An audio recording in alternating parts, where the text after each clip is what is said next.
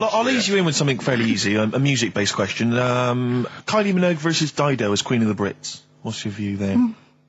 Go and have a watch. It doesn't really matter, does it? It doesn't really matter. What doesn't really matter? With the Brits. I was watching it the other night, and I think Kylie will be a good-looking old woman. Okay. Do you ever do that? Sort of I want to, Steve, I want to celebrate with you. Every time he opens his mouth, it doesn't matter. I want us to open a bottle of champagne. I know what you mean. Do you know what I mean? It's sort of like we did that. Yes. No, do you do that though? Look at people, and another person who springs to mind, Jenny Powell. I don't think she's that good looking now.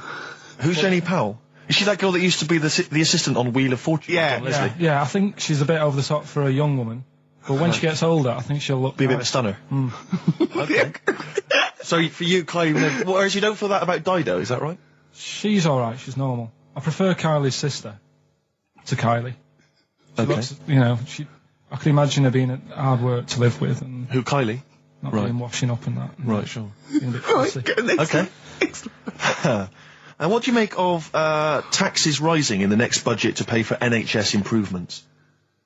Well, my dad went to hospital to have an operation once. Yeah. So I feel like it's worth paying it, because I've got something. Because people might have to go to hospital. Yeah. Yeah. Well, it makes a change when it's someone in your family, doesn't it? Yeah. Because you sort of realise... Yeah, a change is as good as a rest. And the weird thing is, if it weren't for me dad, I wouldn't be here doing this show, because when he was in hospital... Well, no, I'll stop you there. Yeah. To be honest, that's all you need to know. You wouldn't be here, true, but no... Well, no, because this was after I was born.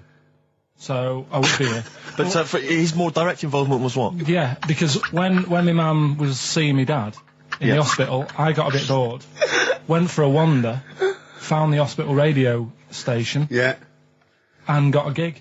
Really? So, in a real sense, if it wasn't for Carl's dad, Carl wouldn't be here. And did your dad, like, while he was listening to you, did he, like, sort of tap the nurse and go, can you get that 12 off the air?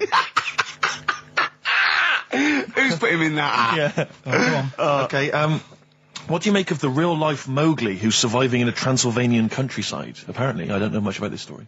I don't know. You know Mowgli, he's the guy from the Jungle Book. Yeah. The little kid that grew up with bears and animals and stuff. Apparently there's a real-life one in Transylvania. What were the things in Gremlins? What were the what? Like, in Gremlins they were... Wait. Okay, this is an example. This is what your girlfriend said. Think. What were the things in Gremlins called?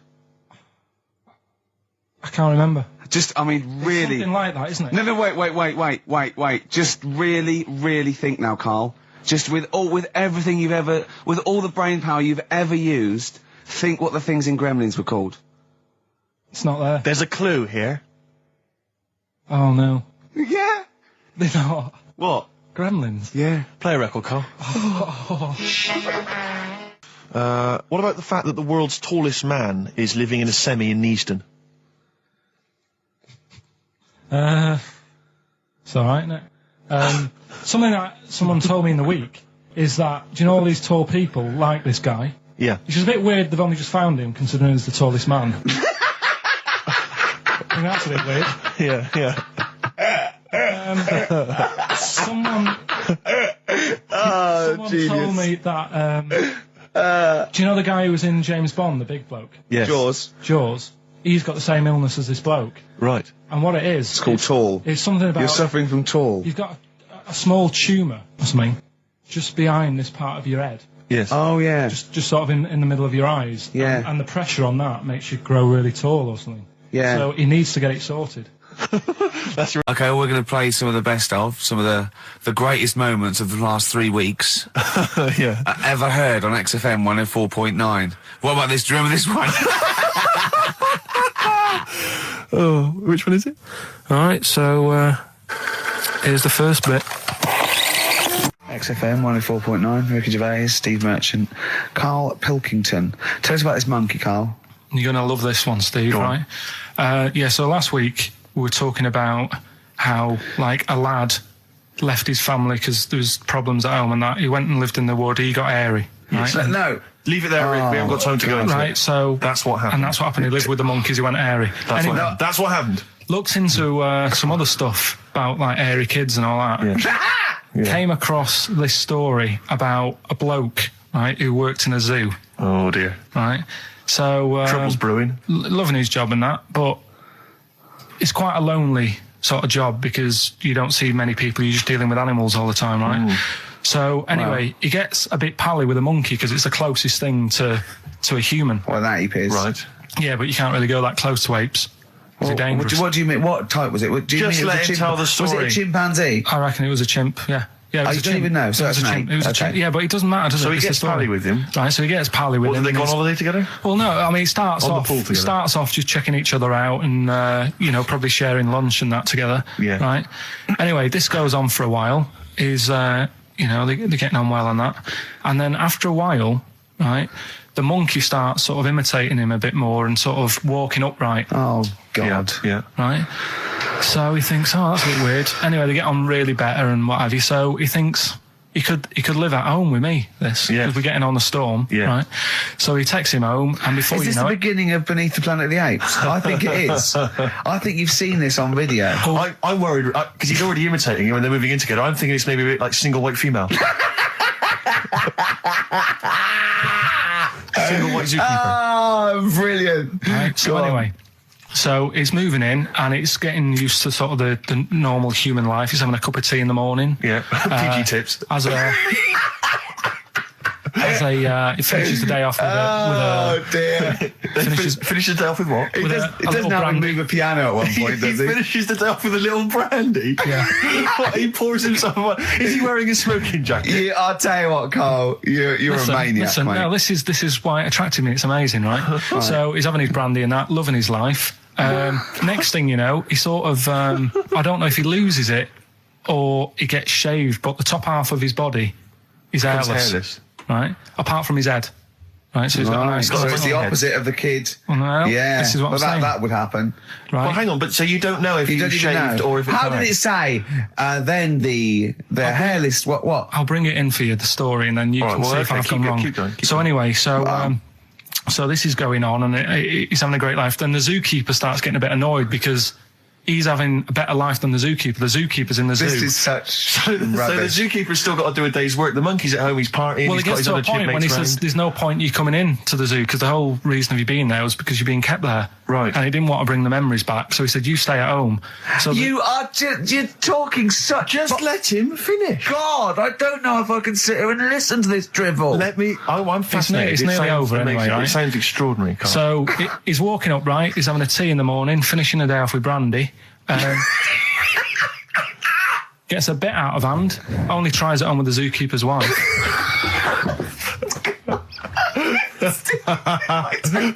Make him go away, Steve. How does he do that? Well, because he's around humans a lot, he becomes a bit of a charmer. And But what is it that he could do to seduce her? Pick fleas out of her? he didn't say.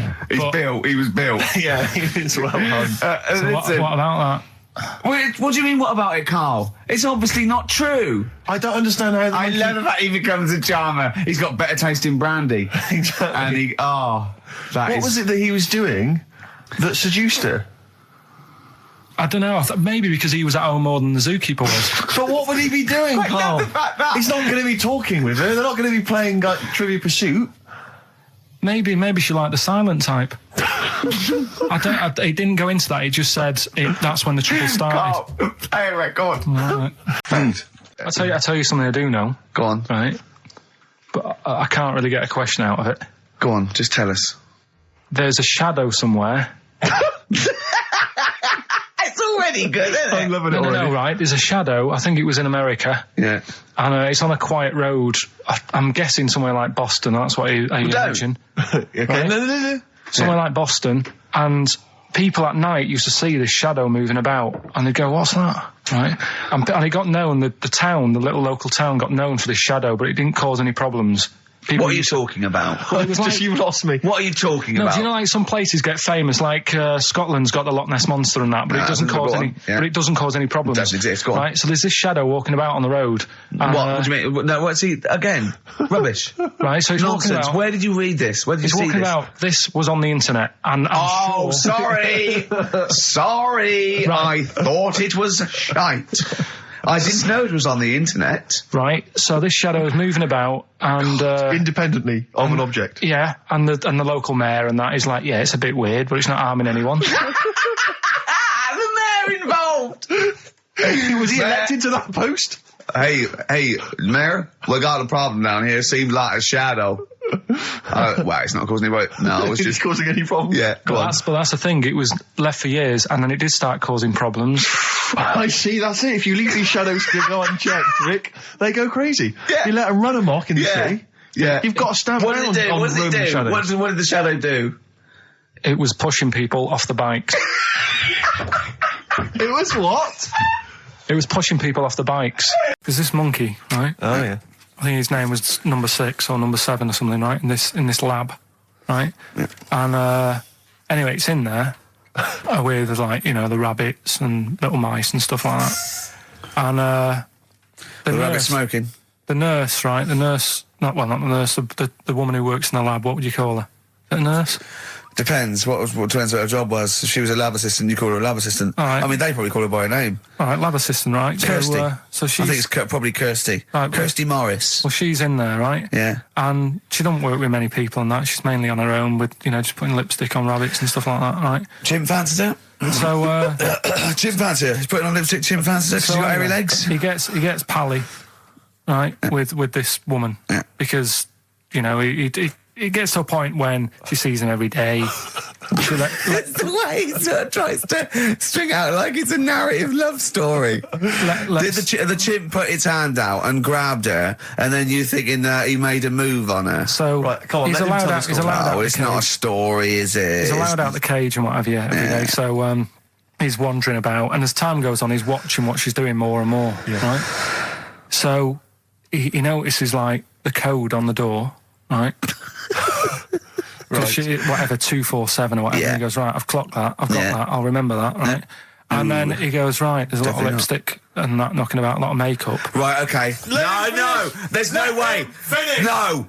Because, Steve, you know what's going to happen. I know what's going to happen. So he's there. It's ridiculous. And he's going, well, if it's there, you know what I mean? So while she's messing about with the rabbit, he gets there, he's in front of the mirror, putting a little bit of lippy on. Right? No! It's gone too far. No, it's gone too far, Steve. Right, your mic's off, Rick. He's finishing the story. So, turn mine off as well. It's gone too far. Turn them off. Just let him finish. Right, so the thing is, right, it's this monkey wandering about. It's got lipstick, it's got mascara on, it's looking pretty good. I didn't mention the mascara! It's looking all right, right? So it knows the code on the door, 247, right? So when she's sort of messing about with the rabbit, right, he goes, right, here's my chance. He's looking good. 247, out the door, through the reception reception man's there. He's like, all right, Kirsty, right? Don't talk shit! I Feel Free from Cream. That's pretty much the last track, isn't it, guys? I imagine on XFM 104.9. Well, I mean, yeah, I've got nothing to say after that ridiculous story. I mean, that's worse than the bank robbery to me. Yeah. That he clocks that. And the bloke on the desk. All right, Kirsty. Oh, you're 2 foot shorter and hairy. She wasn't a looker anyway. So. She wasn't a looker anyway. Brilliant. Oh, it was the premiere. Did you see the coverage? It was a premiere of Lord of the Rings Part 3. I can't be bothered. I mean, man alive, I'm sick of Lord of the Rings. I watched the first one, and I was actually I've never been into all that sort of stuff. Never liked Gollum and Dungeons and Dragons and gatekeepers and weird magic and Harry Potter I want to punch his face in. I know what you mean. But I mean, it's sort of like, Well, Lord of the Rings, when I was at school, if you were into that sort of thing, you were a nerdlinger. They would beat you up, they'd shout heckle abuse, all that sort of thing. I wasn't a fan. I actually don't know anyone who admitted they were into that nonsense. It was shameful. It was embarrassing. Now, the whole world's gone crazy for it. Even the tough guys, the hard nuts, the streetwise kids, they're loving it. Can't wait for the third one. I see people raving about it. It's Jonathan Ross, all these people going, it's the best thing I've ever seen. It's 3 hours and 10 minutes of trolls and goblins and magic spells and large feet and magic rings. I'm loving all that crap. What's wrong with you people? I will smite you with my sword. It's just interminable. The orcs and the Norks. I saw some people playing this game. They had a big manual and a dice, and they're in a pub, and they're all fat with beards, right? And he threw a dice, and he looked down, he went, and he said something like, outside them, the 3 miles to Mumra. And they went, oh, well done. I know. I want to go and say, what is this game? Yeah. What? It's absolutely extraordinary. Well, they showed some coverage of the Lord of the Rings premiere on TV, and there were people dressed up as some of the characters. Yeah. There was a girl chatting saying, well, I just think Gollum's hilarious. What? Well, people talking about telling me Gollum's hilarious in this new film. How is he funny, my precious? Oh, my precious. What's funny about this? I'm losing it. I'm genuinely. Is he like Yoda? I don't know what the joke is. I'm missing it all. And when the walking trees started talking, oh man, I love it. Gollum's the little one that looks a bit like Gandhi. Yeah, exactly. The computer animated Gandhi. Yeah. Yeah. Is that all right? Yeah. I think that's how he's described in the book. I'd still say it's the best job I've ever had.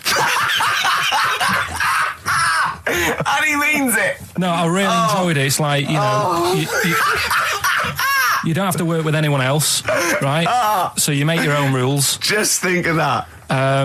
You know, you sort of You're spreading information to people. Vital information. You're giving a service, and no one else is around. You know, you can just do what you want and think about stuff whilst you're cycling around on your bike. It's really good. Yeah. So anyway, imagine the stuff he's thinking about when he's riding around this bike. So getting in the head of a salamander. So anyway, I loved it, and even though I only got like 50p a day, right? No matter what the weather was like and stuff, I used to get up at 4:30 and go and do the round. And why'd you get up at 4:30?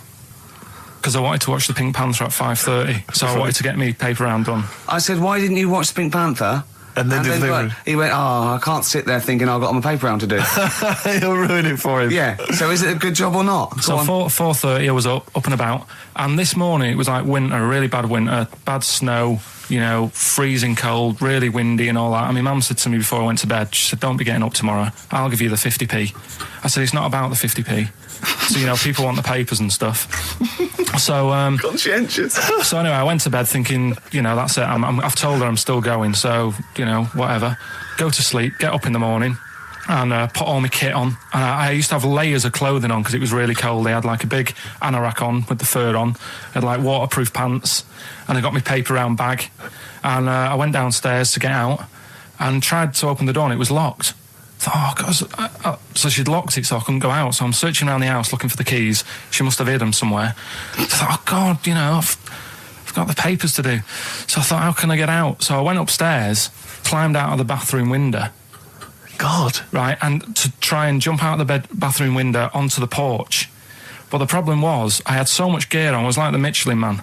So I could hardly move as it is. Yeah. And I try and get out the window, and I'm like, trying to stretch down like that, get my foot on the porch, and my bag got caught on like the hook of, do you know, like how you have a hook so you can put the window open? Right, yeah. The little arm goes on. My bag had got caught on that.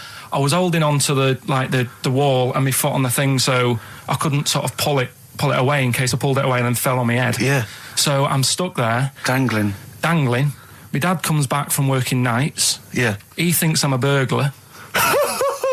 Gets out his gun. So he's shouting and stuff, going mad and going, Dad, it's me. And he had to give us a hand using a... He's heard that wily trick in Manchester before. He had to help me using a washing prop thing, a big stick. What did he do? Well, he said, just hold on for your dear life, and I'll sort of push the paper bag off the hook. Why didn't he go upstairs and sort it out? It was at that point where I was in the middle. There was nothing you could do. Do you know what I mean? It's at that point where you've just got to make a decision. Yeah. And by the time you go upstairs, who knows what might have happened? Sure. Do you know what I mean? You've got to act there and then, not messing around. Yeah.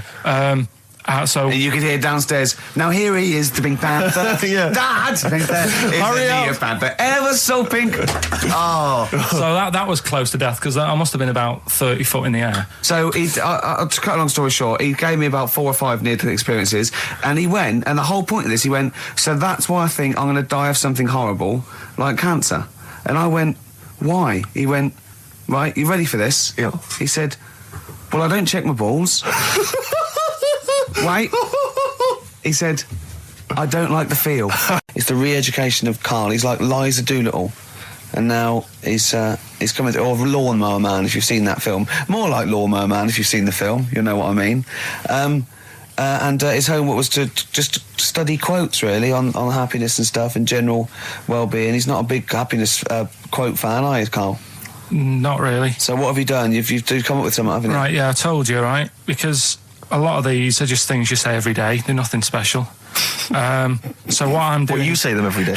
Well, the sort of things you come out with and you don't even think about it, do you know what I mean? Yeah. They're on the TV all the time. People on the radio are saying these sort of little quotes. Sure. And what I've done is, remember that programme on Channel 4, Faking It? Yeah. Where they got some, like, posh kid to be on a door and all that? what I've done, I've Imagine if that was the pitch for the show.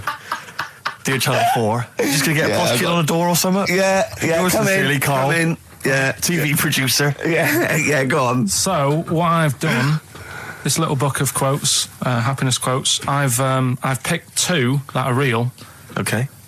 and I've made one up, right? And we've got a guess. And you've got to guess. Okay, then, it is. go on. Well, I'll tell you what, Rick, why don't we, when we've heard them, we won't confer. No. You'll write down yours, Yeah. A, B or C, and I'll Yeah. write down mine and we'll Sure. see how it Okay, works. Carl, off you go. Right, and just because I'm looking at this book, it doesn't mean I'm actually reading. No, I know. Don't no, worry, I know. we're clever. No, we know, we can't see yet. Like, Yeah. call my bluff. Yeah, go on Okay. then. Nothing is worth more than this day. Okay. Yeah, Yeah? All right. yeah. The way I see it,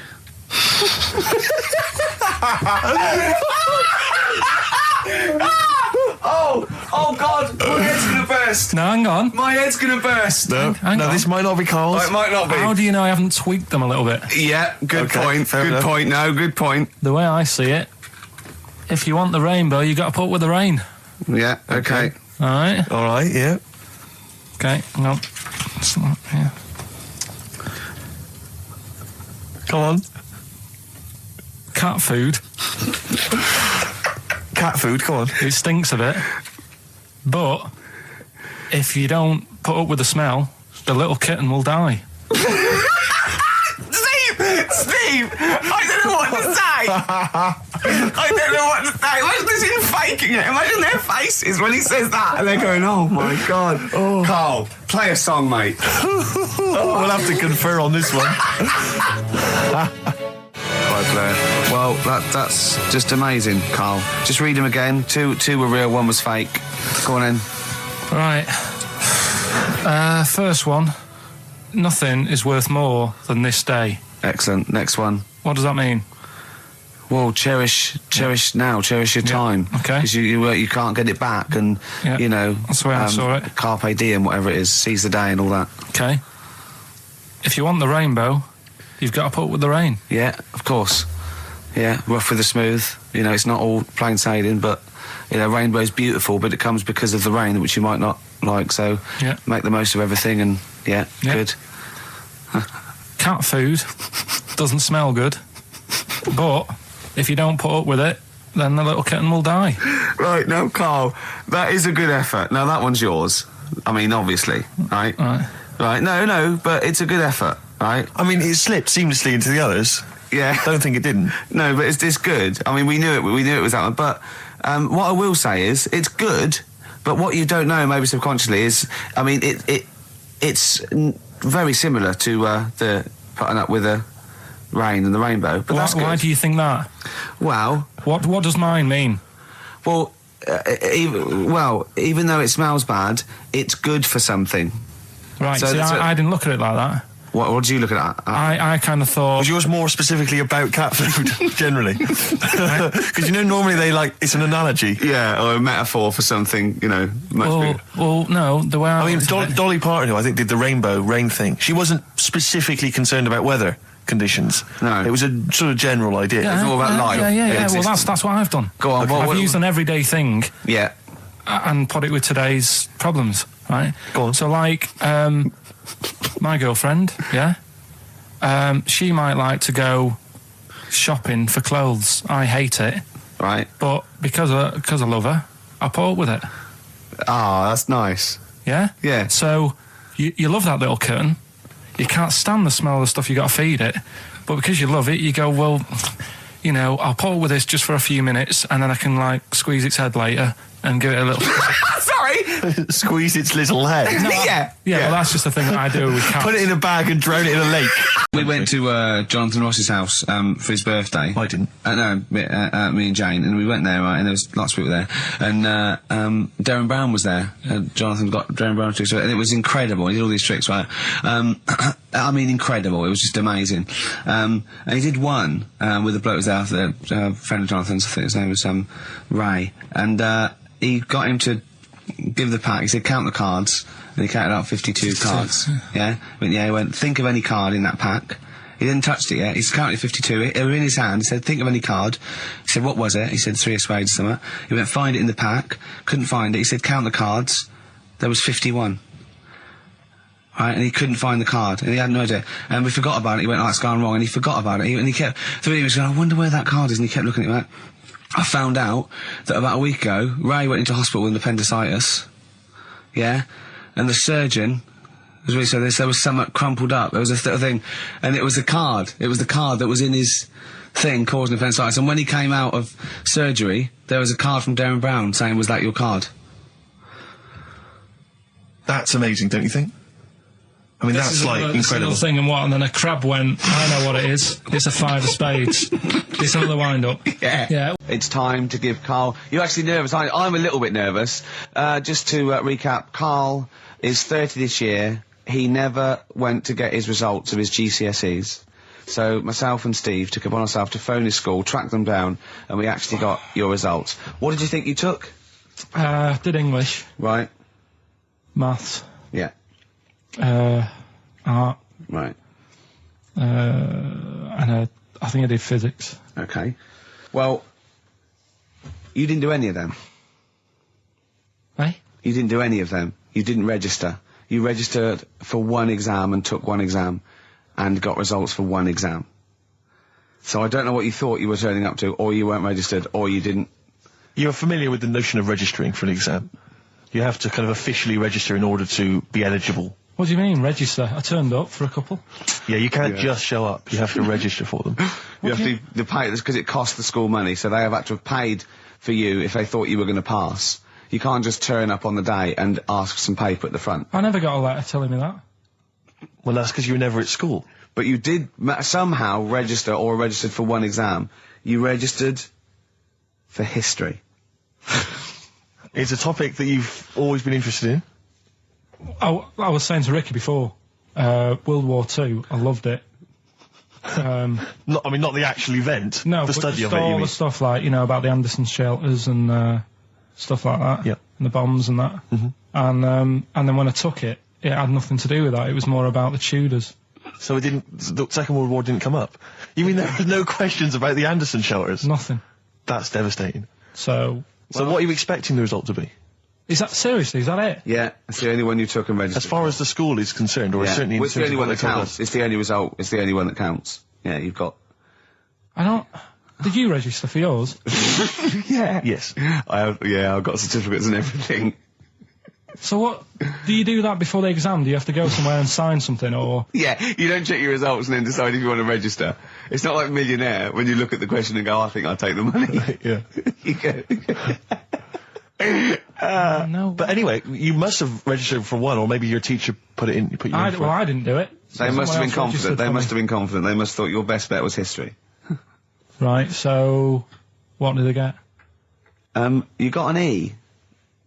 Which I think, I mean, technically, is a pass. E?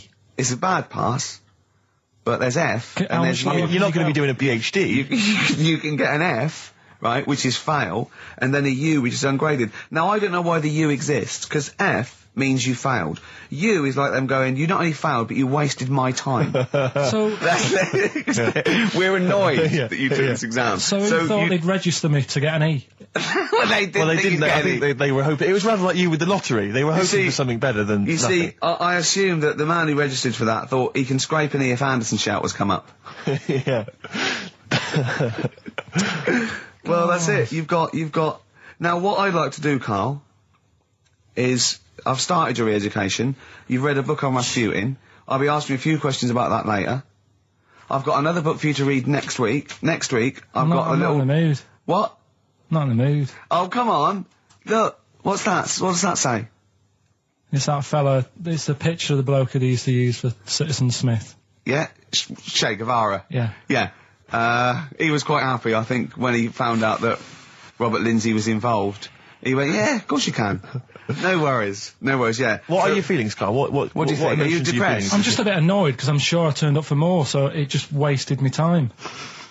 Listen, they don't matter. I'm sure you're doing very well. You know, you can educate yourself. GCSEs are merely a step on the ladder to help you, not just for education, but, you know, They're more vocational than anything else. You're doing very well, and you're reading books. Don't worry about it. Blur, Out of Time, on XFM 104.9, Ricky Gervais, with me, Steve Merchant, Karl Pilkington. Steve's a bit quiet, he's got a bit of a sore throat. Oh, a bit of a sore throat. Murder. All week. It's been murder, Rick. We couldn't work all this week No, I've been because off, sick. Steve's been in Bristol. Karl, you're not impressed? It's just, I don't understand why having a sore throat sort of... Oh, he's done you. Right, what if the sore throat was so painful it was like you've got broken glass and razor blades in your throat? You can hear now that I'm not even speaking from down in the throat, I'm speaking from the very top of it like that, so it sounds a bit weird. But you're right.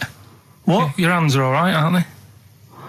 Yeah, but we talk when we're writing, don't we? I can barely talk. It was agony. I couldn't sleep because it was so painful. Even when I was just lying there, motionless, it was hurting. I just was surprised because we got back off holiday and called Ricky and said, all right, is Steve all right? And he said, he's had to go back home or something, and he's stayed there because he's got a sore throat. Yeah. I didn't understand why you can't, just go home. I mean, how old are you? What? I don't understand why you've got to be at your mum and dad's when you're feeling I a bit happened ill. to be at my mum and dad's. Now I'm talking like you. When this sore throat really kicked in, so I thought I may as well stay and get a bit of the creature comforts of home. Do you know what I pictured though when he told me? See, my parents aren't like yours, Carl. Your father would have popped down to the phone box and maybe looked to see if there were any kind of throat lozenges. Strepsils. Yeah. Whereas my mum phones up the doctor first thing she can. I'm straight down there with my dad. They're snapping into action. They're trying to sort me out. It's a bit like that Ronnie Corbett thing, isn't it? Sorry. That sorry thing. You're right, Carl. Yes, you're absolutely right. It's just like that. Oh, No, dear. it's just because You just went on holiday with your parents. Well, not with mine. No, with right. Suzanne's, and it won't be happening again. So Well, that's that sort. we'll have Didn't more work about out that a for little you? bit later. Pain in the ass. Luckily we came in a few times, didn't we? We've been here since about 11:30, haven't we? Yeah, sorting Doing it. stuff out. Doing a show. What, have you been squeezing his head, or? No, that's strictly between the hours of 1 and 3. We established that, and I've kept the rules, haven't I? I did practice the grip in the week, didn't I? Yeah, just to see what method he was going to use today. Yeah. I came in. I did my back on Tuesday. I was sparring, and I pulled my back, and I was in agony, and I had to get an emergency chiropractor out and sort it out. And I was on painkillers, and I couldn't walk the next day. But I still came in and did a voiceover that was booked at 4:30, didn't I? I got Johnny to walk me in because I couldn't sit down, so I couldn't take a cab. But I could be upright, and I had to got him to walk me in because I was scared someone was going to bump into me. And I did the voiceover. That's dedication, isn't it? Yeah, but right, I got back off holiday on the Tuesday, right? First day back was going to be on the Wednesday, right? So I thought, well, I'll take it easy because you do that, don't you, when you've been on holiday? The first day you just want to sort of. I don't. I'm straight back into it. Well, same yeah, thing. but it's nice too. Do you know what I mean? Yeah. Just sort of look at your emails, go through all them, work out what people need and stuff. Sure. Doss around, yeah, sure. So I thought I'll take it easy. As soon as I got in, I was told that Ricky had been booked in to do a voiceover. And I thought, can't handle that. Do you know what I mean? On the first day, him coming in annoying me, probably trying to get a week's worth of head squeezing in. So I called him up and he said, I might not come in because I've got a bad back. I thought, well, that's all right, right? Then you just turned up, didn't you? He said, I managed to get in a cab. Yeah, Johnny walked me in, and that's what. Yeah. And he did the stuff, which I haven't got it here at the moment, but I'll find it on the system and I'll play you what he did. That he's been paid to do as well. It's all right. Yeah. Well, it's not all right. I had to pretend it was all right when I played it to all my bosses to try and persuade. Look, let's play that a little bit later. But now, as we're all back together, Steve, would you say the boys are back in town? There's a programme. We couldn't have said the cock soup if we'd made it up, but because it's real, it's Yeah, fine. yeah. We also couldn't have said the cock soup if we'd have meant a male penis. Thankfully, we don't. So. We mean a little chicken. You go on. Yeah, this programme was on. It was Wednesday night, something. About this little lad. Yeah. It was a fella and a woman At the same time. What do you mean? Like a cartoon with a secret identity. By night. What do you mean? He had both By day a sets? boy, by night a woman. He had it all. What you? Sorry, wait. So he had male and female genitalia. Yeah. So what do you call someone that's born like that? Weird. Yeah. Like, what's the term for it? Go on. You know it. We've talked about it before. Aphrodite. Really? So close. Hermaphrodite. Yeah, hermaphrodite. Yeah. That's weird, though, isn't it? Yeah. And he had the ball, Yeah. and he had the... Well, what happened was he was born, right? Obviously. And the doctor said, there you go. Lovely little boy and girl. So the mum was like, what? So he said... No, I don't think the doctor was sarcastic. Yeah, what? I don't think the doctor was sort of dissing them. Yeah. There you go. What do you mean, doctor? I'm gonna have a look. There's the cock, there's the minge. All right, see you later. What are you going to call her? Hit. But doctor, what do you mean? Have a look. He wasn't sarcastic. He didn't give Doctor, clues. tell me what you mean. Give me a straight answer. He probably went, oh shit, she's got a cock. He didn't go... He wasn't sarky to the parents. No, Anyway. but I'm just getting across. Do you know what I mean? I always had a little bit just to... Yeah, I know you spice do. it Yeah. up, You should spice be it a up. newsreader. Be brilliant. So there's a little kid lying there. Yeah. And the mum says, you know, what am I going to do then? So the doctor, I mean, I'm condensing this. It was like an hour long. Sure. Yeah. Yeah. So he says, she said, what will I do? And the doctor said, well, he's not sort of well hung. Right. Oh, So he's better. not sort of well on. This doctor I assume has been struck off since for saying these things. It was a real doctor. It wasn't Dr. Fox. Yeah. Right, go on. So the doctor said, so I recommend that we make it a woman. Right. Right? So they sort of do a little bit of, Jiggery pokery. a little bit of work. And I don't think that's true, Carl. No, it is. It was on the programme. But I think they can tell really what they were meant to be from their chromosomes, can't they? They can tell whether they're X, Y, Y, or Yeah, X. not just... It's not It's very just- well hung. No, I Yeah. tell you what, because back then, when this was going Yeah, on, no, right, I'm just thinking they might not have had the doctors then thought if you had a kid, right, and you thought, it's a bit ugly, maybe it'll have a better life if it was a fella. If it was a girl and it's a bit ugly and you think it's going to get a hard time. Right, don't talk shite. What? What? That a doctor would go, right, you've had a young girl, I'll tell you what, she's a pig, let's pop a cock on her. Don't No, talk I'm not saying, shite. I'm not saying that. What I'm saying is, say if you have like I say, a girl. I just think it's harder if a girl's ugly and Yeah. she's growing up. Yeah. She has a harder time. Yeah. Don't you agree with that? If Possibly, but you don't change someone when No, yeah. you don't change their gender No, because they're I'm a just bit of a saying minger. what I'm saying is the Elephant Man would have had a harder time if it was Elephant Woman. Is what I'm saying. Steve, Hello. can you hear me? Yes, can you hear me? Yeah. Where are you? I'm in one of the capital's many burger joints. I'm just about to go up now and order some burgers. Where are you? What are you? Where are you in? I'm in McDonald's in Leicester Square. Oh, right, okay. Yeah. What are you getting? Just get Hang on a sec, yeah. get Hello too there. I many. need to order 5 regular hamburgers, please. If that's all right. Sorry. 5 hamburgers. Yes. You're probably wondering why I'm ordering only 5 hamburgers, aren't you? And let me tell you why. My friend is going to try and break the world record for putting burgers into his fat, stupid face. What do you make of that? Exciting? Yeah. Do you wish him good luck? Yeah. What's your name? Tyre. Tyre? Yeah. Oh, thank you very much, Tyre. I'll try and get Tyre to wish you good luck in a minute, Carl. The coming short, though. Five should be enough. The world record is what? 3? 3, yeah. Okay, good. I don't know what. Oh, here we go. How much is that? 3.45. $3.45 for 5 hamburgers. It's good, isn't it? It's good value. It is really, isn't it? Really, yeah. I mean, if there's anyone from hamburgers, from McDonald's listening, they'd probably want to give us some free stuff. I would have thought. I would have thought, right? Would you just wish my friend good luck before you're just on the end of the line there? Just say good luck, Carl. Good luck. All right then. There you are. That's the people from McDonald's wishing you good luck. Carl, I'll be back shortly with the burgers. Brilliant. Okay. Do you want the pickles left in? Eminem, Sing for the Moment, on XFM 104.9. I'm Ricky Gervais. With me, Steve Merchant, with 5 little hamburgers. Got 5 burgers here, yep. And so I don't know, how should we begin, Carl? Do you want to just look at the size of these burgers? They're quite small. Look, they can see it on webcam, can't they?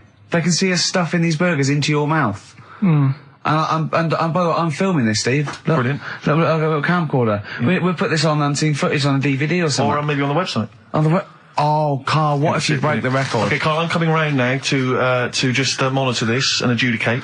What's the web? If we want to see this on the webcam, what is it? XFM.co.uk. Right, okay. Hold on. Oh, can I, Steve, I'm can not I being do that? funny. I'm not being funny, right? But I think I have got like a bit of a wheat thing.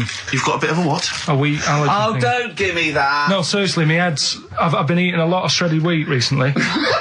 And my head's got a bit bigger. God, I don't think you can let us down now, mate.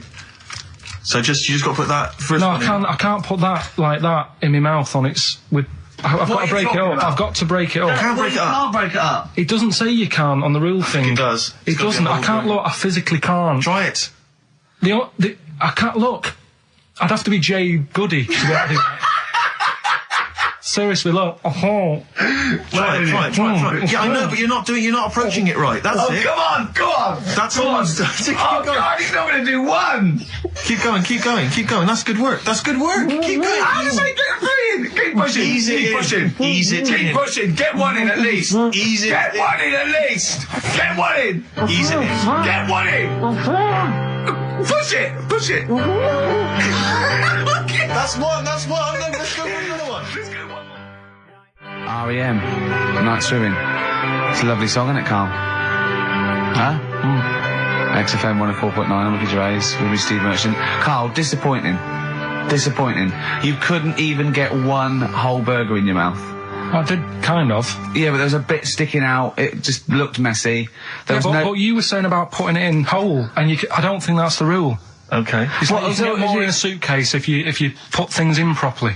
So you don't just get all your clothes and chuck them in. So it's about, I reckon you've got to rip it up a bit. Okay, do that then.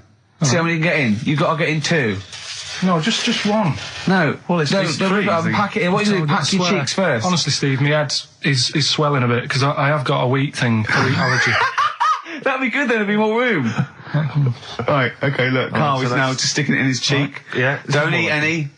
You can't swallow any. It's like a hamster. You got to work it like a hamster. Yeah, stick it in. Come on. He looks like Marlon Brando in The Godfather. Come on. Don't lose any yet. Right.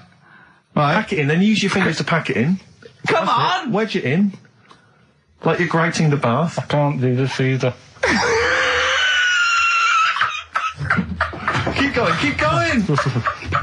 Keep going, don't give up so early.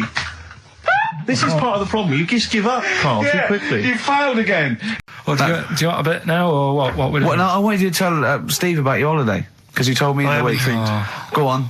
Steve, I mean, bad idea. I had a feeling anyway about going away with like Suzanne's mum and dad because I've never been into sort of family holidays anyway, right?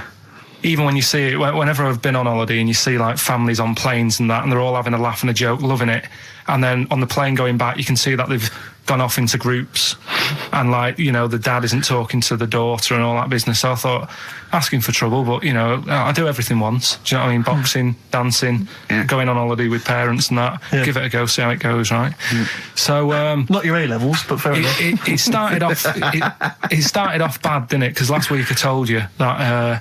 You know, our dad called us up and said, you know, I want to take some tea bags with us to Madeira. Yeah. What's the best way of packing them? Yeah. Right, so I knew there was going to be problems like that because the thing with Suzanne's family, right, they like having a routine. They know what they're doing every day. They know what they're having for tea every day. It's the same thing every week and stuff like that. Yeah. So I thought this is going to be interesting, this, because they can't do what they normally do. Sure. I love it. I love you treating it like an experiment. Yeah. Right. Just watching them all the time. So the first problem was they'd never flown before. So I was winding them up a bit. Saying, course you were. it's murder. It's really horrible. You know, plane goes all over the place. And my mum had done some research saying, well, I've been reading about it, and Oh, she got a funny accent. more people, there's more chance of me being killed on a donkey than there is on a plane. So I upset her. I said, right, Especially when we if you get go to there, Spain. I said, when we get there, let's see if there's any donkeys on the beach. Yeah. Right? And she didn't like that. So, Oh, what? To joke about you hoping she died? yeah. Oh, what's up with her? Right, so we get there, and, you know, they see the villa and that, they're quite happy with all that business, right, with all that stuff. And then, as time went on, I was getting a bit sort of fed up with them being around us all the time, because Yeah, sure. I think you should have your own time when you go on holiday with the family. You should say, right, you go off and do your thing, Yeah. we'll do our thing, and we'll meet up later and talk about what we've been doing and stuff.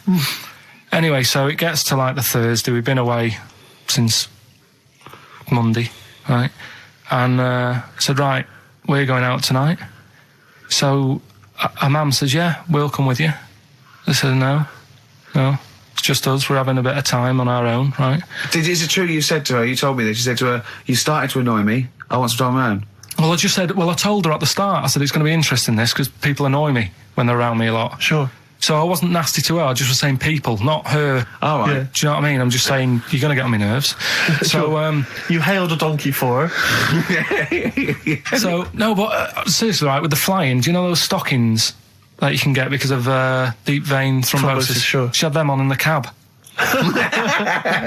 Brilliant. And it's only a 2-hour flight as well, so that was annoying me. Right, so anyway, it gets to this, you know, the Thursday night when I'm going out with Suzanne. Yeah. And her mum's like sat on the sun lounger outside, so where are we going tonight? I said, no, like I said, it's just us. We're going out having a bit of time to ourselves. So I could see as the day was getting on, she was realising that she's got a night in with like her husband, right? Her face started to like look miserable. Sure. I thought, I'm loving this. Right? So I said, right, I'm going in to go and have a shower, go and get ready for the tonight. It's going to be great. And winding them up, wind them up because they can't come, because he said they can't. Yeah. Right, so I go upstairs, have a shower and that. I come down, and a mum's smiling. Oh, hang on. So I'm thinking, hang on a minute, what's gone on here? So I went to Suzanne, I said, why is your mum smiling? She's not coming. She said, no, but my dad said he'll take her out now. So in a way, she was happy because she got her own way, which had annoyed me. That annoyed again. you, sure, because you wanted It's to... like, What, you don't even want her husband taking her out? Well, it's just the fact she didn't want to go out. She was happy to stay in and have sausage, egg and chips that they'd found from some shop that sold English food. Right. So that's almost like what they do if they're at home. Sausage, egg and chips. So she was happy with that if we were staying in and having that. Well, because we were going out, she was fed up. Right. So she's smiling. So she's going, yeah, I'm going out now. So I said, well, enjoy yourself. She said, where are you going? I said, well, it doesn't matter, does it? You don't need to know. Sure, You're not going to where we're going. Oh, you just don't want us to be in the same restaurant. So yeah, that's right. I said I want a night out on my own with Suzanne. It's our holiday as well. I don't know, I can talk to you about Amazing. this. This is not even his own parents. This is someone else's parents. These are the parents of the woman he loves. But even Suzanne sort of agreed with me. There's only so much time you can spend with your parents. That's why you leave. That's why when you're ill, you don't go home to them. Yeah? Sure. Yeah. Because the slight difference between me and you, Carl, is that not everyone in the world annoys me. Well, not everyone does. Just... I can see what I felt a bit guilty that week when he said I was annoying him, but I realise it's not my fault now. No, everyone annoys him. Yeah. So, yeah, it was an all right holiday. It was good to get back. Brilliant. Won't be doing it again. No. And what now would you say is your relationship with Suzanne's parents? Is it a frosty one? No, I just think they know that I don't like to put up with them for a long time. Yeah. I mean, when we were packing, a man was upset because, like, she really liked the place where we were staying, right? Because it was quite a big villa, because there was a few of us. There was a brother as well with us, right? Yeah. So, our mum said, oh, I love it here. She said, I'm definitely going to book this place again. I said, it's a bit big for two of you, isn't it? Just being sarky, like, we're definitely... I said, because, I won't be coming again. You're like, I don't know what you're like, Carl. You're a monster. You're an absolute You want to monster. be able to go, I says, that speakers are fine, I says, and jibbered whap the wibble. Yeah. And never the werewolf slept. You're like a middle-aged man. You're like an old man. You're like an old man and you're what, 30? I'm just imagining you scraping along in clogs and a flat cap going, oh, that tree's got to come down. Yeah. Yeah. Puncturing a kid's ball if he kicks it into your garden by mistake. Yeah. Refusing to give it back. Yeah, gather round. Yeah, there were once Chinese kid as airy as that cow, which is weird because there's not many Chinese people that airy, but this one, I tell you, it were back in 1990. Grandad, are you eating a Twix? Well, that's you too, with or without you. But like I said to you, though, the reason I did this was to get that kitchen, right? Now, Brilliant. as we speak now, right, Builder's in the flat. He's been annoying me. Of course he has. Of course he has. What's he been doing? When he turned up on Monday, right? Yeah. Wanders in, and the first thing he says to me is, said, the pub across the road, is it any good? I said, well, it doesn't matter, does it? You're working on the kitchen. Think of saying that to a builder. Probably making conversation. Probably meant, do they do a toasted sandwich? Because I've got a half-hour lunch break, not an hour, like Karl Pilkington. So I'll probably then get a nice, you know, cheese and tomato sandwich. Is that genuinely what you said to him? Yeah. So Suzanne had a go at me saying, why have you said that? He hasn't even started on it yet. I cannot believe that. You're unbelievable, Karl. And you say it's us that are rude, crass, I wasn't being thoughtless. rude. I just was letting him know. Do you know what I mean? I know what He they're up knows to. what he was there for. He had it down on his little docket. Do the kitchen this week. Yeah, he didn't come there and go, what did I come out for? Was it to go to the pub for a week? Why am I wearing these overalls? Yeah. Who's the little bald mank twat insulting me? Let me just check. Let me call the head office. I wasn't having a go though. I mean, they should have finished it yesterday, and they're there now, right, Yeah. on their own. And what annoyed me is they turned up late today. Hold on, Karl, I've just realised something. They're probably listening to the radio. This, I assume, tuned to XFM, isn't it, in your kitchen? Yeah, but they don't know it's me, do they? You know what I mean? No. They'd go, he's got a whiny mank voice as well. So's the bloke who owns this place. And the bloke who owns this place, when I said, what's that pub like across the road, said, well, you won't be bothering that. He's working on this. No, he won't be able to put two and two together, will he? You've suddenly, the penny's dropped, doesn't it? You've suddenly realised. Look at his face! Yeah. He's suddenly realised they might know it's him. And they could be listening, and they're going to clean you out, mate. Oh, if you are the builder working in, where is it? I won't say the address, but it's, Central London, isn't it? yeah. Go mental. Have whatever you want. Opposite Seriously. that pub that you Yeah. like, that you're, He'll probably be in there now, so he won't be listening. or insulting, You know what I mean? insulting a That's a further British insult. workman. He should have been in just go today. mental. He should have been at 8 this morning, Just which annoyed go me anyway. mental. Why? I really don't understand why they've got to start so early, right? Yeah. But he said he'll be there for 8, turned up at 9:30, right? Wanders in, and what annoys me is, he could have left all this downstairs. He had a paper under his arm, Yeah. one of those crossword books, and a pot noodle. Now, I'm not being funny, but most of them take up quite a bit of time. A crossword book, he's not happy with just the one that's in the paper. If you're listening, if you are the builder that's listening now, doing Karl's flat, what about pissing in the laundry basket? Lonesome Day, Bruce Springsteen, on XFM 104.9. So, you've realised now that the builder could well be listening, knowing exactly who you're talking about. There's a chance of it. Do you know what I mean? Yeah. 'Cause I didn't think about it, but you're right, you know, was tuned onto that. I think he did flick it on, thinking about it, thinking back. If so, yeah, he's probably listening now. No, he probably isn't. He probably listens to about half hour, and if he's got any sense, he turned it to Heart or Virgin or Magic or something, but, you know, there is a chance. Good advice to the listeners. Yeah. If you've got any sense, if you finish your crossword puzzles. I think, you know, according to our figures, there's a 5% chance of him listening to it. Yeah. So, if we want to be accurate. Although did he he is in a just- house with it tuned to that, so I think it puts him right up to 50% straight but then away. again, Rick, he's got a job of work, so Yeah. why would he be listening to this show? Well, he's doing a crossword at the moment. Yeah, well... You better hope he's not listening. Well, I mean, they do annoy me. I'm sticking by it. Yeah, anyway, go on, about you builders. might as well keep digging, yeah, go on. No, I'm just saying they do annoy me, the way they wake you up at 8 and then... Well, that's when they start work. Because I told you, I mean... Oh, we'll leave that one then. Yeah. No, but it's like the other day when they came in, I always like to test them. Do you know what I mean? When I had some work done on the last flat that was in, right, that was renting, the builders were in, sorting the shower out and that. They woke me up about 7:30. Yeah. Right? Were you in the shower? No, Good thing about cleaning this shower, there's never any hair down the plug hole. Yeah. Right? So, I left early to come to work, right? Sure. And I thought, I wonder what they're doing. I wonder if they have started. So I walked back to go back in. They'd left the flat and they were outside having a Starbucks. And it just annoys me that they couldn't do that first. Do you know what I mean? Have your breakfast first, then come and wake me up. But don't wake me up to then get me out of the flat and then say, right, let's go and have Well, breakfast. they've probably lads." got to get in, haven't they? Didn't What they? for? What for? They can put all the tools in the little lobby bit. Do you know what I mean? Yeah. Just winds me up. Sure. Now the thing is, the guy today who's doing the tiling, well, that's narrowed it down a bit more, right?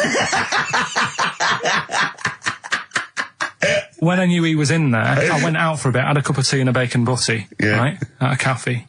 And I went back and I was really quiet, put my key in the door and opened it really quick to see what he'd be doing. And he had actually started work, so fair play to him. What if he'd just been exfoliating himself naked on the kitchen floor? Yeah. I'd say, right, caught you. Don't use my what I mean. exfoliate. Yeah. Yeah.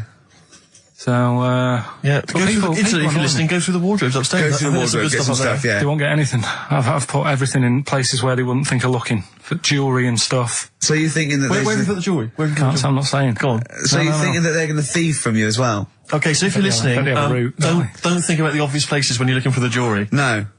But I do things like, I would do things like, you know, just pop a little bit of urine, maybe in the salt cellar or something. Yeah. Just do I something. tell you what I do is I take the toothbrushes in the bathroom, just pop them in the toilet, flush Yeah. it, and then Yeah. take them back again, just pop them back in there. Leave them nothing. Leave them out. Right. It's just, you know, like the last flat that I lived in, I always had a good view across the road and I could see, it was the hairy, There was the hairy well, Chinese. not hairy Chinese kid. He was just a Chinese kid, actually. Yeah. Yeah. Running Because about. that's rare, isn't it? Hairy Chinese kids, very rare, isn't it? Yeah. There's only one official sighting, isn't there? In one of those shit little magazines that you buy. Yeah, he was running around in his underpants. Did you? and Sorry, you just swore ironically. I mean, I imagine if there's any newspapers listening, you did that because you're sort of jokey and. Yeah, go on. Let's not swear. And there was Go the on. old woman who didn't move. She was just sat there reading a book all the Who time. we wasn't think she? possibly died and no one came round for weeks, yeah. I mean, but and now I've moved, right? And it was quiet for a bit. I always look at what view I'm getting, right? Looked across and it was just sort of empty, sort of flats ready for people to move in and that, right? Anyway, people are in there now, right? And they've put all the furniture in, but I haven't put any curtains up, Oh. right?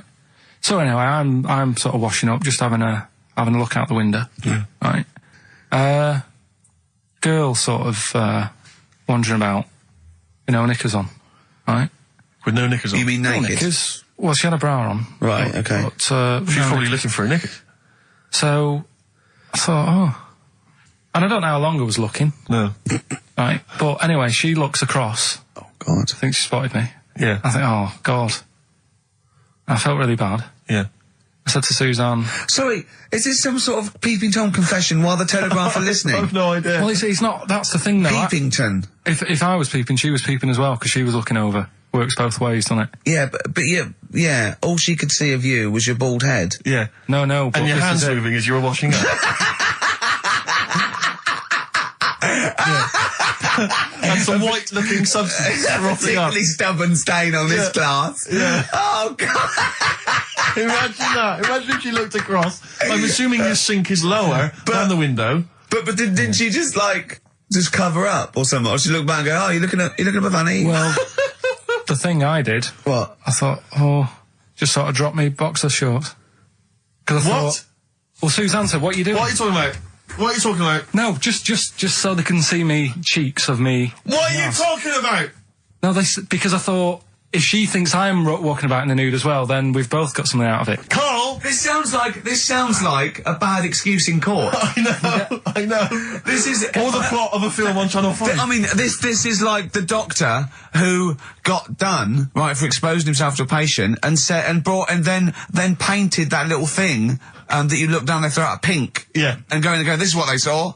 yeah. No, so sorry, you were looking at a woman dancing around naked, right? So the only thing you could do was immediately drop your boxer shorts. So she looked across, saw you fully clothed, saw you took your No, boxers she off. wouldn't have done, because it's sort of just the top half and the sink's at a side angle, so I was sort of looking out. So This she is wouldn't have genius. so she wouldn't have seen your trousers then anyway. No, she did. I moved in front of the window more. So you then made you actually climbed in front of the oh, this is amazing! So you climbed in front of the window to show off No, your it wasn't your naked obvious. lower half. Suzanne said, what are you doing? And I I bet said, she did.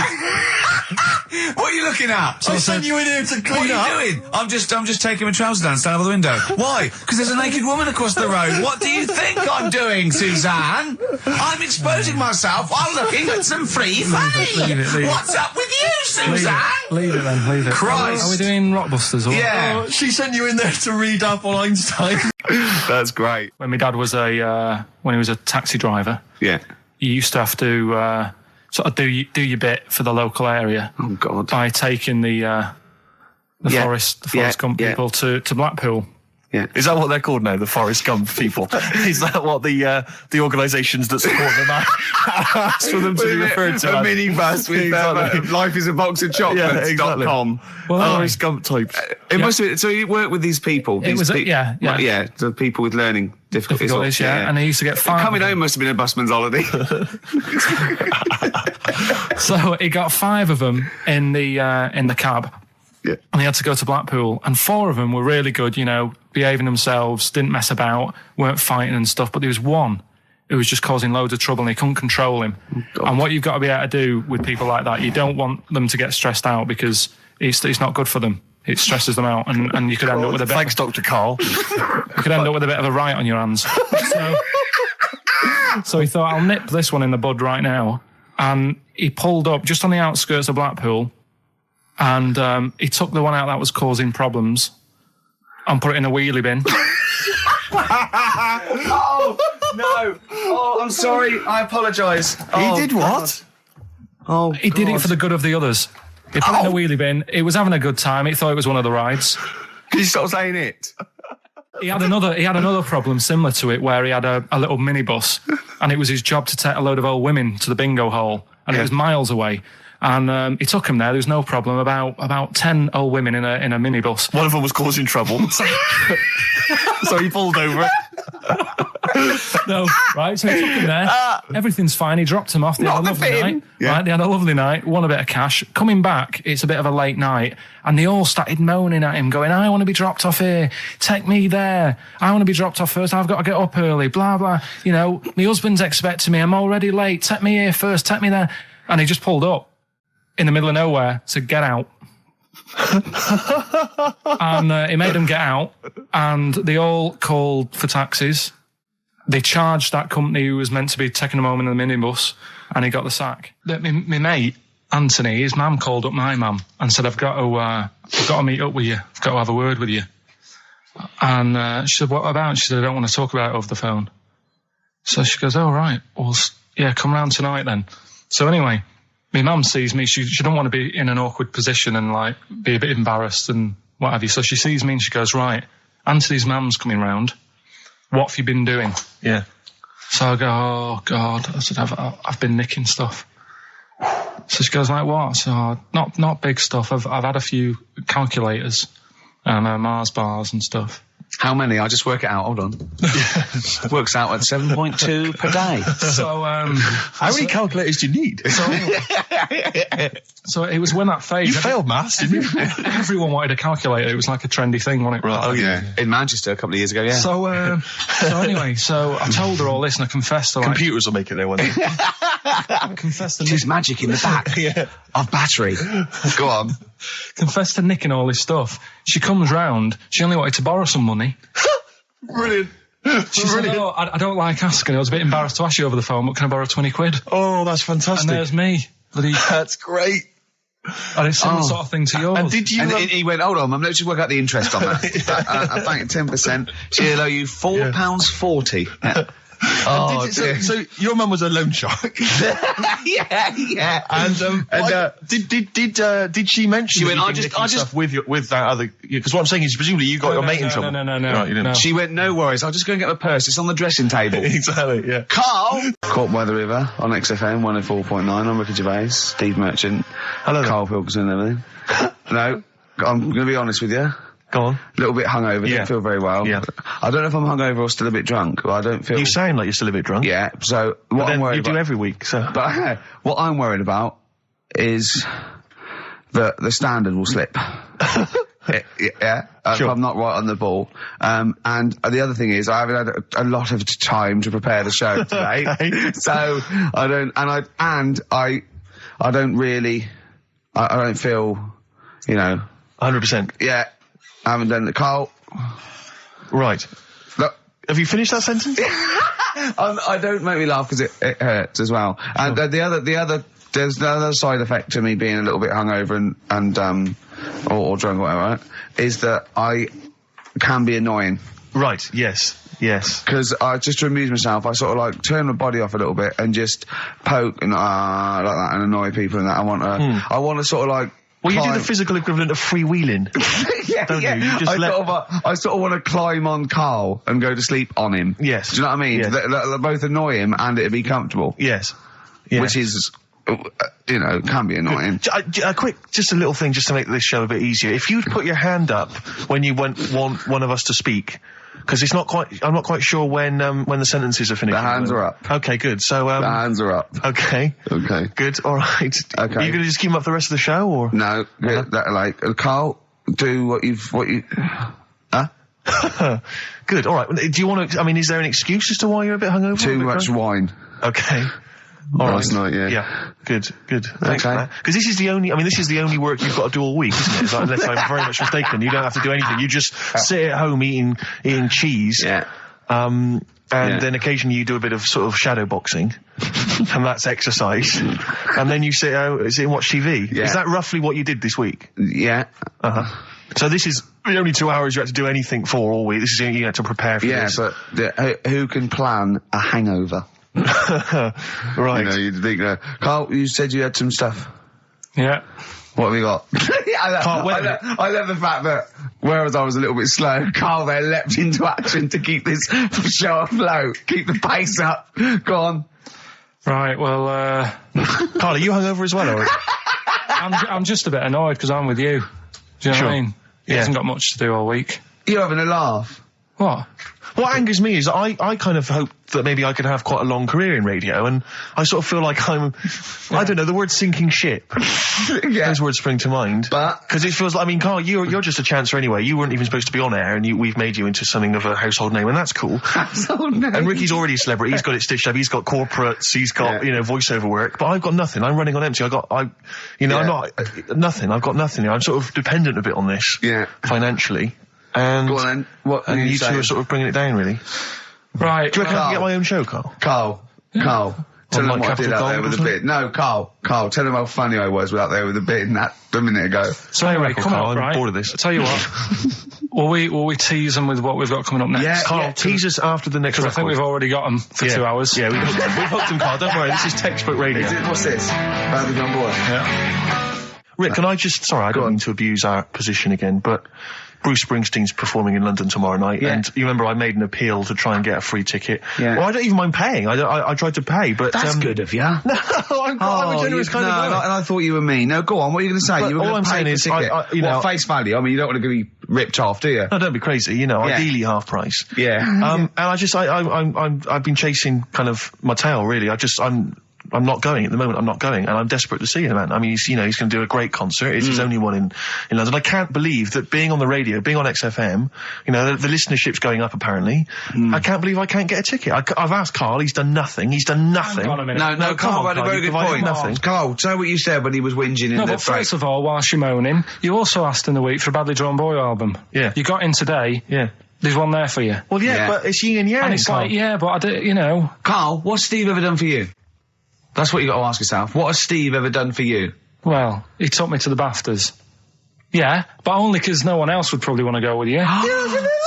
I can't believe that. What is I this? do not believe that. Oh, Steve, I'm going to stitch you up now, Carl. And it's in a nice way, and don't worry, it won't be too bad. He won't take too bad. Carl sent me a little text message today. Right. No, Oh, what is this? Right, okay. Okay. You know, I'm in a very frail mood at the moment. No, because I'm you're not like going to this see one. Bruce. This is funny, because me and him have been, like, sending trivia back and forth to each other. Which is another point, right? I sent him... Oh, well, I'll get to that in a minute. I thought he'd really be amazed with, Well, while you're fiddling, if you can make my dream come true, to go and see Bruce Springsteen tomorrow, then give us a call on the usual number. But like I said, Steve.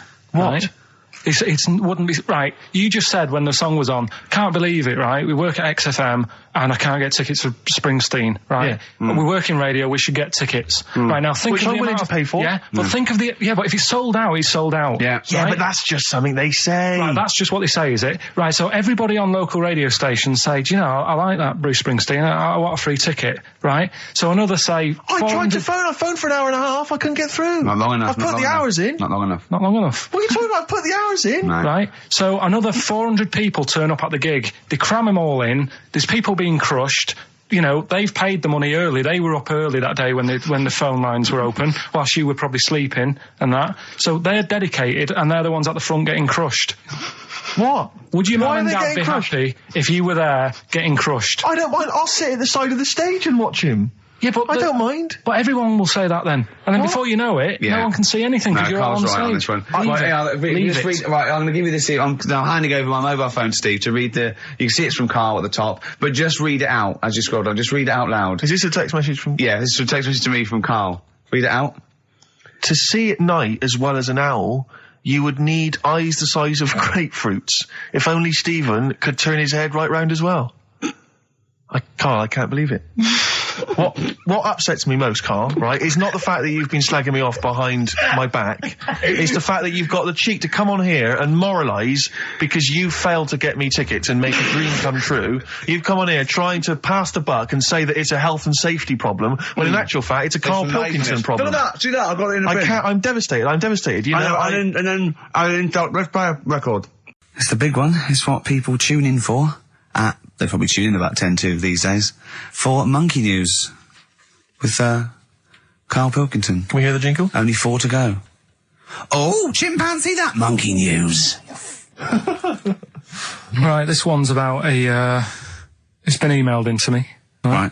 I haven't really had time to check it out this week. No, you're joking. Been busy. Ooh, I hope it's not stupid. Goes back to 1908, and the person's saying it's a good story and that, and they're surprised I haven't picked up on it yet. Right. The Olympics, right? In 1908 in London. Apparently it was meant to happen in Italy, but it was cancelled. Don't know why. Right, and it happened in London. Anyway, 400 metres. Right, it was meant to... there was a fella who was going to do the run, right, and the favourite to win it was this Bulgarian guy, right? Who was like a newcomer. Okay, these are a few things it cannot be. 1, he injures himself, so a monkey steps in and wins. 2, he does a drugs test, it turns out that he is a monkey. So if it's either of those, right, I'm gonna go mad. So anyway, the fella, right, this favourite, everyone's putting the money on him, thinking, yeah, he's going to do it. Is he hairy? Is this bloke hairy? So anyway, the race happens. Yeah. And everybody's lined up, ready to run. And, everyone's saying, yeah, he's going to win, he's going to win. Then suddenly, a bit of murmuring going on, people going, oh, what's going on here? Right. He's eating a banana. And there's a fella in the lane next to him. Yeah. Right? He's going up, who's that? He doesn't look familiar. Oh, Christ, Carl. You go. Right? Doesn't look familiar. Who's he? Weird. What's going on? What's going on? What's going on? Yeah, what is it? What is it? Or who is it? I mean, not what is it? So they go in... So they say, well, he might not be that any good. Do you know what I mean? He might not be good. He might. It's just a bit short, and he's only 3'6", and he's hunched over on his knuckles. So I didn't realise it was fancy dress. Yeah. So I don't think he's going to be any good. No. So the race starts. Oh, he's put his finger up his arse. That's weird for runners to do that before a race. It's weird, isn't it? Yeah. Race starts. Yeah. The fella that no one recognises wins it. People go, what's gone on here? Yeah, sure. Do you know what I mean? We had our money on the favourite. What's gone on? Who is this guy? Yeah. Anyway, he stood up there, right? He's looking well happy. Yeah. He's lifting the trophy and everything. Right. Long arms. That trophy's higher than... So anyway... He's only 3 foot, but the trophy's 9 foot in the air with those long arms. I'm suspicious. Go on. They had the picture in the paper the next day. Sure. And everyone's going, yeah, he was fast and everything, but... quite hairy for a run. Oh, I'll tell you Come what. on, come on. Quite It's hairy for a run. Because ridiculous. normally they shave themselves, don't they, to make them faster. And No. that. How did he manage it? It's really hairy and that. So anyway, he wins the stuff. He walks away with a cup. The people who are in charge of the running, or like the Olympic Committee, look further into it. Turns out it was a chimp. Right, keep talking. No, don't keep talking. Why encourage him? Shut up. This is Monkey News. If you can't handle the news... It's news from 1909, and I haven't heard about a chimp winning the Olympics. Be quiet. What happened there, then? 400 metres, right? Now, the thing is... talk shit. The annoying Please, thing was, Ricky. it took so long for the Olympic Committee, right, to find out that it was a monkey. It was going manic. It went into loads of races. It was picking up loads of, Shut up! It right? became a celebrity. It was doing endorsements on TV. Don't talk shit. It said, he managed to win the same race 4 years later in Athens because... How did he get to But Athens? it's a joke. They're winding you up, Carl. Weird. It's not weird. It's isn't it? right. I do not believe it. Well, that's okay. There's only 3 of them to go then. Right, week off work. Do you know, like, my mum likes gnomes and stuff, Yeah, right? of course she does. She's lived with one for 30 years. She said, get your dad to take us to this park where they've got, 6-foot gnomes and stuff, right? Have a walk about. Sounds like a nightmare. Yeah. Sounds like a living nightmare. Keep an eye on Carl. So anyway, He stood still for 2 minutes. Someone bought him. No, you can't buy them and that. It's like a little exhibition thing, Yeah. right? And it's part of a hall, right? This big hall that you have to pay to get in, but we didn't want to see the hall, I just wanted to see the gnomes. Of course you did, yeah. So anyway, my dad says, yeah, well, we can get in there for free. Of course he did. Clever. Right? So we parked up on this little country lane, right? No one about. We walked How much down, was it to go in? Like £2? about £3 each. Yeah. But he said, well, yeah, but if you don't have to pay, do you know what I mean? You enjoy it even more, don't you, when you're walking about and you're thinking, I've got this £3 in my pocket, no one's having it. Yeah. Right? No, looking over shoulder for a bloke with a peak hat saying, can I see your ticket, please? I wouldn't enjoy it more, no. Go on. Yeah, but you don't worry about it, do you? You got a bit of money now then, Rick. You've changed. So anyway, so we had to walk across about 4 fields. For £3! Right, and what happened was we're walking through all these fields and what have you, big grass and muddy bits and all that, 'cause it'd been raining, and climbing over fences and stuff. And we're in this field, right, and I look to my right and there's about 30 cows all staring at us, right? And Suzanne started to panic a bit. She said, we shouldn't be here. Dad says, of course we can, we're allowed to go wherever we want, all this land, it's ramblers' rights and all that stuff. Yeah. And you can take a cow if you want, unattended. So Serves him right for leaving him in the field unattended. I'm having one. Yeah. And keep us fed for a week. across. Anyway, these cows start surrounding us. Surrounding us. Oh, brilliant. Oh, no. Face off. And Suzanne's panicking, going, this isn't right. We're not going to make it to the fence in time. They're moving faster than us, and he started sort of running a bit. Wow. And It's like Dad some was kind of bovine West Side Story. don't A gang of cows coming at you. don't worry about it and stuff. But my dad had to sort of stand there and like wave a stick at him. Of course. And we got away, but Suzanne was like having a bit of a sweat You on, got away. saying, we could have got killed. Sure. And my dad saying, no, it never happens. And I just wondered if it does, if there's a risk of... Yeah, it is rare, but there's been a couple of cases of being trampled by cows. They're not aggressive. They sort of run through you. Well, they're aggressive if they've got a calf. They do have kids. What? They had kids with them. Kids, yeah. That's a goat you're thinking of. Yeah. Maybe they were trying to sneak into the gnome thing, and they were worried that, like, if too many people did it, and they thought some cows, we can just sneak in. They Where were cows, trying to- no one's expecting cows. And the to be some cows were going, humans. walk upright like a human. Don't walk upright. They thought you'd blow their cover. Yeah. Yeah, people have been killed by cows before. Yeah, that was like the highlight. And then So when you arrived there, you were presumably covered in mud, looking like something that had just come from Glastonbury, staggering around this no, exhibition. it wasn't that bad. It was just like a woods, and it had like a funny sort of funeral, like a graveyard thing. Right. With bodies sort of hanging out the ground and that. And we had What? these 6-foot gnomes. Right. And then we just set off again, walked back. It was good. But then I got back, right, Steve, and called up Ricky. I said, right, are you about? Have a chat and that. So he said, I'll just come round. It's a nice day. Have a drink and what have you. So I got round there at about 6:30, right? Go up to his door, knock on his door, right? He stood there with his tackle out. Yeah, what did you make of that? What was wrong with that? What do you mean, what's wrong with that? Why were you it was looking at hot. it? Why was were you hot. looking at it? I tried not to look at it. But again, you're always sort of attracted to it, aren't you? Kind of like... I've never been attracted to another man's tackle. I don't know what you mean. You can't help but have a little sly look. And especially when it's there. When you ring the bell, and I mean the one on the door, right? And that's hanging out. And does he dress to the left or the right? It was to the left, right? Yeah, it was left, yeah. Just popped it out of my shorts for him. Just popped him out of the shorts. Should have seen the state of him. Shorts on, no top, cigar. Looked like someone out of The Sopranos. It was a mess. Yeah. And then... we sat on the balcony drinking wine, didn't we? Did you pop it back in, or was it still Yeah, I out at that popped it straight back in. I've got the laugh. Sure. I've got the laugh I Yeah. wanted. Yeah. He walked in, he went, it's not that hot. Straight away, it's not that hot. Oh, brilliant. And then, was that knob news, or is there more? No, it's got more knob news. That's just a taster. Just a taster. Listen, let's play some adverts. Let's play some great music, and maybe we should have some early knob news. Early knob news coming up. XFM.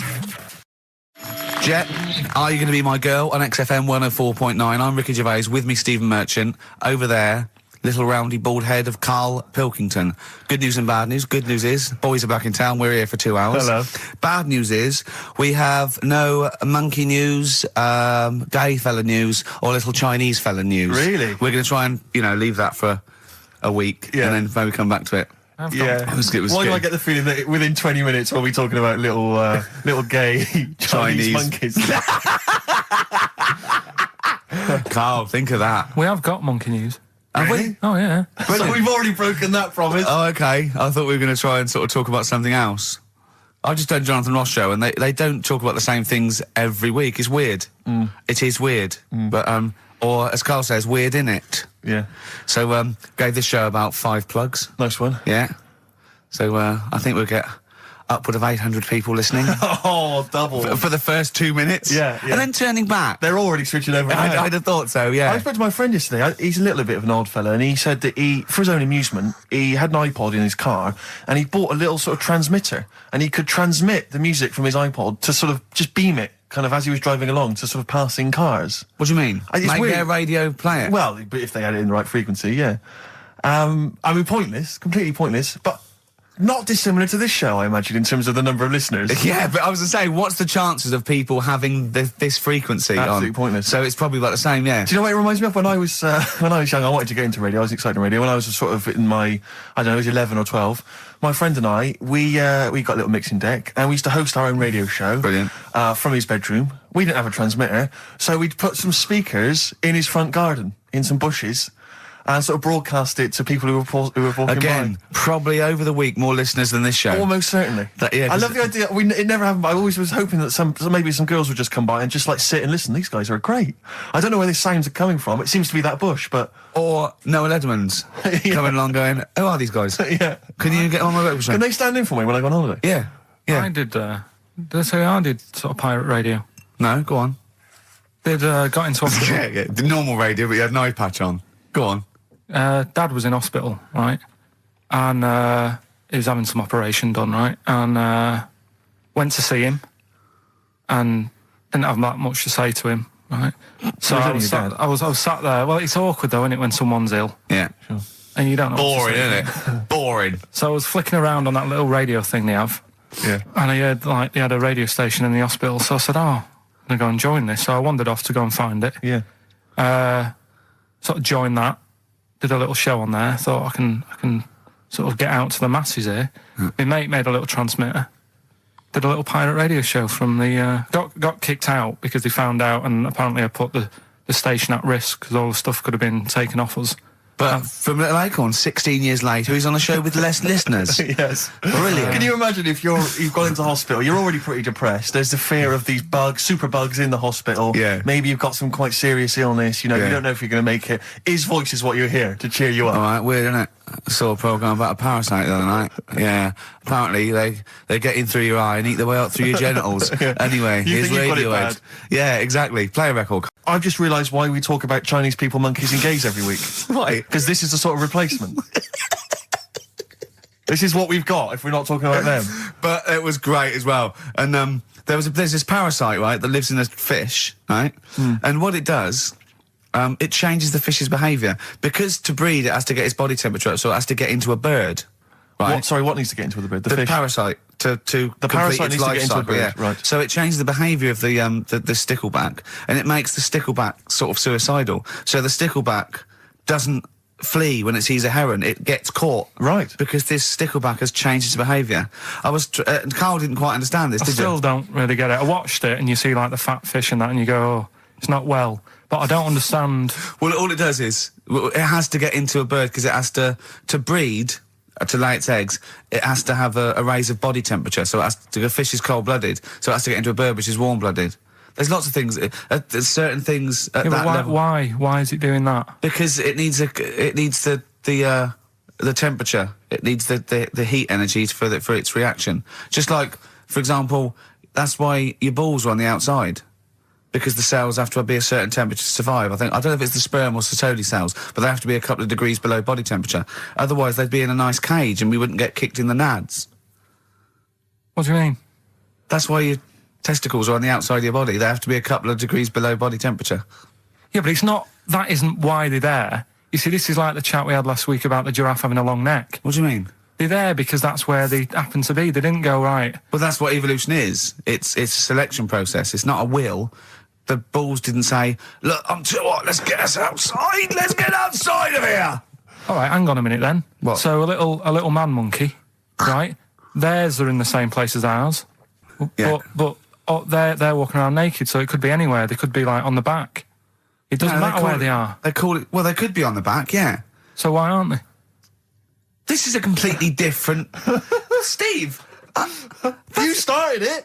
I wash my hands of the whole affair. And we're not only back to balls, but we're back to monkey balls. Yes. In one thing from about parasites, we're back to monkey ball news. Yeah. How do we get back to chimp testicle news? All right, then. So this worm's in a fish. Yeah.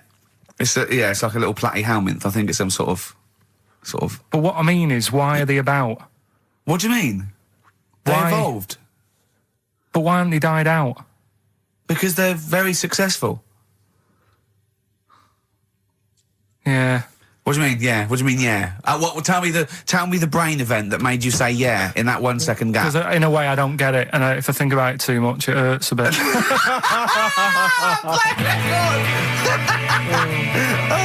They've just been around for years, Carl. Yeah. Like Cliff Richard or something like that. Yeah.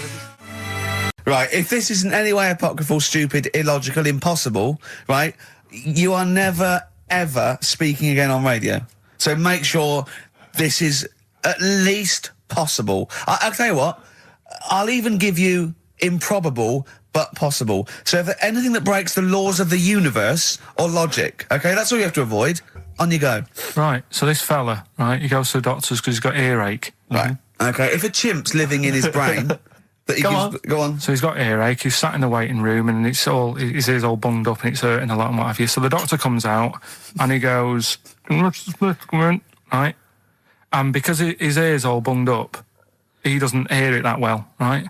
So he thinks it must have been me, right? So he wanders in. Keep going.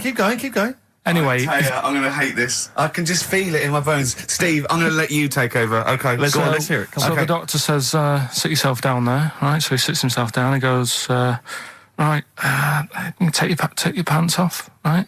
So he's thinking that's a bit odd. Anyway, he heard that though. he apparently he took his tackle off. The doctor did some operation. What, there in the waiting room? No, in his office. In his office, yeah. What? Wait. So he removed what? His genitals. Yeah. In his office. Why, Carl? Why, Carl? Because he hadn't called him in. Oh, he'd calling the bloke who wanted his testicles taken off, and he didn't hear it. What? So the doctor went out and said, Mr. Jones, who's here to whip off your cock and balls, just here and now, right?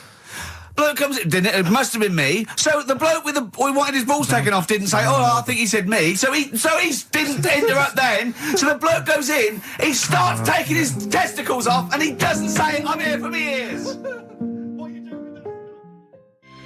It's the new single from Snow Patrol and Run. That's brilliant, isn't it? It's good stuff. On XFM 104.9. Rick, Go on. I'm about to say 3 little words to you that I've never said to anyone before. Go on. Carl is right. On what, though? From Reuters, someone's emailed in. A Brazilian man who went to a clinic to have an aching ear checked ended up having a vasectomy after mistakenly believing that the doctor had called his name. He had gone in there, entered the vasectomy room when he was called. He was called by the full name and yet thought it was him. But the strangest thing is that he asked no questions when the doctor started preparations in the area which had so little to do with his ear. He later explained that he thought it was an ear inflammation that had got down to his testicles. And the fellas came off. Extraordinary. 5 burgers here, yep. And so I don't know, how should we begin, Carl? Do you want to just look at the size of these burgers? Look, they can see it on webcam, can't they? They can see us stuffing these burgers into your mouth. And by the way, I'm filming this, Steve. Look, Brilliant. Look, I've got a little camcorder. We'll put this on unseen footage on a DVD or something. Or maybe on the website. On the Oh, Carl, what if you break the record? Okay, Carl, I'm coming round now to just monitor this and adjudicate. What's the web? If you want to see this on the webcam, what is it?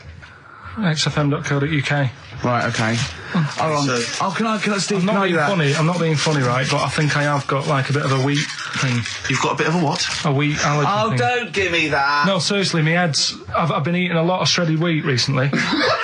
And my head's got a bit bigger. Carl, I don't think you can let us down now, mate. So you just got to put that first No, one in. I can't put that like that in my mouth on its... I've got to break it up. I've got to break it up. Can't break it up. Can't break it up. It doesn't say you can on the rule thing. It does. It doesn't. I can't look. I physically can't. Try it. I can't look. I'd have to be Jay Goody to be able to do that. Seriously, look. Try it. Yeah, I know, but you're not approaching it right. That's it. Come on. That's Come all. on. Keep Oh, going. God, he's not going to do one. Keep going. That's good work. Keep going. How does he get three in? Keep pushing. Ease it Keep in. pushing. Ease it Keep in. pushing. Get one in at least. Ease it Get in. one in at least. Get one in. Ease it in. Get one in. Push it. That's one. Let's go for another one. I reckon you've got to rip it up a bit. Okay, do that then. See how many you can get in. You've got to get in 2. No, just one. No. Well, it's don't three, pack it in. What do you do? I Pack your swear. cheeks first. Honestly, Steve, my head is swelling a bit because I have got a wheat thing, a wheat allergy. That'd be good. There'd be more room. Right. Okay. Look, Carl so is now that's- just sticking it in his cheek. Yeah. Don't eat any. You can't swallow any. It's like a hamster. You got to work it like a hamster. Yeah. Stick it in. Come on. He looks like Marlon Brando in The Godfather. Come on. Don't lose any yet. Right. Pack it in. Then use your fingers to pack it in. Come on. Wedge it in. Like you're grouting the bath. I can't do this either. Keep going. Don't give up so early. This is part of the problem. You just give up, Carl, too quickly. You failed again. It's like your history O level. Come on, Carl. Come on. Do something all well. it's one there, Succeed man. at something. Push it in. You've got nearly a half a burger there. Oh, I'll come round there. You're chewing. Don't chew. I've got a bit of food. I don't know what he said, but... Is that What, is that a whole one? No, it's not. I can see bits left. Come on, Carl. Come on, keep working at it. Keep working at it. But there's so much space in your mouth, I can see it. He's going red. Okay, we'll do another one. We'll do another one. That one then. We're doing a... Oh, are you alright? Are you going to be sick? Are you alright? All right. Oh God, should we play a record? He's making my eyes water now. Okay, I'll find a different one for you. Find a different one for What him. about most grapes eaten in 3 minutes? I'll go. Do you want to do that? Grapes are easy, aren't they? That's easy. Great. Come on, grapes are easy. Come on, don't make him laugh. He's choking. He's choking. Oh, Carl. Quick! Keep going, Carl. Come on! What happened? Did you just throw up? No! Don't make him laugh! Oh, Come on! we can make wine. Come on, Carl. You're doing so Come on, well, Carl. mate. I want to go. Come on. Only... Why are you making him laugh? That was a world record attempt. Come on. He's over. Keep going. Come on! You got 25 seconds. Come on. Oh, I think that was a shame actually because you were doing well, but something went wrong. I know, and I think those are bigger grapes than the ones I've seen before. They're quite big grapes. Look at his face, he looks so despondent. Come on, Carl, 8 seconds. Just a few more. 5. Come on, what's the matter? 2, 1. It's all over, Carl. It's all over. Better count how many you did. Just you can get good at this. We can get good at this over the weeks. I think that was a fairly pitiful attempt, actually. I really thought you had a... It's interesting, actually. These are harder records than you might think. Yeah, I know. 6, 8, 10. How do you feel after that record-breaking attempt? Not happy with that. What are you not happy about? The fella who did it, was he in hospital and just had loads of grapes and was bored? I'm sure he wasn't producing a radio programme, that's for sure. Well, to be fair, neither are you. What was tricky about it? What did you find hard? I think having Ricky standing over me, sort of shouting, "Go on!" isn't normal. No. But that wasn't... He hasn't eaten any! Hold on, that's 50, you have to. That's quite a poor attempt then, by the seam of it. Would you think about trying to maybe do that again in a couple of weeks? Would you do some practice and try that again? No, leave it. Leave it for the experts. And I noticed a tricky point, maybe sort of when you had about 50 seconds to go, you seemed to be spewing things into the bin. What was that? Again, mainly Ricky standing over me, sort of. 88. He's got 88 left. Okay, so what's the mental arithmetic there? Because we put how many in? It was 150 in the thing, wasn't it? What did I say? What did I say I had left? Well, I'm not doing it again, 88. so... You had 88 left. So it's 62. God, you're only at 62. What's the matter with you, Carl? There's people start you at 62. That is rubbish. That's disappointment. Let's leave that. So you failed on 2 world record attempts. Right. There's this monkey, right? Yeah. And it had been, do you know you hear about monkeys being badly treated and stuff like that? Yeah. So, anyway, it goes into this home. It's 14, this monkey. It's called, Matty, right? Goes into this home where it's looked after. What do you mean home? Just like, just a little monkey home, right? Okay, so zoo. Yeah, kind of, yeah, but they haven't got any other monkeys there, right? What have they got there? They've got just other animals and that, but not that many monkeys. But anyway, because he's there on his own, again, you know... When you say monkey, do you mean a chimpanzee, by the way? Because you usually do. Yeah. I can't believe that journalist thought this was scripted. Amazing. So anyway, yeah. So he gets sort of pally with the people working there and that, and it's smoking fags. It's having a drink at night and all this, right? What do you mean it's having a drink at night? How? It's all here. It's all here, Steve. I mean, we haven't really got time, but Well, don't say it's all here like it's proof. You've got another stupid story that someone has put onto the internet. Someone sitting at home in their bedroom has put onto the internet. So it's having a fag, it's drinking a lovely glass of Bang Rock Station. Yeah, the wine that's perfect for a barbecue. Yeah. Anyway, it's loving life. It's forgetting about its past and everything, right? When this other monkey comes along, Oh no. Trouble's brewing. Go on. right? That comes in. Something said. Right, forget it then. He's only got a beard. He hasn't. You sure it wasn't someone else who got in the car and he was still standing out there? Right? What? And it turned out Yeah. he got home and said to his wife or his girlfriend, it's a bit weird. So I just got out of the car to look at a bright light, and I got back in the car and I grew a beard, and she said, never mind your beard, where have you been for 3 days? And what had happened is... He passed out because he was pissed. No. The UFO had taken him for 3 days. Yeah. But he'd only thought that he'd only looked at it and it went away. Yeah. But what had happened is he took him and he grew a beard because he hasn't had a shave. Right, okay. I mean, was Will Smith or Tommy Lee Jones anything to do with this at all? Did you see this on a video maybe and thought it was an educational film? No, it's from a book that some kind person sent in to me. Here.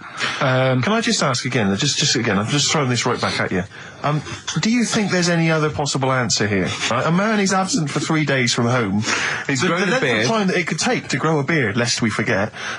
What if he hadn't actually seen a bright light in the sky? What if he was lying? What if he drunk? was lying? He'd got knocked unconscious. He'd had a car crash. Just any lying. number of other No, things. just lying. Or he was just lying. Yeah, he'd been on a bender, getting pissed for 3 days And that with was his an mates. excuse to his wife. And they went, Dennis, what are you going to tell your wife? Well, wait a minute. Wait a minute. You're not going to believe I was out with you, lads. Just say you're only away for a minute. No, I wasn't away from it because of the beard. Oh yeah, look, it looks like you've been out for 3 days. Well, we have. That's Exactly. right. Okay, we've got to cover that then. Alien abduction. Great one. Okay, let's try that. Do you see? That's a little scenario there that could have been played out. So when you say educating Ricky, what have I learnt from this? Never listen to you again. That's all I've learnt so far. Never listen to you. Yeah, we'll add a little bit more in here, right? Well, no. What do you mean? Add a little bit more? We'll add a bit more to this. What I'm educating you about. Go on. Right. There's only a law in America that says if you touch a UFO, you're going to get done. Now, why would they make a rule I don't know that. Do you know, like, all their rules have a code? Carl, I genuinely do not know what you're talking about. Right. Do you know, like, how here they might have... Do you know I what? have no idea. Right. Okay. Do you know, like, over here? I'm listening to Capital and these headphones. I got Foxy on from yesterday. Right, let's bin that. No way, it's great. No, I want to hear about Airy Chinese Kid. let's play a tune. And Okay, then come play a back tune, with come back with Chinese Chinese Kid. Kid, definitely. Some doors. Yeah, I Yeah. just thought I'd go back, Oh. take it back to the 60s. This is a tune that a friend of mine sent If me. you touch UFO, you get done. Soul Kitchen from the Doors. Shambles today, this. Right, okay, educating Ricky. What have we got? Airy Chinese Kid, go on. Right, yeah. This is the... I didn't want to do this. What do you Really? want to do it? Well, I wanted to give you 3, and I gave you one. It was like the alien man gets a beard or whatever. Yeah, And- which was total rubbish, so this one should be better, maybe. Hairy Chinese kid. Right, well, we've talked about hairy people in the past. True enough. Haven't we? Yeah. You know, the little kids who grew up in woods and hung around with wolves and that. Yeah, again, you're confusing it. Yeah, they're not, there were some people that were born very hirsute. They were not the people who were brought up with wolves. You just put that together in your Homer Simpson type mind. Right, well, this is like a sort of close to that sort of story. But the weird thing is, right, Chinese people aren't that hairy as a nation. No, seriously, that's a well-known fact. They don't have that much body hair and stuff. Okay. So this little kid who was born over there, he was like covered in stuff. Was he? And it was only his nose that wasn't hairy. The rest of his body was caked in hair, right? And his hair sort of What grew. sort of hair was it? Was Thick hair. No, what I mean is, was it sort of like a pony's mane, so he just looked like an Ewok? You know what I mean? Just like hanging down sort of straight, dark hair. In the picture, it looked like it grows was it from his downy? eyebrow. It grows from his eyebrows quite thick, and then it just goes all the way over You his don't head. think it was just really long eyebrows that he'd done a comb over? No, it was all over his body. It had a picture of like his back and that. Yeah. And Had he styled it? Had he styled it at all? Did he have it in a quiff or? no, it was just hanging everywhere. all over him. Yeah. And they were like, you know, this is a bit weird happening in China, where we're not normally that hairy. That was the scientist speaking there. Yeah. And the local press and that were getting him down, calling him monkey boy and all this. Oh, And thinking Chinese press. but the doctor, Yeah. Oh. They're cruel, aren't they? The It's like those game shows. That's Japanese, isn't it? Yeah. That's what, yeah. and the doctor said, I was talking through all that time while we were just like talking to each other then. Because I turned round and I still saw he was talking. Go So on. anyway, the local press came in to see the hairy boy, the monkey yeah, boy. and they were like being tight, taking the mickey out of him, and the doctor said Showing him nuts. he's only hairy. Said he's a healthy young kid.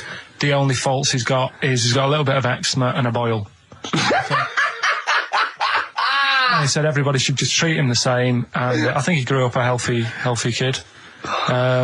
Yeah, so that's the That's the end of the story. That's not a story. why. But I've got nothing. I don't know what to say to that. So someone in China was born slightly hairier than the rest, and he was normal apart from eczema and a boil. That to me isn't a story. But if it is, I've got a million. I mean, it's sort of like bloke from Manchester went a bit bolder than the rest, got a job on radio. He was normal. I mean, that's not a story, is it? Because my auntie Nora, she same thing, pumped her with loads of drugs. She used to have a cabinet next to the bed is like boots. She's got loads of stuff, right, for all sorts of stuff. And I mean, she's not that old, but she's on loads of stuff, right? She's and a bit coked up as she smelled. she called up my mum once, and Yeah, you told us this. Go on, tell it again. and she said, "Oh, how are you doing?" And that. She's all right. Bit worried though. My mum said, "Why? What's up?" She said, "I've been breaking wind." So she goes, "Well, you know." She says, "No, but this one is going on and on and on." And she was like, she was like, what do you say? What's like passing wind, farting for 5 minutes. one thing, not like, you know, trumping and then nothing. Yeah. Continuous. Continuous drone of a fart. Yeah. I don't think she had. How big was she? She must be the size of a barn. No, she's not that big. She's good for her age. No, but I mean, can't swim. no, it's but just- fighting for 5 minutes. Where's all the gas? Was she circular breathing? Was she sucking it in with her mouth? It was just, I don't know that much about it. But she called up my mum.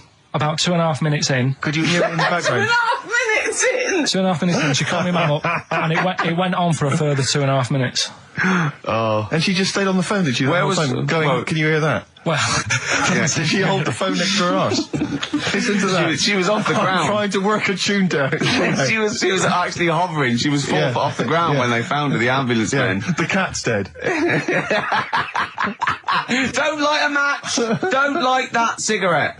Yeah, it's like that advert. The kids come home from school, switch on the light. Yeah.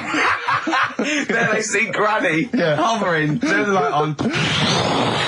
Be careful if you have an elderly woman at home. Yeah. Drugs make you fart. So that's what I'm saying, you know, just let these people... What are you saying? No, wait a minute, what are you saying? I'm saying let people enjoy the life they've got left. No, you're not. You're saying don't put them in hospital, leave them at home to die. No, I'm not. Give them a Rubik's Cube and let them die. That's what you're saying. Yeah, I'll tell you something now, right? Steve, I'll tell you something. I didn't want to do it because it brings the show down. But she did die. Who, the blue-handed lady? Yeah. How do you know? Because I said to my dad, how's the woman next door? She said, oh, she went last night. They've got an old fella in there now. God. So, there you go. So, wouldn't it have been better to leave her at home where her friends and family can call and speak to her, even nip that round if they want, you know, with a cat, I imagine. No, it's definitely a cat now. What's that cat's called, that you imagine? Probably, I'm seeing like a big ginger one, so I don't know, something like, I don't know, maybe ginger or whatever. Maybe I had a budgie. But that's what I'm saying, just let them enjoy their life, because dying in hospital, I wouldn't like to do it. If I went to the doctors and they said, you haven't got long life left. I mean, that's about the male being sort of a first-class citizen, much better, wasn't it? An aspiration the to point sleep with a was, Karl, beautiful man than a beautiful woman. Women were lower-class citizens, so therefore men were seen as higher class. So to have sexual relations with a man, there was no shame in that. No. In fact, it was looked upon And as I a said, good well, you know, ancient Rome. I said, you know, Nero, he'd sit in his big jacuzzi and he used to get, you know, pretty boy men to just go into the water and just nibble at his testicles while he was having a watch. He didn't do that. He did. No. Yeah. And he's not a gay fella. No, well, no. I mean, you know, I don't know about Nero, but I mean, it wasn't a case of a big delineation between what was heterosexual and what was gay. It was just, you know, whatever you... So what did this fella do then? This one who's having his... Well, he was pretty much top boy, Nero, for a while. He was in charge. And, you know, and you did what you're told. If Caesar or... But why were people going round there? Why didn't they go, oh... No, they weren't dropping in. It wasn't like the door was opening. I was just going to see what Nero's doing. You'd have probably been like a delivery boy or a stable boy or something, you know, and you'd have popped round there and you'd have gone, there, right, Nero, there's the tablets of stone you wanted. And they go, Pilkington, why you are here? Pop under... I don't know why he's French. What is that? I don't know why he's French. Just pop under the water and nibble at my testicles and you'd have done it. Because he was Nero. I wouldn't. You would have. There's no way I would have done. Yeah, well, you would What have. have I done? I've dropped a pizza off. Yeah, you why put am I around to there? Nero's place with pizza. Right, I'd say I've done my job. Right? Yeah. That's not the sort of tip I wanted. No, he'd have said, get the little baldy chap to nibble at my testicles, and you'd have been under the water. I wouldn't have done it. No, Well, you I have put my head done under it. You water. have done it, right. No, I wouldn't have done it, Can I just say this, Steve? Not only would you be nibbling at his testicles, you'd have been going mad. You'd have been noshing him just for extra. You'd have been doing everything he wanted. You'd have been going, he'd have gone, I didn't ask you to do that. You'd have been going mental. They'd have been chewing, slurping, smacking, poking. You'd have chopped, you'd have gnawed his packet off. You think you're eating Walker's crisps. There'd be bubbles, there'd be flood. Oh, it'd be horrible. I just wish we could maybe tape the bits we're not on air, just because that's when Karl comes into his own. Yeah. He just said to me, I don't know what I was doing, I was sort of like pottering around, dancing around, doing something annoying probably, and he just looked at me, I don't know, and he was looking at me, and I looked back, and he went, have you ever used a Y-front properly?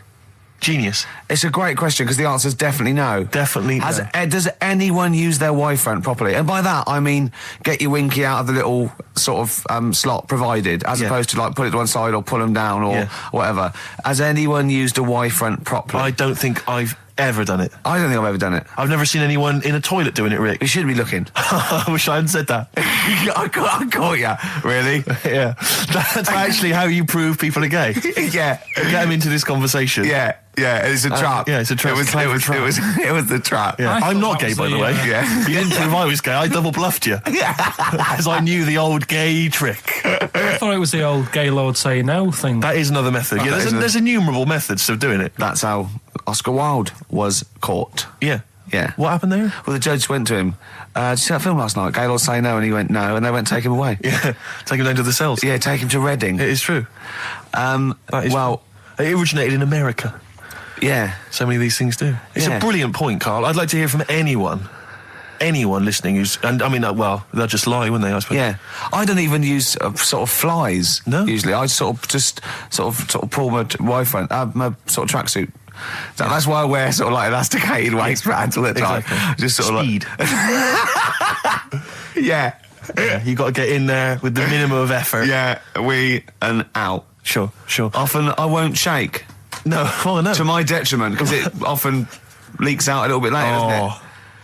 Ever been out on a date with a girl where it's just trickled down your leg and you wish it hadn't, and you're thinking, what if she gets my trousers off later? She might smell or see it. What? Sorry, what? I don't know. I don't know what I said there. Right.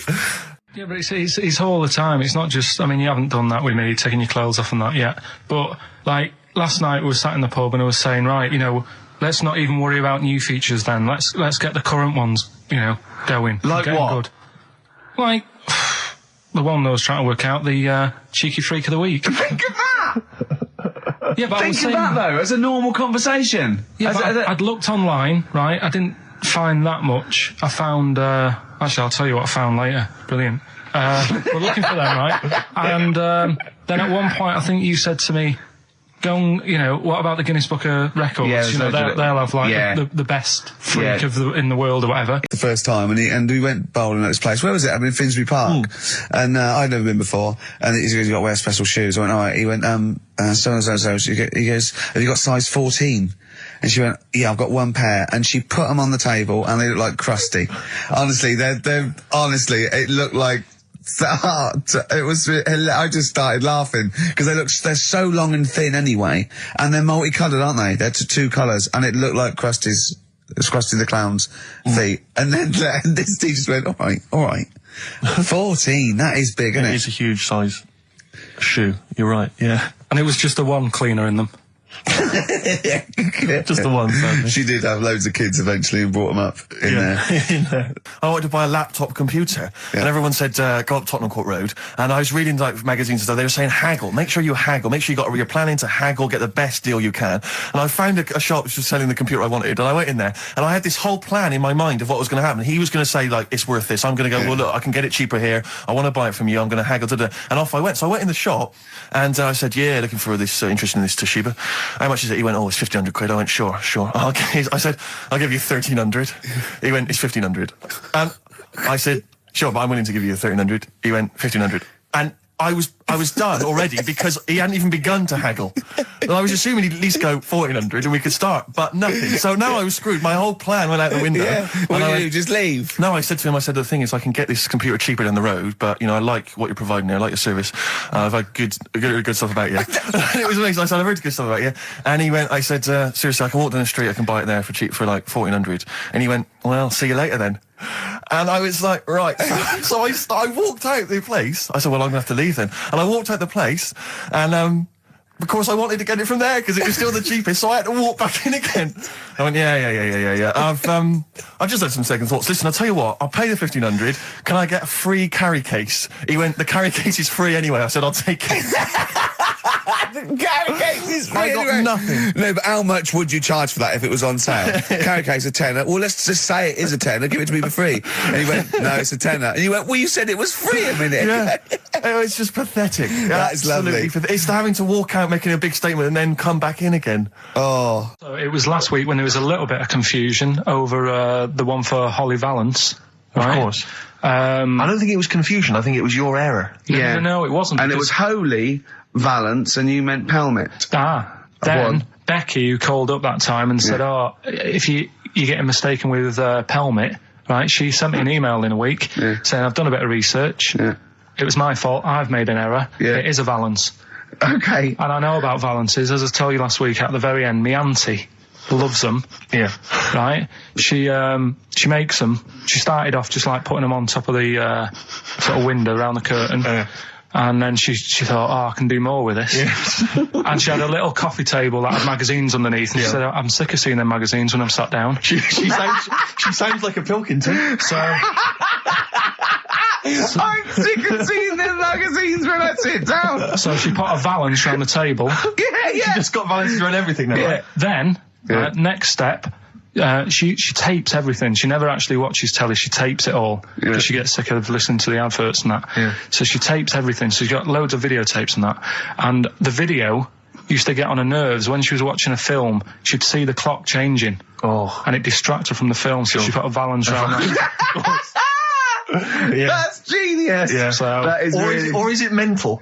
Only Mrs. Einstein can tell. I don't know. She's even made a little Jack Russell look like a hovercraft. Yeah. It's great. So everything's got a valance. If you go round and you stand still for too long, the chances are she'll put a valance around your head. Yeah. This is this is Auntie who? Auntie Nora. And this is the one that farted for 5 minutes. Lest our listeners forget. Lest we farted forget. for 5 minutes. Called his mum, saying I'm farting. 2 minutes into the fart. She said about 2.5 minutes in. Yeah. God. She said I'm about 2.5 minutes into the my fart. mum said, how long's it been going on for? She said, well, it was about 2.5 minutes before I called you. Yeah. And then it went on for a further 2.5 minutes or something. And then it stopped. And, She couldn't time it because there was a valance over the clock. Yeah, she Because it used to couldn't annoy time her it, when she was yeah. on the phone and you put her off seeing So the time. she was guessing it was 5 minutes. This was one consistent fart. yeah. I mean, it wasn't making a noise. It was just... Oh, it wasn't making a noise. Just gas. Right, endless gas. So, there you That's go. fantastic. Well, we started off with a new one. A little bit of foo fight. Spotted the Christmas theme. Yeah. Carl's not really in festive mood, but I can't imagine Christmas is your time of year, is it, Carl? Well, I'm not sure any time of the year is, really. I liked it when I was about... I think when I was about 7, I enjoyed it.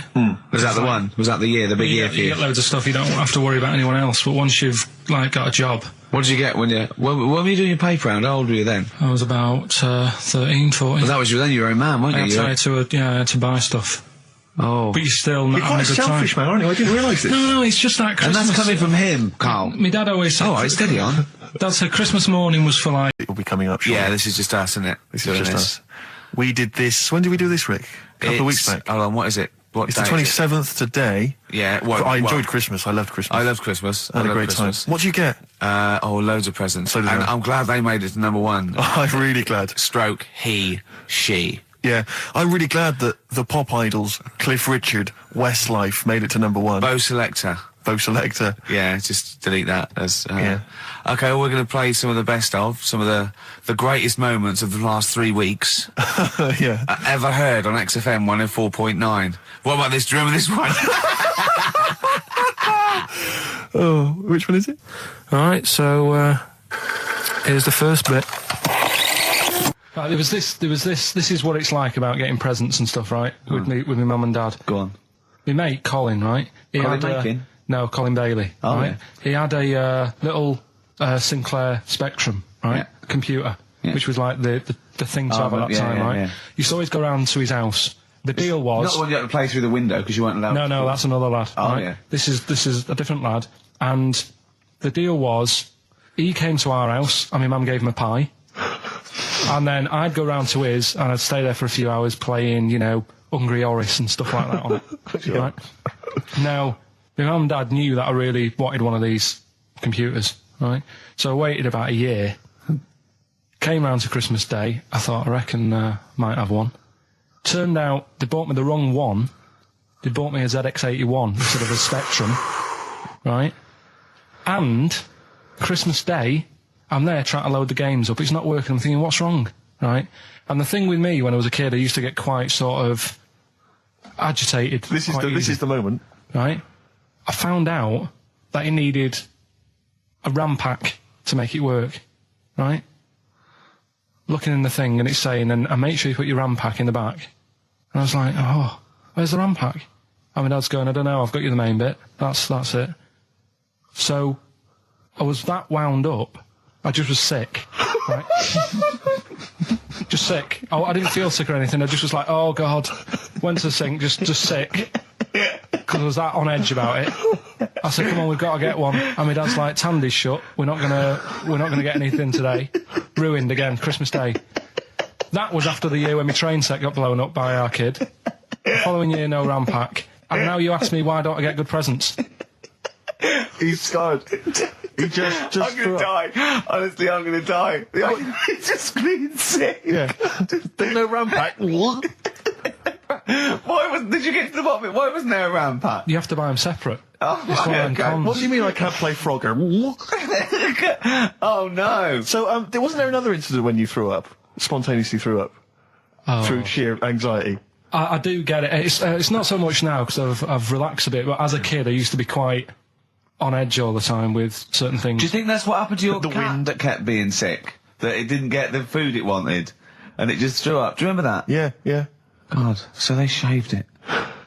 No, like, again, I spoke to you in the week, and I had much better things, like when I tell you about Brian Blessed climbing Everest, and for some reason it made him, it played havoc with his belly, and he followed through, and he had to clean up. Shut himself? Yeah, using ice and snow. Why are you telling me that Brian Blessed? In what way is telling me that Brian Blessed shit himself once in any way educational?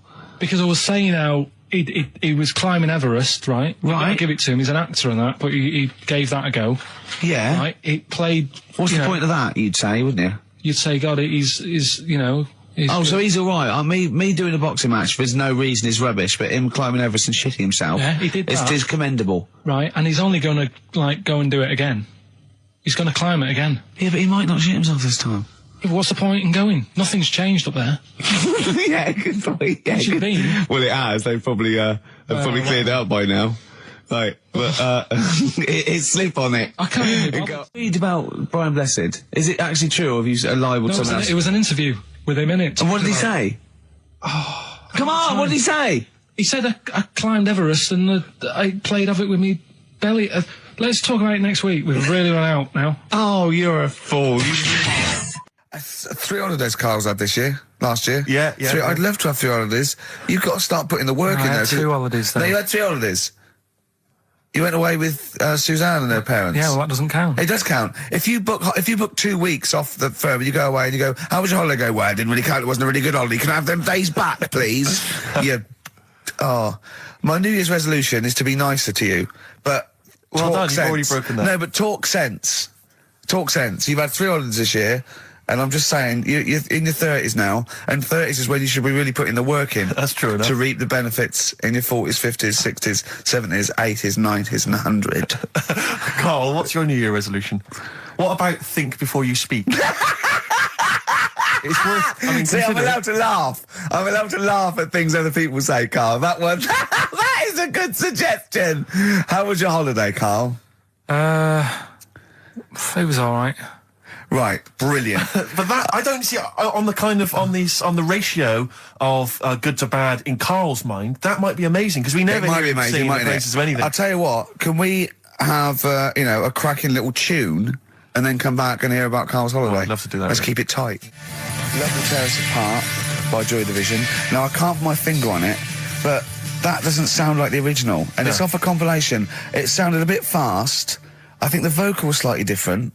If anyone can, put me out of misery, I think it might be in a session of the time or something. Carl, is it a New Year resolution for you? Another one. Maybe when we ask you to get a song, get the original single version. I could be and wrong, not some but- obscure but- session.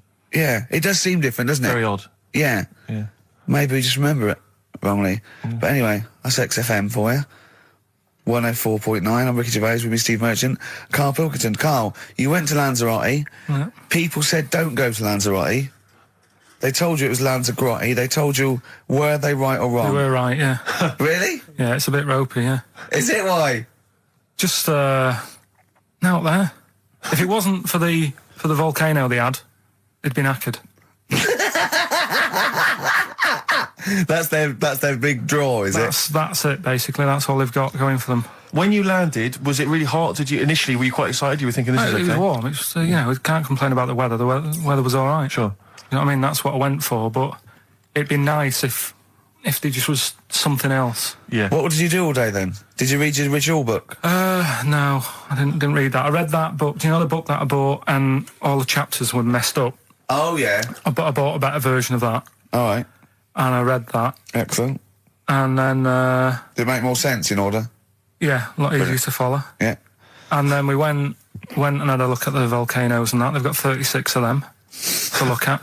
How many did you look at before you realised that pretty much, you've seen one volcano, you've seen them all? Probably about 6 or 7. Really? And then when you got to the 8th, you thought, now I know what this is going to be, Suzanne. This is going to be like a mountain with a hole in the top. Yeah. Really? But it happened years ago as well. It's like, just keep a couple, fill the rest in, tidy it up. Fill the rest in! Yeah, no, Well, getting some builders. No, seriously though. Okay, 4 million tons of concrete, please. They're an absolute death trap. Yeah, what do you mean fill them in? Do you know what a volcano is? It's just a hole, isn't it? That's happened. Well, it's more than the happened back hole. It's in- more a portal to the magma in the centre of the earth. Back in 1730 it happened, and they still haven't sorted it out. Well, when you say it happened, volcanoes were made a lot longer ago than 1730. No, but the one that did Lanzarote in. Right. Sort it out. What would you suggest? How tidy can they up. fill it in? It's joined. It's all joined. No, but what I'm And saying is, it was the a- big it was- plates of the earth are all joined. It All was the a disaster, magma's wasn't it? joined. With the trade centre thing, that happened. They cleaned it up, sorted it out, they've moved on. That's what I'm saying. Whereas Lanzarote have just gone, leave it. It happened back in 1730. You misunderstand me. How, in the name of God, can you fill in a volcano? You ignorant twit. No, but it's not just the holes. They've actually left the lava everywhere. That's what I mean. It's not just the big holes. There's lava everywhere. But it's molten rock. They can't just pick it up like they're like a carpet. Put it in the holes. The holes are there ready. Just push it all in. That's what I'm saying. Do you know what a fable I've is? got a Carl? rough idea. Okay, it's a thing that uses sort of metaphor, analogy, just to explain sort of morals. I mean, they're very old for a start, and it's all. I'll give you an example of one. A quick one. Oh, the one about the dog with 2 bones. He goes to a dog's got a bone. He sees a reflection in the lake, and he thinks, "Oh, that dog's got a nice bone. I'll have that." And as he goes to get that one in the reflection, he drops the one he's got, and that's one about I think I was told one when I was younger. Go on. I think it was one. This young lad, he's got a dog, right, and he sort of is about 8 years old, and this dog, he's had it since he was about 4, and it's a bit tired now, and he chucks sticks for it, and it doesn't go for it, and he's saying to his mum, "Oh, I want a new dog because this one's useless. It doesn't do what it doesn't have any fun with me." So they say, "Oh no, but Rover's a good little dog. You should look after it." And he's like, "Oh, I don't like it. I want a new one." So they buy him a new puppy. And it's running around, yapping about, and he's loving it, and he's playing around with it in the grass. And then one day he goes to the park, and he's messing about and rolling about with it, and he falls into the lake, right? And the little puppy's like yapping at him, and he's going, help me, the little dog's yapping. And then the old dog comes and gets his collar, and it pulls him out of the lake, and he goes, "Oh, God, why did I forget about you? You're the better dog." And he loved that one again rather than the puppy. I got a feeling that was Lassie. I had a feeling, and I called home, my dad had punctured a lung. When you say you had a feeling, what do you mean a feeling? Just like, I should call home, there's something not right. But this That's a time very I thought, specific feeling. How did that manifest itself? How did you get that? What kind of feeling? Is that tingling thing? I'm getting a bit of a lung feeling. Yeah. A bit of a dad lung feeling. That feels like a punctured lung. Hold on. anyway. But anyway, the holiday was good. We talked about it last week. Well, let's probe Carl about his holiday, because Okay. that's the sort of thing that audiences will stay tuned for, Rick, I'm pretty certain. Yeah, sure. Find out about you know different more things. about this radio business than me. That's true, You've no. hooked them already. Indeed, yeah. Well, also, yeah. I'm thinking we've got nothing. Ever now. We may as well save that. No, I resent it. I used to put a lot of work in, but no, I think of the money, which is, for me, pretty shoddy. Well, You know yeah, what I mean, I don't usually you get make out of an bed awful for lot of cash. Well, exactly, yeah. And, the whole thing is, the whole setup. It was raining today. I thought, I should have a cabin. Then the sun came out, so I walked in again. Ah, dear. How are you? But I'll tell you what, I got a bit criticised last week as well. That I only played ballads and same songs, so I'm going to rock out this week. Oh, lovely. I've been down to the Capitol Library Right. to get some good tunes. And what about a little bit of AC/DC? Oh, took me all night long. Let's hear it. Doves, Caught by the River on XFM 104.9. I'm Ricky Gervais, Steve Merchant, Hello. Karl Pilkington and everything. No, I'm going to be honest with you. Go on. A little bit hungover, Yeah. don't feel very well. Yeah. I don't know if I'm hungover or still a bit drunk, but I don't feel... You sound like you're still a bit drunk. Yeah, so what But then I'm worried you about... do every week, so... But what I'm worried about is that the standard will slip. Yeah, Sure. if I'm not right on the ball. And the other thing is I haven't had a lot of time to prepare the show today. Okay. So I don't, I don't really, I don't feel, 100%. yeah, I haven't done the Karl. Right. Look, Have you finished that sentence? I don't make me laugh because it hurts as well. And there's the other side effect to me being a little bit hungover or drunk or whatever, right, is that I can be annoying. Right, yes. Because just to amuse myself, I sort of like turn my body off a little bit and just poke and like that and annoy people and that. I want to sort of like. Well, you do the physical equivalent of freewheeling.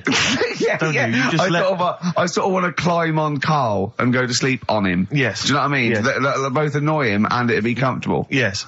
Which is, can be annoying. Just a little thing just to make this show a bit easier. If you'd put your hand up when you want one of us to speak, because I'm not quite sure when the sentences are finished. The hands are up. Okay, good. So, The hands are up. Okay. Okay. Good, alright. Okay. Are you gonna just keep them up the rest of the show, or? No, Karl, do what you, huh?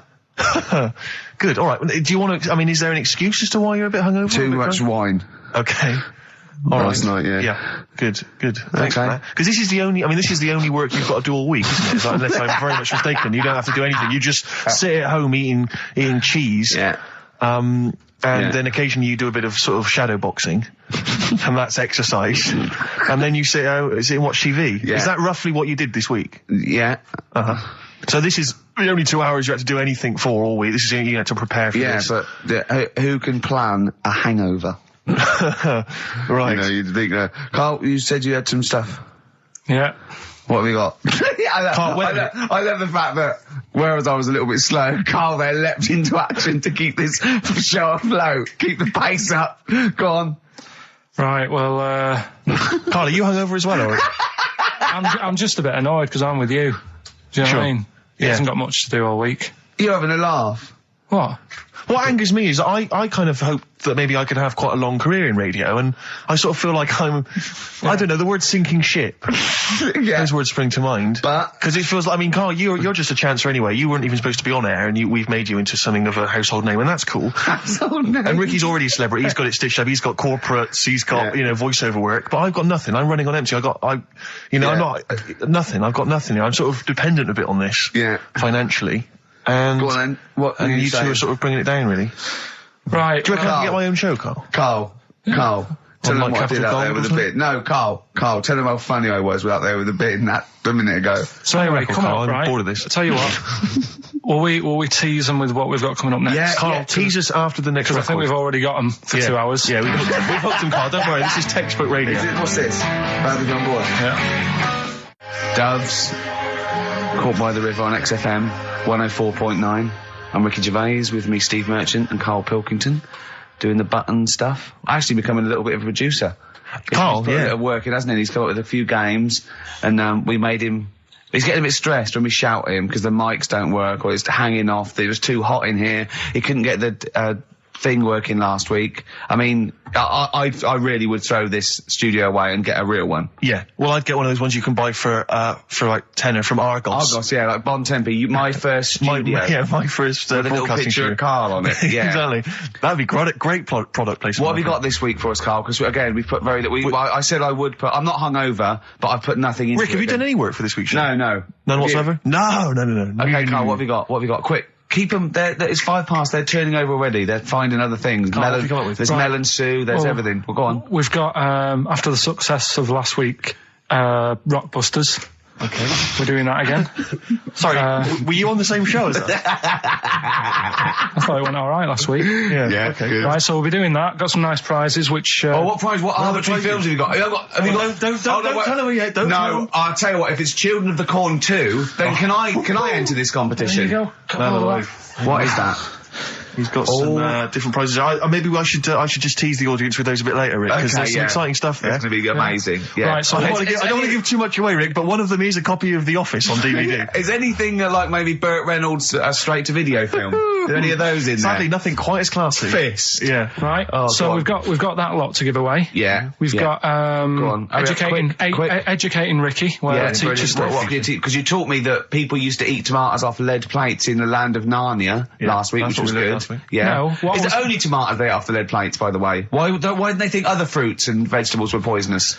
No, it wasn't. It was because tomatoes had acid in them. That was the problem. You see, you don't listen, right? Well, lots of fruits have acid in them.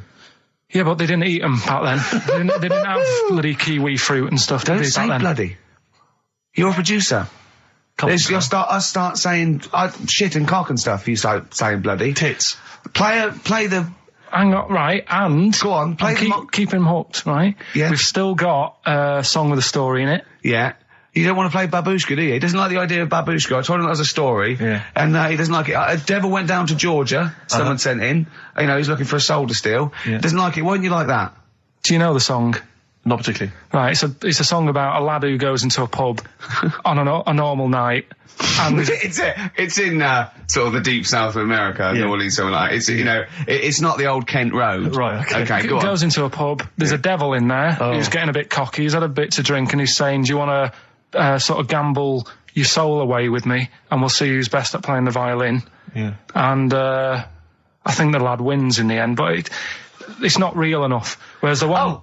What? Not like the Shadow that got fed up and started pushing kids off bikes? Rick, I think you're referring to stuff that no one made sense of last week. Yeah, exactly. I don't think we should refer to last week. Let's play Mock Turtles, Can You Dig It? And then we'll come back and we'll talk about that. I've come to the conclusion, Rick, we should never refer to stuff Carl said in the past, because it would just take too long to explain. Okay, alright, that's fair enough. Foo Fighters.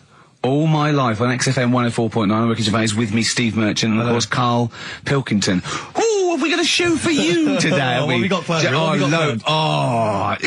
Loads of stuff, and 2 hours of it. Right. And all the records. Specifically, what sort of stuff have you planned for us? Because I know you've been What have you done? Well, you know, I've been busy this week. I've been house hunting, I've various things, but I know you've had the whole week off. Right. So what have you been up to? Go on, Karl, tell them what we've got. Tell them what we've planned, all the stuff you've done. What have you got? But Rick, specifically, what have you come up with? Quick, because people are getting bored. Tell us what I've come up with the music. Right. Obviously, we've already planned that. We planned that last week, so that's all done. But what have you yourself contributed to today's show? I got a text message today from Ross Noble. You know Ross Noble, the comedian. It was on. Have I got news for you? Right. He says, ask Karl if he woke up with ladies' boobs, would he just put a dress on and live as a lady, or would he just be a man but with these boobs? Karl, it's a good question.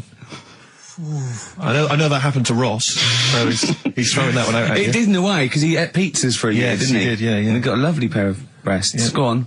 Probably just find a loose-fitting jumper, go to the doctor's. What would you say to the doctor? How would you explain this phenomenon to the doctor? So you'd be happy with this because you believe in shite, like No. Go on. But it can happen because I told you a couple of weeks ago how that can happen. How you can wake up with breasts if you're a fella.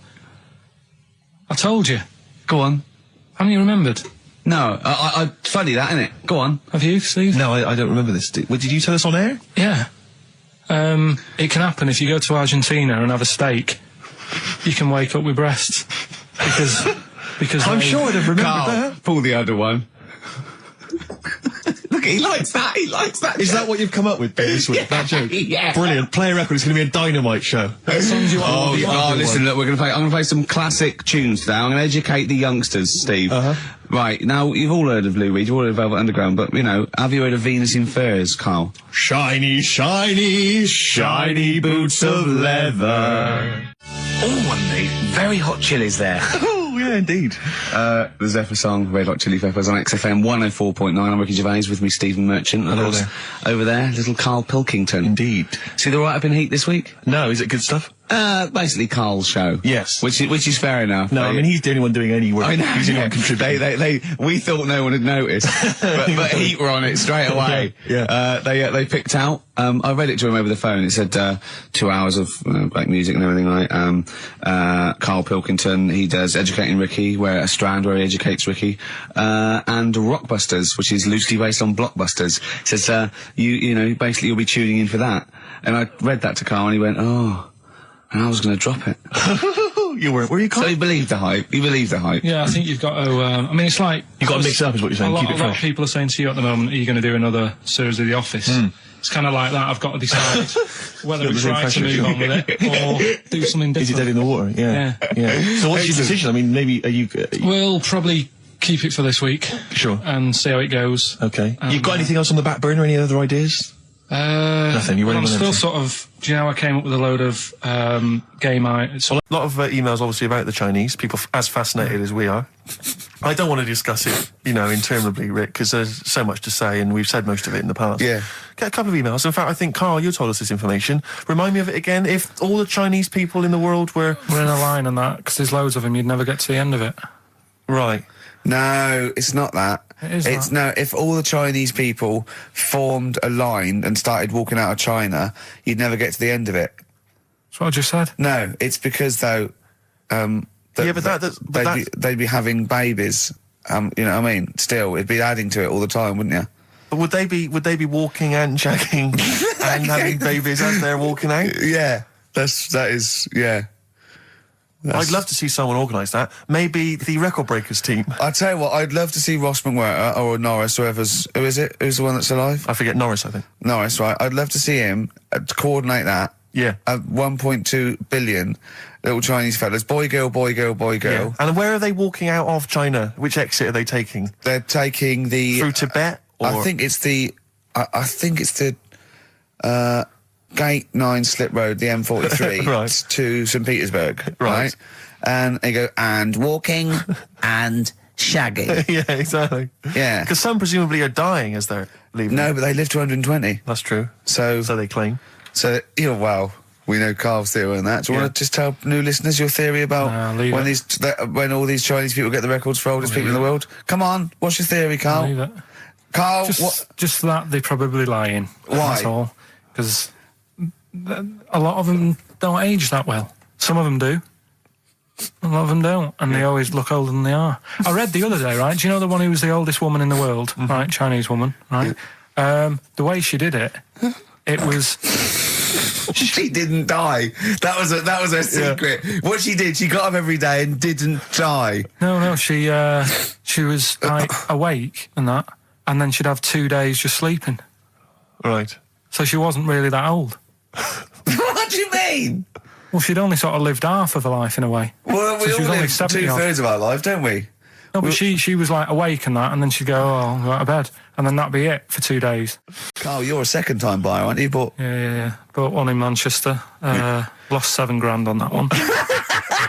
Well, don't buy in Manchester. No, it's a good flat. It's just it wasn't. I didn't buy it to sort of make money. I thought I was going to be living there like all my life, and then a job came up here, and it was like, oh. You bought your first flat in Manchester. You assumed you would be living there for the rest of your life. Well, I wasn't in a rush. Play record. You're an idiot. Hang on a minute. So have you got a property portfolio? Have you got the 2 houses now? No, I've got rid of that one. Oh, you sold that one? Got this flat. £7,000 loss. Got this flat. I'll tell you something that is interesting. Hold on, though. What? £7,000 lost. Yeah. It's a flat in Manchester, but it could only cost about £8,000 anyway. Right, Steve, something they do now, right, they've got to do by law when you're buying, right? I was looking at one in London, right? It's haunted. They've got to tell you now. Right, don't talk shit. I'm telling you now. Play a record. I'm telling you now. Yeah. There's no such thing as ghosts. That is ridiculous if that appears on a legal document. Right, if there's anyone who sells flats and that, does that for a living. Yeah. Right, email in, because I'm telling you now, that is a fact. She sort of dropped it in. She said, I said, oh, nice feel there. And she said, yeah, well, that'll be the ghost. Just dropped it in, that's all they've got to do. And then I was like, what? And they went, oh, yeah. That's all I've got to do, is it? So that's the legal thing. Did you drop it in? So in court you go, did you drop it in? Yeah, I dropped it in. Play a record, you're an idiot. What you got for us, I just Steve? thought we ought to maybe go through some of the emails. I mean, I don't want to query the calibre of some of the emails we get sent on this show, but here's a typical one, Rick. Go on. There's no name, it's just from Glicko, that's his email address. It's just a question to you, Rick. Did I see you walking around Marylebone High Street last Sunday? Yes. Okay. Well, I don't know. Well, I mean- I was in Marylebone High Street last Sunday, yeah. Yeah, but did you see Glicko? I didn't see Glicks. Okay. I didn't see the Glickster, but... All right, this is one from M. Ricky, what do you think of Richard Bacon's show? I can't decide if he's better than you.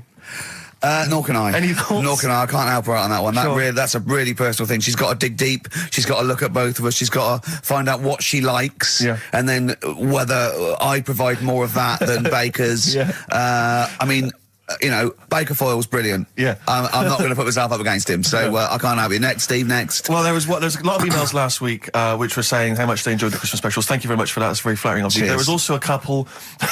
There was one that it was a guy. I'm sorry that I think I might have deleted it, but I should have sent a reply because there was a guy from Canada saying if there any chance you're around in March, whether you could pop in and have a surprise birthday dinner for his wife. Oh, why don't you keep that? I know. Sorry Well, about that. I can't bloody go now, can I, you idiot? Okay. I really apologise for that. Yeah. There's also, this is interesting, this is more for Carl, really. It seems unlikely. 'cause Is it Carl's- from a doctor saying you're an idiot? We've got plenty of those. I tend to delete them. They're just, Okay, they're all right, so yeah, common. yeah. Look at his face. No, it just says, don't like to complain, but I won the film competition about 5 or 6 weeks ago, and I haven't Ooh. received my prizes. Oh dear, that's all Carl has to do Well, that's on what I the was show. thinking. We provide the chat, the records, the light entertainment. I mean, the glamour. Strokes of comedy genius. All Carl has to do is send out the prizes and say there was a monkey that was a bank robber at 5 to 3. Yeah. What's your Carl. excuse, Carl? Do you remember her winning? I've got all. What, you calling her a liar? Well, I am because I don't remember ever seeing. Right, that he's calling her a address. liar. So, Joanne Ogden, you're claiming, is just making this up. She sent this in on a whim, trying to fool us and get some cheap tat. Wow. I don't believe that. I don't believe anyone would lie to try and get knowing me, knowing you on VHS. I really don't. Well, I'll look in the records because we keep all the details. So, do you know what I mean? Right. Well, one of you's in the wrong. Do you know what? Knowing you, Carl, I don't think it's Joanne. No. Has anyone else ever emailed in saying they haven't got the Loads of bag of times. crap? No, they Loads of haven't. times. They haven't. Well, Well, they yeah, have. but so- one mistake's one too far because that's one person. So you might send out 30, but that one person, that's the first time they've won a competition. They want the history of Wind narrated by Donald McIntyre on VHS. Yes. And Stephen King's It on Betamax. yeah. No, they sometimes they want the best of Primal Scream on a cassette. Exactly. So You've got to make sure you're sending these prizes out. Did a bit more research this week. Okay. Found a good story out about a monkey, Right. which I'll tell Ricky a little bit about it. Tell me, come on, tell it now. No, Right. just Well, tease I me reckon with we it. should keep this. It sounds exciting stuff. That's got them, right? Tell us about this monkey, Carl. You're going to love this one, Steve, Go on. right? So last week we were talking about how, a lad left his family because there was problems at home and that. He went and lived in the wood. He got airy, right? No. Leave it there, Rick. We haven't got time to go into Right, it. so... That's what happened. And that's what happened. He lived with the monkeys. He went airy. That's Anyway, what happened. That's what happened. looked into some other stuff about, airy kids and all that. Yeah. Came across this story about a bloke, right, who worked in a zoo, Oh, dear. right? So... Trouble's brewing. loving his job and that, but it's quite a lonely sort of job because you don't see many people, you're just dealing with animals all the time, right? So anyway, he gets a bit pally with a monkey because it's the closest thing to a human. Well, that ape is. Right. Yeah, but you can't really go that close to apes. Well, It's dangerous. what do you mean? What type was it? Do you Just mean it was let a him tell the Was it story. a chimpanzee? I reckon it was a chimp, yeah. Yeah, it Oh, was you a don't chimp. even know, so It that's was a an chimp. ape. It was a Okay. chimp. Yeah, but it doesn't matter, does it? So he It's the gets story. pally with him. Right, so he gets pally with What, him. did they go and on holiday together? Well, no, I mean, it starts On the off pool together. just checking each other out and, probably sharing lunch and that together. Yeah. Right? Anyway, this goes on for a while. They're getting on well on that. And then after a while, right, the monkey starts sort of imitating him a bit more and sort of walking upright, Oh, God. Yeah. right? So he thinks, oh, that's a bit weird. Anyway, they get on really better and what have you. So he thinks, he could live at home with me, because we're getting on a storm, right? So he takes him home, and before Is this you know the it... beginning of Beneath the Planet of the Apes? I think it is. I think you've seen this on video. I'm worried, because he's already imitating him and they're moving in together. I'm thinking it's maybe a bit like Single White Female. Single White Zookeeper. Oh, brilliant. Right, so anyway...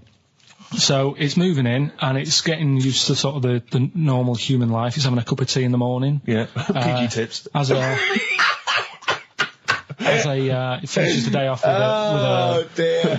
Finishes the day off with what? He doesn't have to move a piano at one point, does he? Finishes the day off with a little brandy. Yeah.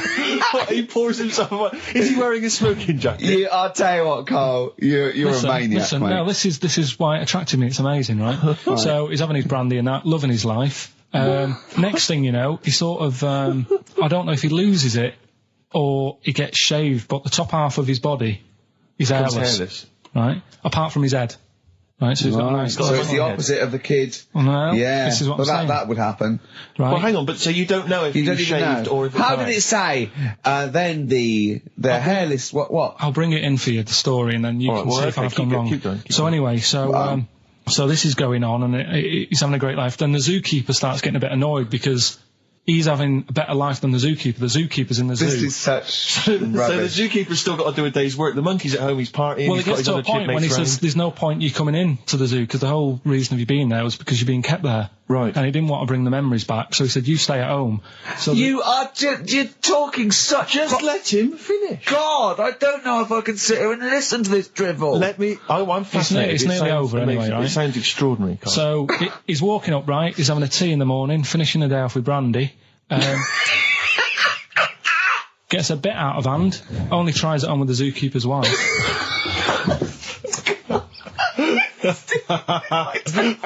Make him go away, Steve. How does he do that?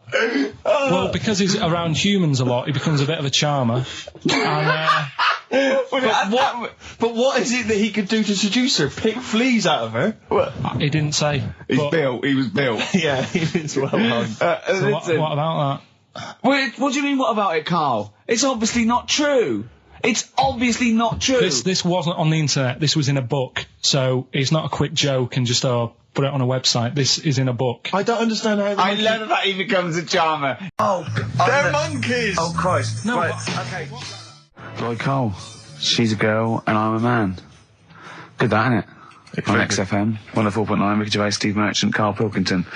As ever, Rick, there's always someone who steps in to defend Carl. Okay, what is the defence? What is the defence? Here's an email from Scott Coomer. He says, Carl is actually right. I've got an A-level in statistics and probability. It doesn't matter how long they have and how many monkeys you have. You cannot guarantee they would type the complete works of Shakespeare. Infinity makes it probably they would get it right, but not definite. Yeah. Well, yeah. Yeah. That's what I was saying. No, you weren't saying, Carl. You don't understand it. Infinity sort of sorts it out. That if they do anything, they'll nearly do everything, won't they? No, I mean, they'll give it a good shot. No, that's not the point. But the I'd point be is surprised if they did one page right. Right, listen. It's not to do with consciousness. It's not to do with them aiming. They are just bashing away at the keyboard. It's like they're used to show that there isn't consciousness. They chose the chimpanzee because it can type, presumably, hit the keyboard. It's because they hadn't come across you at the time. Yeah. It's to take out thought out of it. It's to take out reason and trying, right? It's just random. They're saying that if you typed enough things, if the computer was left typing everything, if you left it for an infinite amount of time, and they chose Shakespeare because there is meaning behind it, and it's difficult to get it exactly right, to show you that Infinity would come up with it's not just Shakespeare, it's every novel. It's everything. Fairly eloquent there from Gervais. A quick riposte, please, from Karl Pilkington. No, I'm just saying, what I don't understand, if it hasn't read it, then how does it know where it's going? Listen, right, listen, right, Can I just explain to people, right? Some people have said, why are you cruel to Karl? He drives me mental with things like that. As I say, this discussion began because we were talking about a quote that Noel Gallagher supposedly gave. Now, I don't want to misquote Gallagher, but the gist of it was that he said, had I written Wonderwall or whatever, instead of the Beatles writing Strawberry Fields or whatever, I'd be the one that was considered the great songwriter and it wouldn't be the Beatles. You know, it's just the fact that they came first that meant that they get all the credit as being the greatest band. I don't know where to start with that statement either. I mean, that's Gallagher's thing, and he's, you know, well, whatever. We know what we think of that. What was your point, Carl? You agreed with him, didn't you?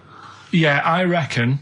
Right? Do you know we've talked about putting a baby in a room before, and it'll know what colour it is and stuff. If you got a room that's painted red, right? But forget that because that's going to confuse. Hear him out. Listen to me. Say if they did some new TV show, right?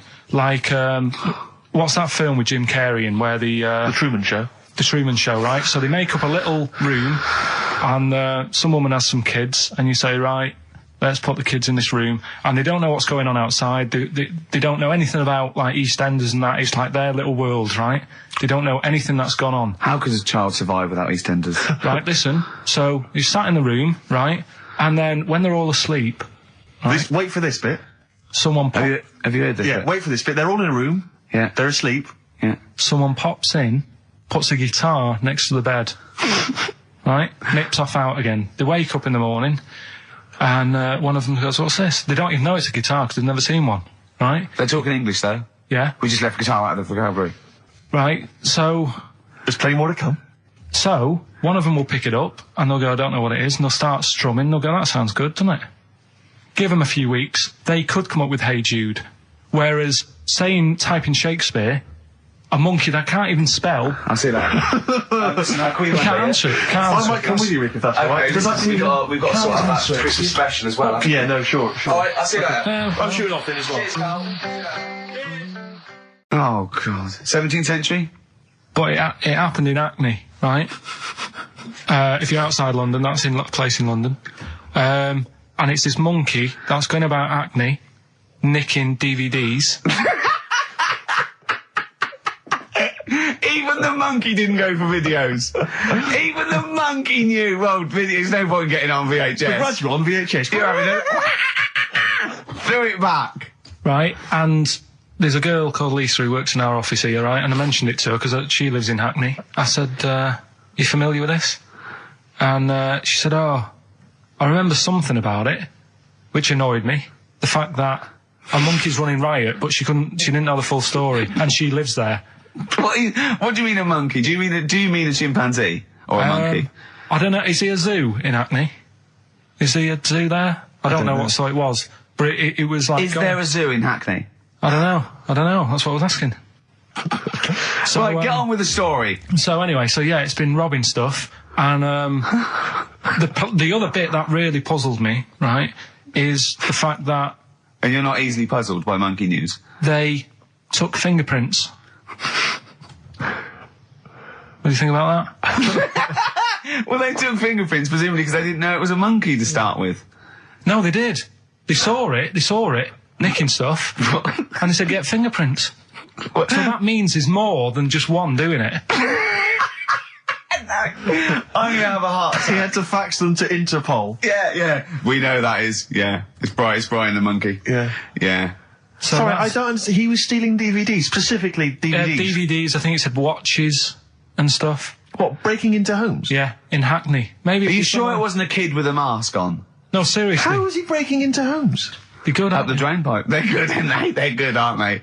But how would they do So that? is that the news? Well, how much do you want? Is that monkey news? For this week? Well, I don't know that it's true. Again, I've got the things... There was other stuff. There was another story that I found about a monkey, but I would like to know from someone in Hackney do you know what I mean? And I missed that one on Crime Watch, which would have been good. Right? But there was another story about one that kept getting on buses, not paying its fare. Not paying its fare? And just sat in a corner reading the paper. Reading the paper, Carl. You're an idiot. Well, that wasn't in London. You're an idiot. That was in America. It wouldn't read the paper. Why would it read the paper? Because its way of sort of going, oh, well, if I'm reading something, maybe the inspector... The inspector won't notice my hairy hands. Oh, Carl, you're such a fool! Well... Pilkington. Carl, we've just had a news flash that an infinite number of monkeys in Hackney are nicking an infinite number of typewriters. Yeah. We don't know what for. At this stage, we've got no more information. And they've taken back an infinite amount of graduate on video. This is rubbish. Actually, on the subject of Men in Black, What? Have you seen that, Steve? No, I haven't, Carl. Tell me about You it. should see it. Go on. Why? Because there's this thing in it. Go on. What, a stupid, bald Mancunian tosser? No, weirder than that. There isn't anything weirder than that. Big eyes, it was gangly. Keep talking. And, you've got to see it, because you wouldn't believe how the likeness and that. You've got to check the film out tonight. Right. It's not as weird, it had a normal voice, right? He's done you and he's not even here! I'll tell you what, mate, it ain't worth coming in next week. Oh, stay on the line, Carl. Play a record player. Kings of Leon, Molly's Chambers. What do you think of that, Carl? Alright. There's a surprise. Another insightful remark. Steve is not a fan now. Not only does he know you've been slagging him off behind his back. No, I wasn't slagging Steve. If you get it out on the DVD tonight, you'll know I'm not slagging you off. It could be your brother. I love the fact that it makes it worse, but he's thinking you're going to go, oh, he wasn't slagging me off. It does look like me. I do think I'm an alien. I love the fact that you hope Steve will go, he's got a point. It's a spitting image. Yeah.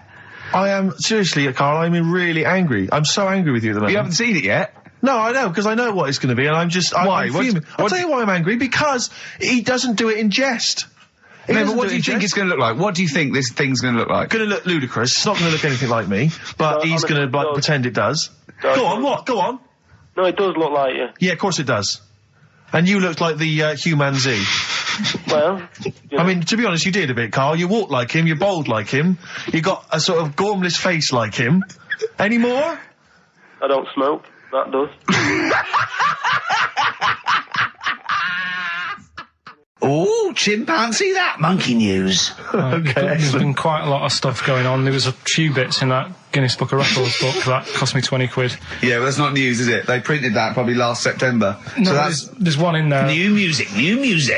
New monkey news from last September. You're a lord. Come on. Waster. Please, Ricky, monkey news. Right, there was this monkey in a zoo in Brazil. Right.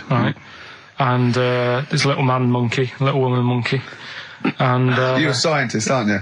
Go on. And they said the people in charge were like, oh, wouldn't it be good if they had kids? Brilliant. Right. So anyway, the chimps used to stand sort of, you know, they'd have their little caves each, and used to sort of lean on the fence having a bit of a chat and stuff with each other. Right? Well, you know, gossiping, gossiping. The equivalent sort of thing. Yeah. So anyway, they were getting on a storm, and like the zookeepers were like, Can you hear that cheapest chimps this week? I thought it was fascinating. Yeah, just gossiping, I understand. So, what's any monkey news? I don't know, let's tune in. What was some monkey news this week? Come on. It was from last September. So there was, you know, stood there having a chat, and the zookeepers were like, I wonder if they're ever gonna, you know, have kids and that. Yeah. Anyway, it went on for ages, you know, this just chatting, no sort of action. Blimey. So what the zookeepers did was, they said, I know, they'll have kids. Are we letting that go? They were just chatting. Are we just letting that go? We're letting it You know go. what I mean? I mean, just doing whatever monkeys do. Okay. Right?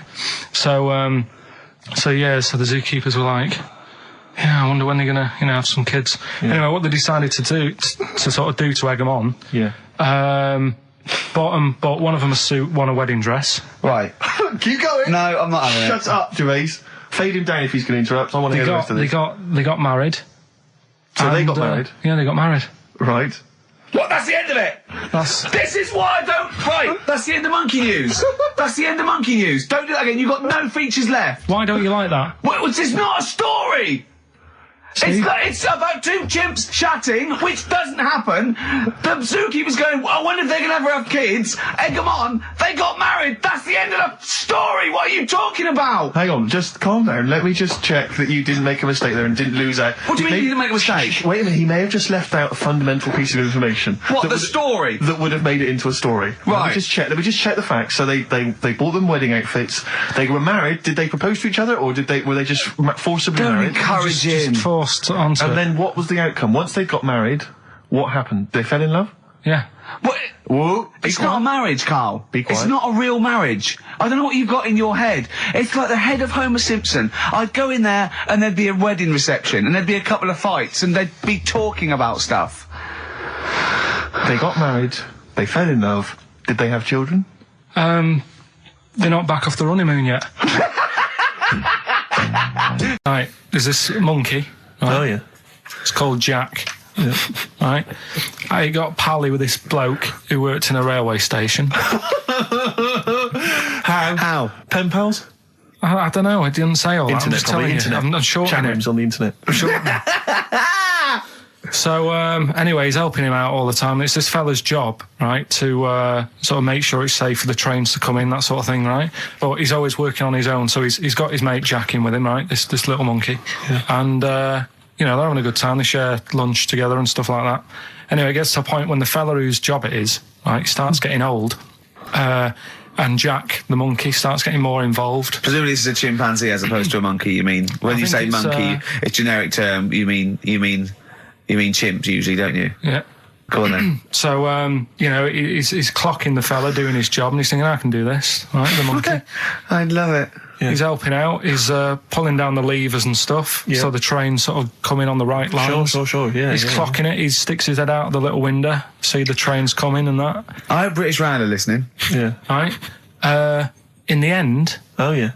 The fella whose job it is, he lost a leg for some reason, couldn't work anymore. Lovely. Gave Jack the job. Yes. Right. Okay. The railway company are happy with that. I'm sure they interviewed a number of people, but he was the best monkey for the job. And that's good, isn't it? Well, it's not true. Right, once again. Well, it's not true. Don't hand Steve a piece of paper that someone put on the internet who is probably a bigger mentalist than you. That's not proof. It's not true. At no point did a railway company give a chimpanzee the job of signalman. It was ages ago. What? Steve, when was it? It was before trains, probably. Well, it's in the 1880s. Yeah. According to this piece of paper, which is what you've based your monkey news on. Now, of course, I think ITN and a lot of the news channels, they tend to get lots of independent confirmation of their news before they give it out as fact. But you've got an email from someone, so let's assume that's real. It says, for this, Jack was officially put on the railway payroll, earning 2 cents per day and have half a bottle of beer on Saturday. That's what we pay you, isn't it? He doesn't even get the beer. No. Oh, dear, he's not allowed to drink, are you? Someone emailed in, actually, and said, Carl, some years ago, did you die? And they took your face and transplanted it onto that of a chimpanzee.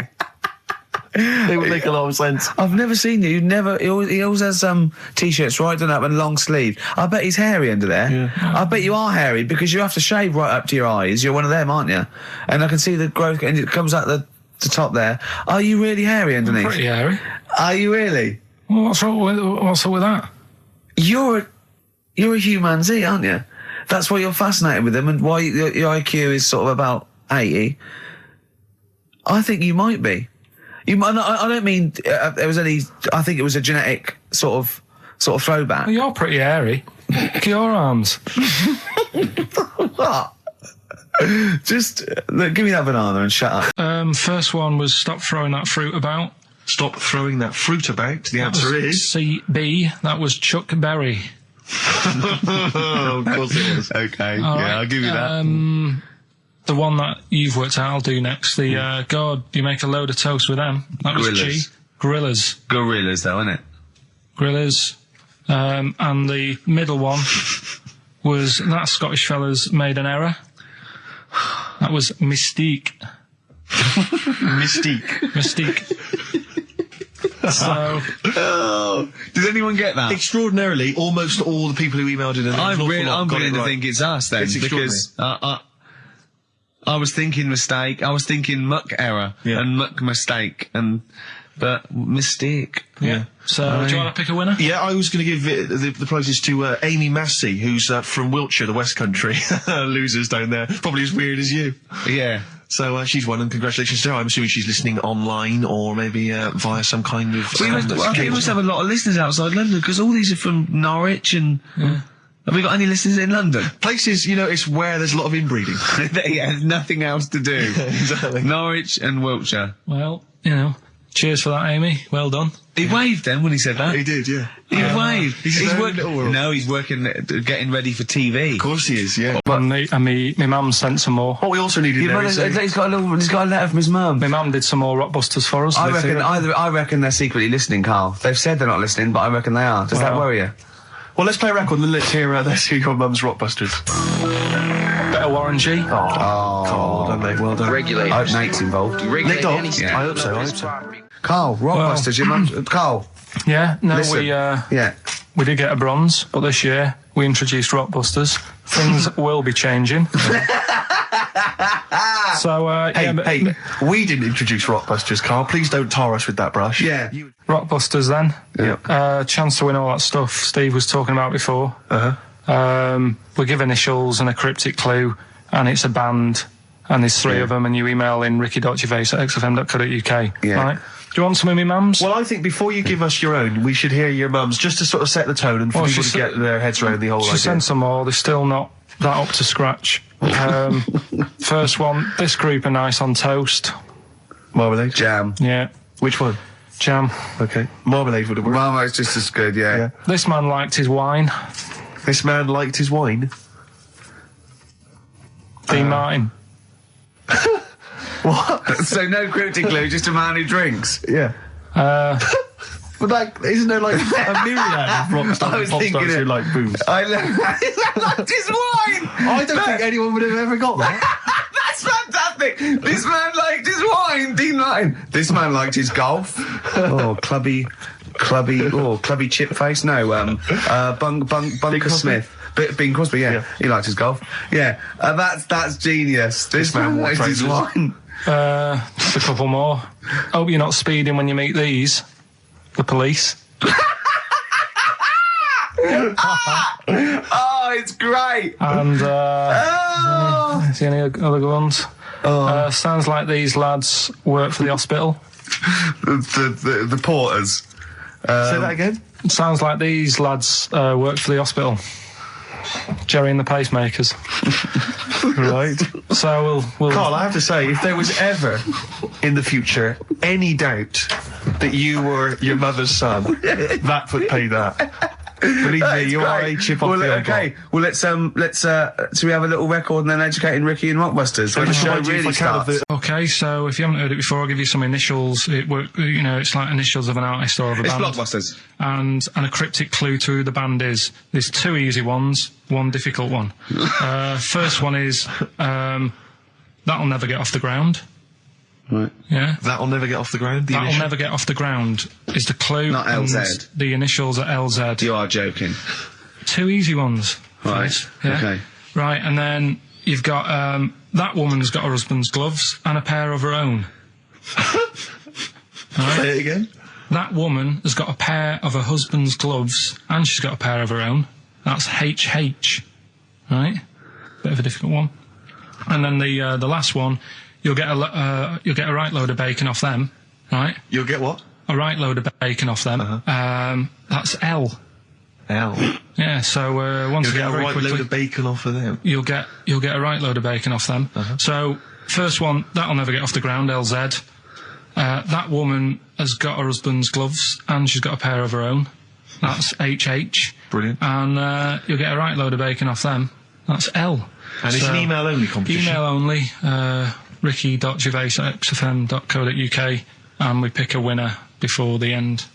So And you can win that Wicker Man. The weather. Best of the weather. The best of the weather. That would be amazing. The best of the weather. As a compilation, Channel 4. Exactly. That winds light to variable. I love 1976 Remember this weather. one from August 1979? Warm, isn't it? Oh, this is warm, isn't it? Oh, The best of the weather. You forgot to read your mum's clues out, didn't you? yeah, These are just for fun only. This is Carl's mum. She listened one week and now she sends him a little example of Rockbusters every week. she's got what did she send? This group would go well with your Christmas dinner.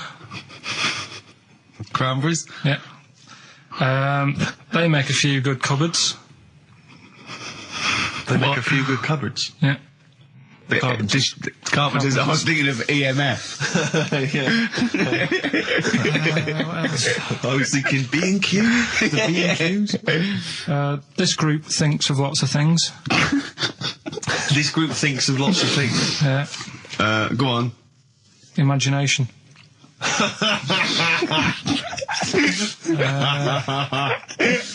think they're the best ones. Yeah, obviously we want the worst ones then. Here's one more. She'd really like Blackpool. She'd really like Blackpool. She'd really like Blackpool. Fairground attraction. Not bad. Yeah. Not bad. Right. Well. Right, there's a load of letters there asking for advice. Put them on Claire's desk. Have a good Christmas. Have a good Christmas. Second one, ask your mum if you should. After you're at the prison. S. And the last one, a couple of people were arguing in the supermarket at the fruit and veg counter. But it's busy in there because it's Christmas. Busy because it's Christmas. That's a B. So they're the three things. It's email only, this one. Please remember that. ricky.gervais@xfm.co.uk. ricky.gervais@xfm.co.uk. Yeah. Brilliant. Carl looks happy with them. He looks really happy with them. Rightly so. They're cracking. They're good. Yeah, they're good. Pleased with those. All right. Is there going to be more Rockbusters in the new year? We're not sure. I'm still, thinking about new ideas that we can do.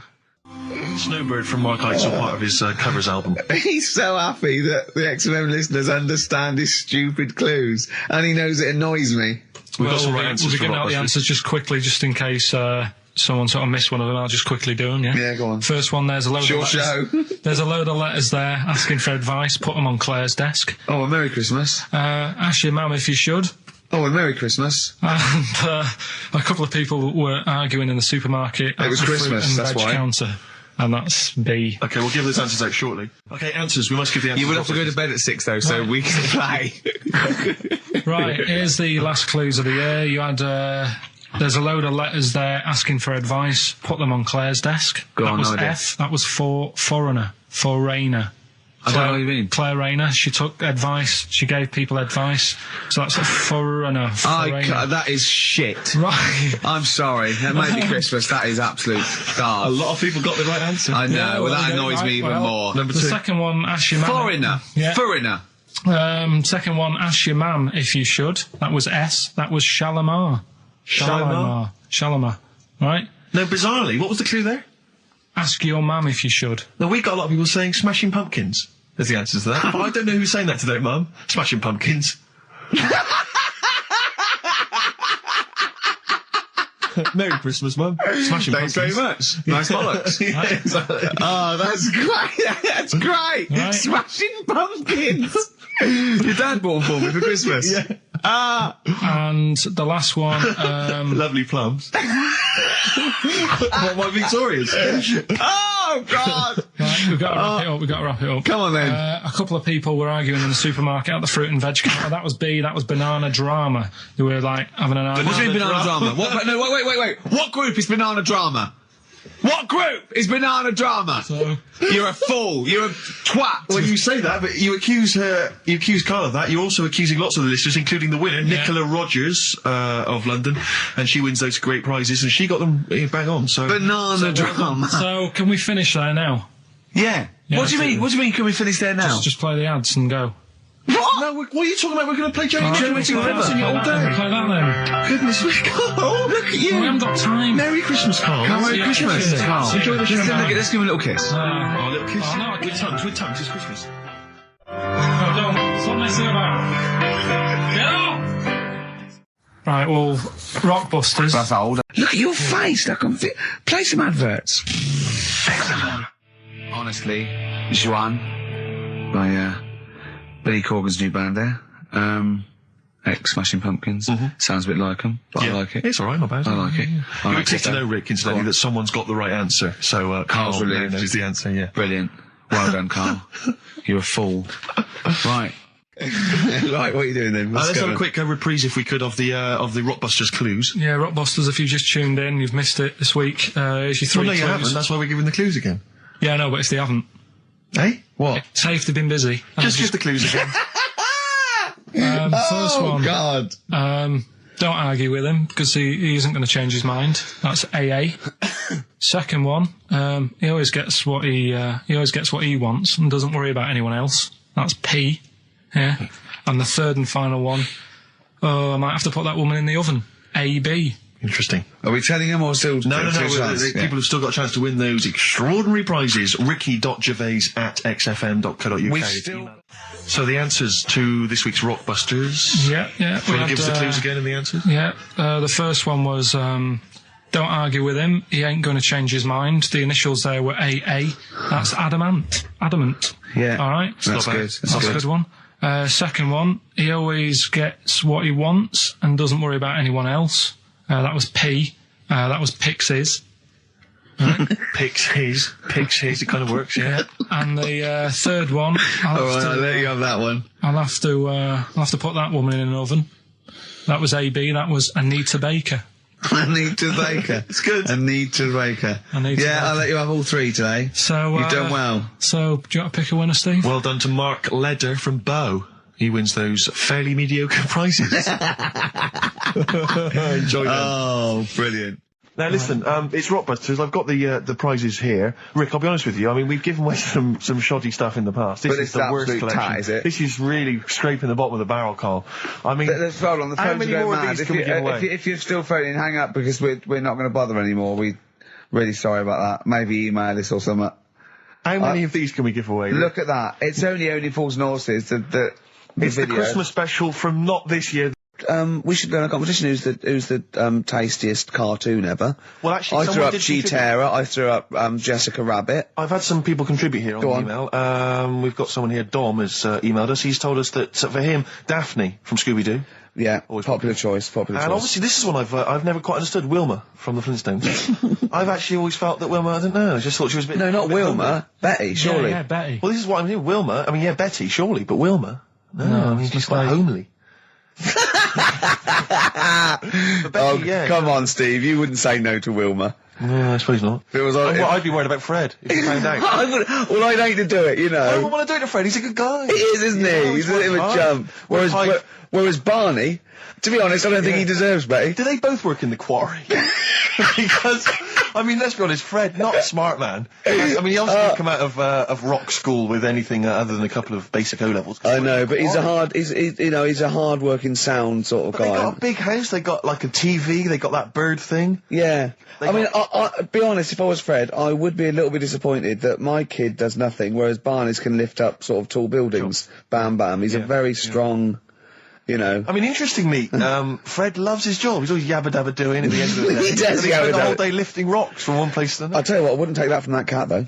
I would. If a cat picked me up by the scruff neck and put me out, right, on the doorstep, I'd go mental. I'd get rid of it. It is a saber-toothed tiger, though, Carl, so it could rip him to shreds. It's not like a normal domestic cat you have nowadays. You know when they go to the drive-in at the beginning? Yeah. And they order maybe some ribs. Yeah, that huge rib, and it tips the car over. Yeah. Was that her first day on the job?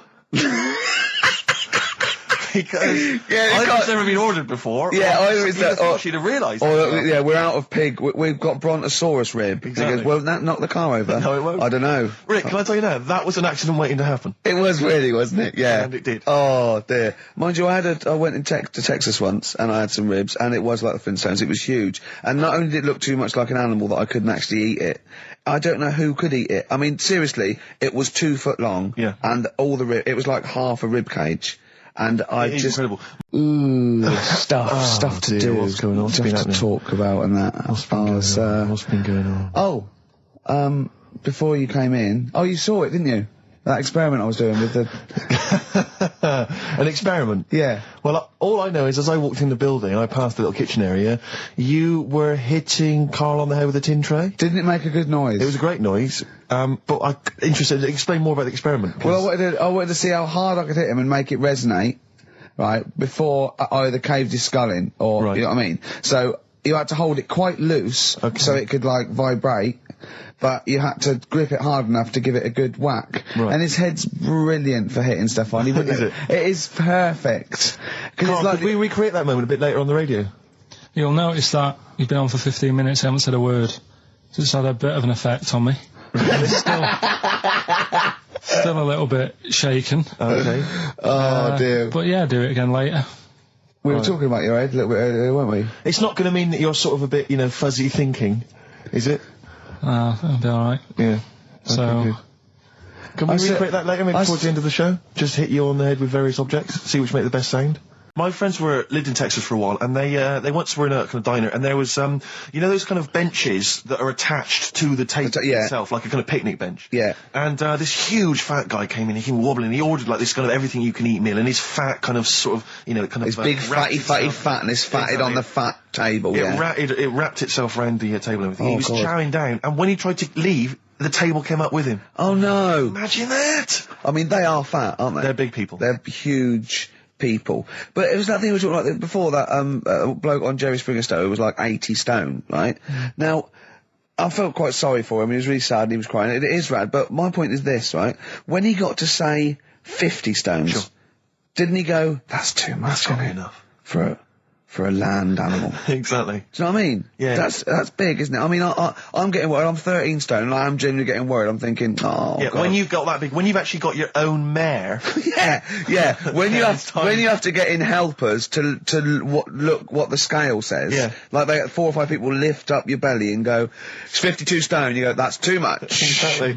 I'm going to only have 9 breakfasts When you actually, today. when you begin to appear on the Ordnance Survey map. yeah, exactly, yeah. When You've got your own symbol. It's like, we can see 2 things from space now, Fatty and Steve Merchant. We'll be landing at about... Well, no, I'm just saying, at all, you're not fat, are you? You're freakish and big. Just another quick thought. There's this woman who's got a big head. Oh, yeah. And, she was fed up with it because when she was walking down the street, it was so big, she couldn't hold it up. Right. She couldn't hold it up. Oh, God. Okay, shut up. So, when she was walking, her eyes were hurting because she had to sort of look up all the time because her head was that heavy, her chin was sort of balanced on her chest. Right. And she'd have to peek up, yeah. So, she goes to the doctors, and this was after years and years, and, said, I thought I could put up with it, but I can't. How big was her head? It's big, Rick. I don't know if it was like big, because there wasn't a picture. I don't know if it was just big or a lot of bone. So it was heavy. Very heavy. Right, like the Elephant Man, just outcrops. Yeah, right. So the doctor said, we can sort that out. But we'll have to take your head off. Right. Okay, listen to this. Listen, keep going. Because what you don't seem to understand is I have the same reaction to you when I see it. Yeah. What? Right? You're quizzical yourself. So I looked at it, they took her head off, chipped away a bit of the bone, made her head lighter, put it back on. Right, there's a little midget. Right, there's a circus. I'm loving it already. Circus going on somewhere, I think it was in America. Yeah. And, is that present day or old times? I'm talking like in the last 3 weeks. Okay. Right? Little midget, circus, really packed out show, people are loving it. Steve, you asked the same question I did, I know. So there's a little midget jumping up and down on a trampoline. What sort of circus is this? Right? I'd pay good money to see it. So everyone's clapping and he's getting carried away. Because he can't believe they're loving it. I didn't know they'd like a little person on a trampoline, but they love me. But you know what it's like when, if there's a crowd of people sort of encouraging you to sort of go higher and stuff. Yeah. And I'm sure he knew it was getting out of hand. But he was jumping and he was coming down, they're all going higher, and he's going really high in the air, right? So he's doing this, crowd are clapping. There's a hippo, right, just sat next to the trampoline, getting ready to come on and do his act. Oh, right, I thought he was in the audience. That's it, getting ready to do his act, Steve. Yeah. So he's a ventriloquist. What do you mean he's sitting by the trampoline waiting to do his act? Because why do they sit in the dressing room and they go, 5 minutes, Mr. Muss, 5 minutes, Mr. Muss. So anyway, right, so the hippo's there. He's getting annoyed, is he? Because the midget's he's going, how can I follow this? This is really annoying. They're going to be, no. So he's thinking, he's already done the trampoline, my pogo stick act is never going to work. Yeah, go on. So there's a hippo waiting. See, it's a great story, and I just know he embellishes it or it gets slightly wrong. Go on. So there's a midget jumping up and down. The hippo's getting annoyed. The crowd are going mad. The midget's loving it. Can't believe his luck. Although you think he probably knows he's dicing with danger. Yeah. So next thing you know, they're all saying higher. He gives it one big, heavy sort of landing on the trampoline, goes really high, but goes off at a funny angle. Oh, hypotenuse. Okay. Yeah. And sort of flies up. Hypotenuse! Sure. Flies off at a funny angle, Oh, dear. Hippo's there, swallows him whole. Crowd are clapping, thinking that's why the hippo was waiting there. Rubbish. Rubbish.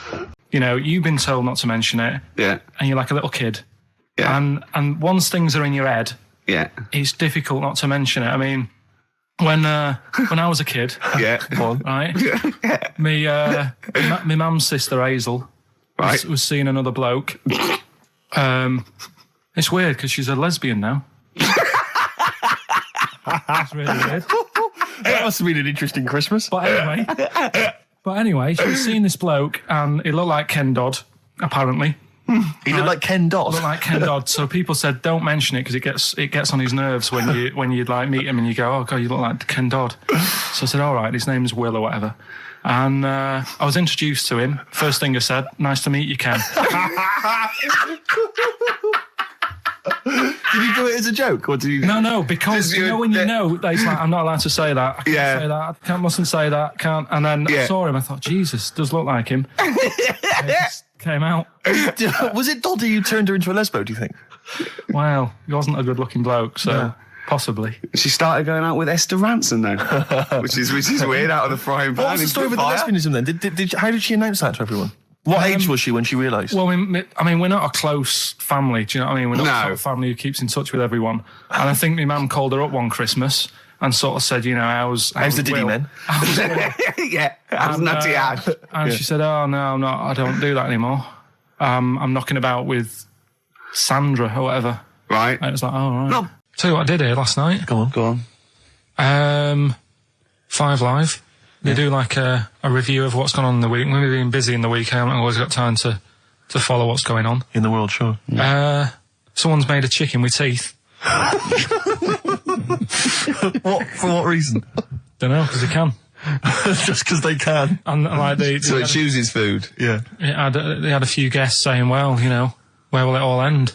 So you sure you weren't watching a Wallace and Gromit video? No, seriously, right? They're doing it. They're chicken with teeth. Why would they spend millions researching? What do you mean they've got a chicken with teeth? What do you mean there's a chicken with teeth? Sounds mad, doesn't it? What are you talking about, Carl? That's what they've done. Do you know, like... Why? I don't know. They're just messing with science and that, and that's what the people were saying. Why are you doing that? Do you know what I mean? Where will it start? What's the next thing? They did the sheep. They did the cloning. Right? The rat with an ear on its back. Did that. Can hear a cat coming, can't it? What else were they talking about? They were talking about that sheep again, that cloning one. Yeah, Dolly the sheep. Do you think it's that clever? They do all look the same anyway. What's it got to do with its cleverness? Being cloned. Being cloned, is it? Do you think that's a good thing? He doesn't think it's that impressive because they look the same anyway. Right. They could have just put any sheep in there and go, look, they're the same. Yeah. Brilliant. So there was a programme, people were talking about... What are you talking about, a chicken with teeth? It was the latest news. It was like all about the war and that, and I was like, yeah. And then it's a chicken with teeth and saying, hang on. Your ears perked up. Yeah, he didn't hear anything about the war, did you? That was like, they might have been speaking French, or just like whistles. And now, story about a chicken with teeth. Yeah. You stop washing up, maybe someone can let us know, you know. Oh, God, don't open the floodgates. No, but I'm just saying I don't know the full thing. They just... Of course you don't. Surprise. They just touched on it. Yeah. Anyway, other stuff I did do proper research on in the week. Go on. Having testicles done. Having your testicles done? Yeah. What does that mean? Same magazine that was doing the hanky coverage, letting you know what all that's about. It was like a great magazine. How can we get him as a pundit on these news shows like Newsnight? Do you know what I mean? Sky News. On there, wouldn't he? Just on there, just ask him what they think. Wouldn't that be amazing? Is there a producer out there that would take a chance on Pilkington? It's Pilkington, Raggy Omar, Ian Hislop, and a panel of people, and they just ask people. Yeah. Yeah. So you can have your testicles made bigger. Why would you want to do that? Well, that's what I was asking. What's the point? Well, the actual testicles, or do they just inflate your ball bag? Because you could do that, couldn't you? You could have some air injected so it was like a big... so they'd look bigger, but they'd rattle around inside, wouldn't they? Make a little noise, wouldn't it, when you're... like manacas. Like some kind of instrument. Yeah. That was sort of like one of those African instruments. It's like a big sheep's bladder with all. There's Pedro on the maracas. Yeah. He just, yeah. Yeah, just stripped to the waist. Yeah. Just, yeah, with us hanging out. Why, and then when you're sort of like, the neighbours would think, what's he doing? He's been playing those maracas all night. And really, you were, you know. Why the mouse with the ear on its back going, keep it down. Yeah, this is really loud to me. Hey, why would someone have that done then? You brought it up. Well, presumably so that they could draw a little funny face on them. Yeah. Obviously. And you could let them down after the holiday, like you do a Lilo. Exactly. Just let them, on holiday you're floating round, you know, like you're just in the sea with your big instrumental maracas, right, just floating. You're having a whale of a time, like people playing it as they go past. Exactly. All right, Carl. All right, Become a bit of a sort of local celebrity. Yeah, look, there's Carl with his floating maracas, like a big jellyfish, right? Yeah. And then the end of the holiday, or Saturday. If you've got a little pair of tight Speedos, you'll be like Jordan walking around. And then you just like... Just let him down when you come back. Let the knackers down for the plane. Yeah. Because apparently they do get bigger, don't they, as you get older? When you're an old fella. No, I think they get lower. I think that's it, that testicles and breasts get lower. Is that purely gravity? I think so, yeah. Probably stretching a bit, innit? So is it wear and tear? Is the old fellas who are walking about saying, "Oh, sick of these"? They don't tread on them. Well, that's why old people have always got to have a little sit down. You know, 100 metres. Yeah. Put them in the socks. Exactly. Yeah. Or they can have I suppose you can have like a little ball lift. You can have a facelift, can't you? Have a little nip and tuck. Or probably a facelift would help, wouldn't it? Because if you pull your face up. That's going to bring the skin up. Bring up a little bit, yeah. Don't go too far. You'll have a little knob as a tie. But you can, you can tighten stuff up. Speak for yourself. Steve with his kipper tie. That's a lovely tie you've got there, Steve. And you look so young. Yeah. What's that little sack underneath it? That little brooch. Well, wait. Playing with your little maracas all night, Carl. Go on, tell you, we cut short last week, weren't we? You had an amazing story about Neil Armstrong, didn't you? Well, we've been doing quotes, haven't we? Like famous quotes. Sure. Yes. I've, gone down in history. Yeah. And I was saying, quotes don't really matter. It's more the situation that you're in than the quote itself. Go on. So like Neil Armstrong, if he'd have said, tie bacon round your head. I'm as happy as a pig in dust. Yeah, that would have still gone down in history as like being the thing that Neil Armstrong said, wouldn't it? Yeah. Yeah. But space is driven in mental, probably. But he chose to say something profound and meaningful to befit the situation. He got it wrong. Actually, it's a small step for man, one giant leap for mankind. But he was meant to say. We discussed this last week. Stop showing off. Well. No, but people might have listened last week. Yeah, it doesn't matter. I can't imagine people. We better tell him every week then. Yeah, but he said he should have said this is one small step for a man. Yeah. But anyway, he had a good effort, and that's quite. And that's an example of what I'm saying. The fact that he got it wrong, but it still went down in history. Right. But anyway, the bit that and it didn't happen anyway, did it? What do you mean it didn't happen anyway? That's what a lot of people say. That no one's actually been on the moon. Ah, yes, of course. They filmed it in Teddington Studios. Well, they were saying something about there was shadow on the film, and you wouldn't get shadow on the film, and there's all sorts of things. These people that you always quote as they. Who are they? Are they living in jars? Are they little fellas in jars? Look, Go on. Do they appear to you in dreams? I've spoken to different people about it, and there's loads of little things that if you watch that programme, of them being on the moon, there is no way they could have done it. Right. Done. Fine. Yeah. Done. Anyway. That's put to bed. Yeah. But Good. anyway, as he was getting back in the spaceship on the moon, or whether it be a TV studio, he said, "Good luck, Mr. Croucher." Right. Have you heard this? No. And the reason he said that was because when he was a young kid, and he was, I think it was Croucher, but when he was playing as a young kid in his garden, he was playing baseball with his mate, and he chucked the ball to his mate, and his mate hit the ball, and the ball went over the fence to the next door neighbour. Right, so he goes, right, I'll just nip over and get the ball. And as he was getting the ball, the window was open to his neighbour's house, and he heard like the woman shouting at her husband saying, "I'm not going to be giving you a bit rude, so if you've got a kid in the car or whatever, turn it down." What? Yeah, that's covered that. Yeah, right. Genius. I'm not. No matter how many times you ask me, I'm not going to be giving you oral sex. The day I do that, man would have walked on the moon. Right? Yeah. He grows up, he gets on the moon, and he remembers all that story. And as he gets back in the spaceship, he says, "Good luck, Mr. Croucher." Now, do you know? Now, I have to say, I've heard that story before, but when I heard it, the woman said, "The day I give you a blowjob is the day the boy next door walks on the moon," which makes it all the more profane, Impossible. and enjoyable, yeah, and unlikely. Yeah. But yeah, no, I've heard the same story, Carl. Yeah. Look how pleased he is. I love that. Right, so not only have you remembered that anecdote, which may or may not be true, but of course you've also proven The that... day I give you a blowjob, that kid in the garden's probably going to walk on the moon and say something about giant leaps. Exactly. But, you must have heard the thing that it never actually happened. Yes, we've all heard Yeah. it. We've all dismissed it as nonsense.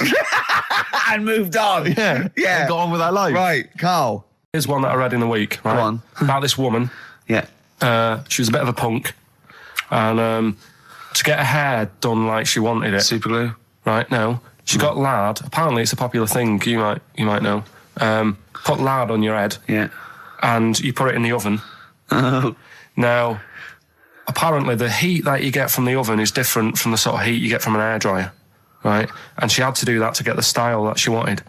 But anyway, she comes into money or whatever, treats herself to a microwave, right? It's not true. Carl. Opens the door, jams the things, like the little catch, so the microwave works. She jams it with a screwdriver or a knife or something. Yeah.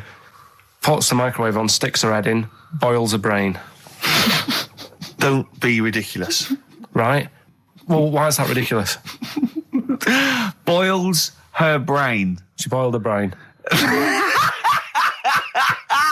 She boiled her brain. And this is what's good about the internet. I went straight from that, and there was a subject about brains. And do you know that Russell Crowe, when he dies, is giving his brain to charity or something, some sort of some people who can do stuff with it. She gave hers to Pot Noodle. Vesta. Yeah. Oh, That's the boiling sort of a stuff. skull. Yeah. That's not true. It's not true, Carl. It's the same as the woman who put her poodle in the microwave, isn't it? And all that. Just urban myths. They're urban myths. But again, where does it start? Someone made it up Yeah. for a laugh. They're just too convenient urban myths. Everyone said you can tell an urban myth's not true because it's always this happened to a mate of mine, and when you say what happened then, they go, don't know, that was it. Was it? Was that it? Was it? Someone boiled a brain and that was it. There was no more story. Well, Were there any dates, Have you locations, ever- times? I think it was in Belgium. There's that one that a bloke, right, was going to get a phone call at 4:00 to find out if his business was, okay, right? And if he didn't get the phone call, he knew he was broke, destitute. So dead on 4:00, the phone didn't ring. So he went up to the roof, his office, and he jumped off to commit suicide. And as he was passing his window, the phone was ringing. Oh, no. Carl, it didn't happen. Didn't happen. Think it through. Think it through. Who told that story? Who told that story? As he hit the pavement at 120 miles an hour. He's the only person who could have known that series of incidents. Also, why didn't And he he's wait? dead. As his life's at stake, why didn't he wait till 5:00? I'm going to give it 5 minutes just in Just case. in case the lines are busy. Yeah. And what sort of bloke goes out? I'll call you at 4. Okay, if your business. Well, call me anyway. No. If I don't call exactly 4, then no, you commit suicide. Commit suicide. I would, because if I don't call at 4, that's the end of it. Well, call me anyway. No, that's not the way I work. Why can't you just call me and tell me the other way? Well, I'm telling you how I do it. If you're bust, I don't call. Can't you just call to verify in case something goes wrong? What if it's engaged? If you want to be engaged, just commit suicide at 4, please. It didn't happen, Carl. He says that you're winding up because you're sort of like negative about I'm everything. negative? Yeah. And but what I think it is because we pointed out that his lateness is unacceptable. Yeah. He said meet you at 6. He turned up at 20 past. He said, well, someone stopped me in the corridor. I don't care. I've got stuff to do. We had stuff to do. I think we're a bit busier than you, Carl. You've got one job. We've got loads of jobs. I keep telling you that. You've got one job in a little room, a 9 to 5 there, that you don't even get done in 9 to 5. That's why you're late and mucking around all the time. There's loads of work to do. Yeah, one Right. job. No, Cool. it's not. It's one job with a lot of other jobs in it. It's like those little Russian dolls you get. Right? My parents won't let me ditch my studies. He's currently reading modern languages at London University. Sure. He wants to follow his dream, but his parents won't let him, of being a dancer. Carl. Worse than that, he says that they're trying to arrange a marriage to a bunch of minging daughters of people they know from good families. He doesn't know what to do, so he's got the arranged marriage coming along, and he's also got, he basically wants to be a dancer. His parents are forcing him into something more practical. Well, the first thing, right, I don't think Live your dreams? The arranged marriage thing is such a bad idea. Okay. Because I think too many people go on looks. Right. And then you soon get bored of that, and you find out the person who you're knocking about with, it's actually not your type. Right. Why don't you arrange marriages for people? Well, I'm just saying, right, so I'd say, Jay, go along with that. I wouldn't worry about it. Okay. I mean, if they're really ugly, then, don't go along with it. But if they're half bad, put up with it. That's Sure. all right. The dancing. Brilliant. Right. That's that solved. Brilliant. I wanted to be a dancer.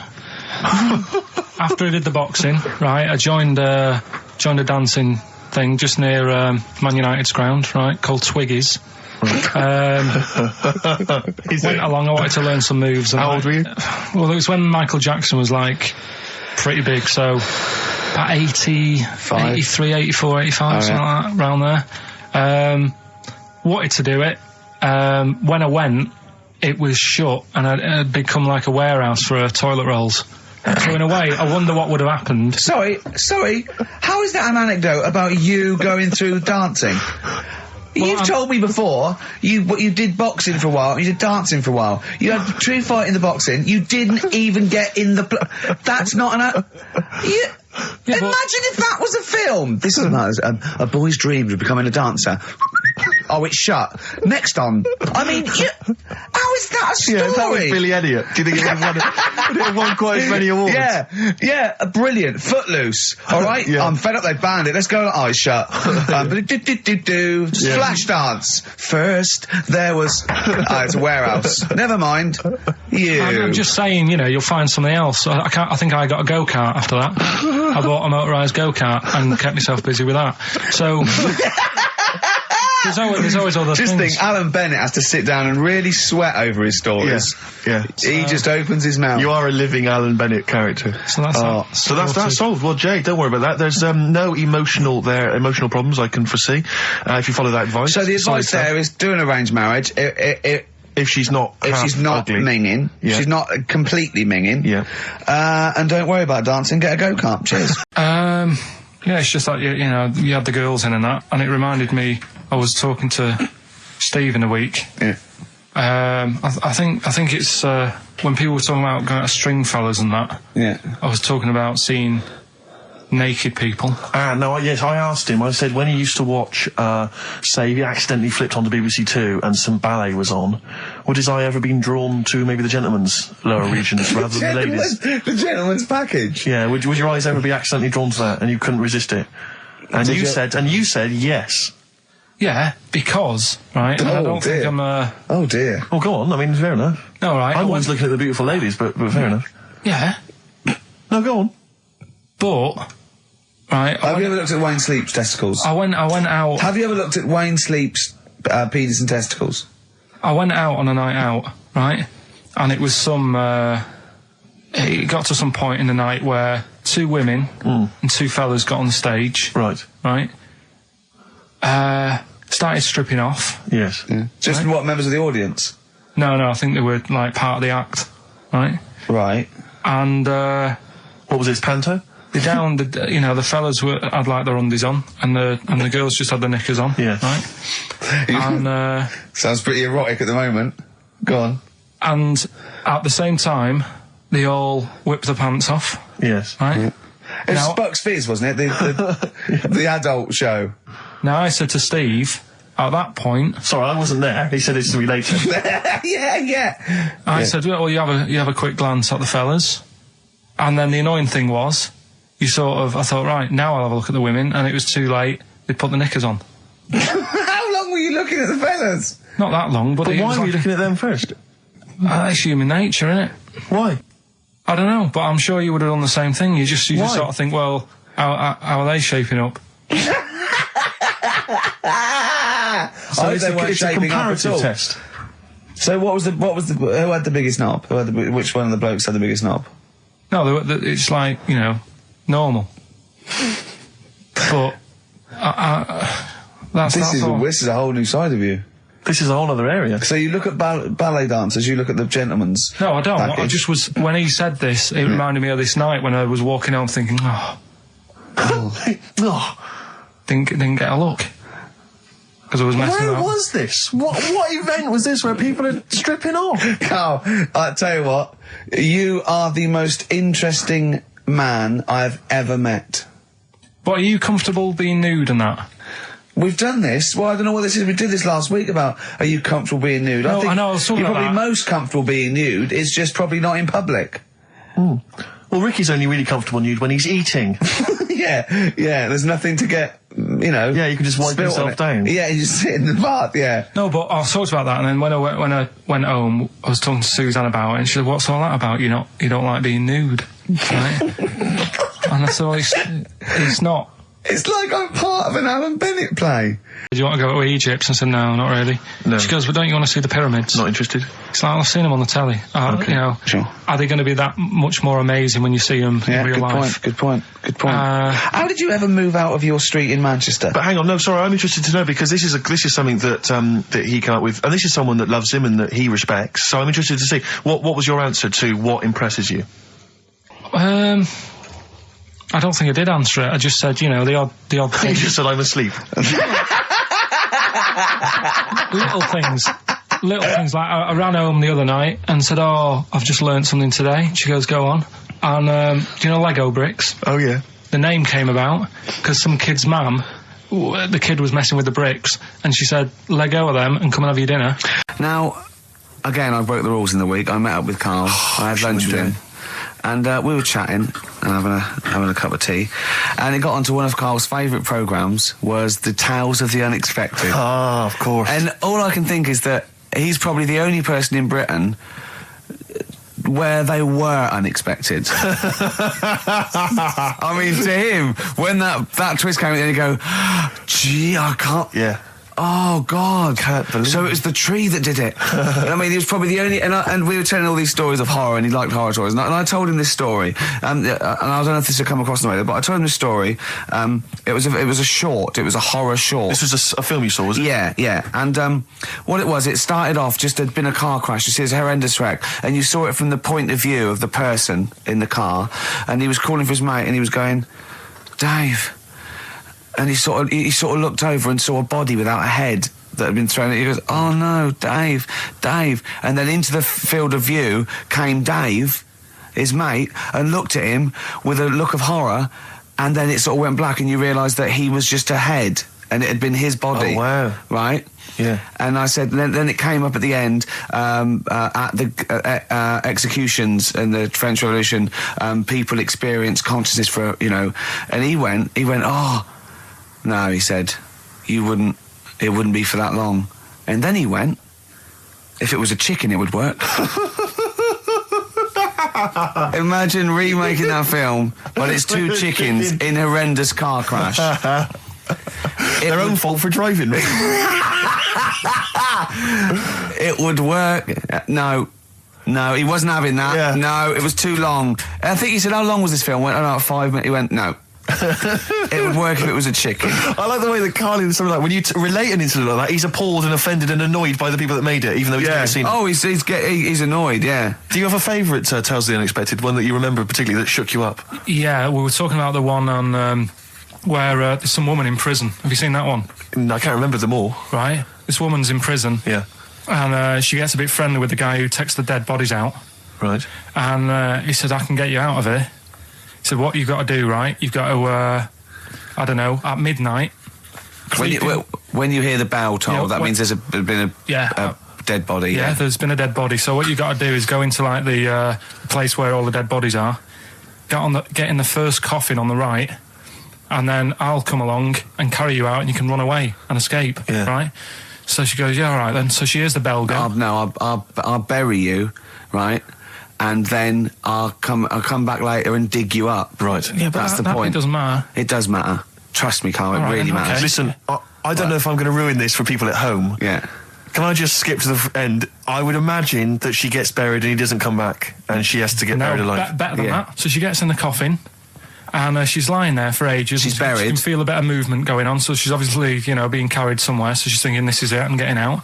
And she's lying there for ages and thinking, why ain't someone coming and lifting the lid off this? Do you know what I mean? Letting me get out. So she's really bored. She gets a lighter out, right? Lights it to have a look at who she's lying on. It's only the fella who said he'd help escape. Oh. How bad is that? That is... How bad is that? So it is quite important that she's buried alive then, isn't it? In retrospect, you realise that the jeopardy is that she's buried alive and can't get out. Yeah. Yeah. It makes it so much worse, doesn't it, than just like lying in the morgue and going, actually, I'm getting out of here. Yeah. This isn't going to work. Look at Carl's face. Having told that, he's so pleased. His face is lit up. He's beaming like a child. Is that, you looking at really people wanna make just it- killing themselves. What? Because my auntie Nora, she same thing, pumped her with loads of drugs. She used to have a cabinet next to the bed is like boots. She's got loads of stuff, right, for all sorts of stuff. And I mean, she's not that old, but she's on loads of stuff, right? She's and a bit coked up, is she? she called up my mum once. And, you told us this. Go on, tell it again. And she said, oh, how are you doing and that? She's all right.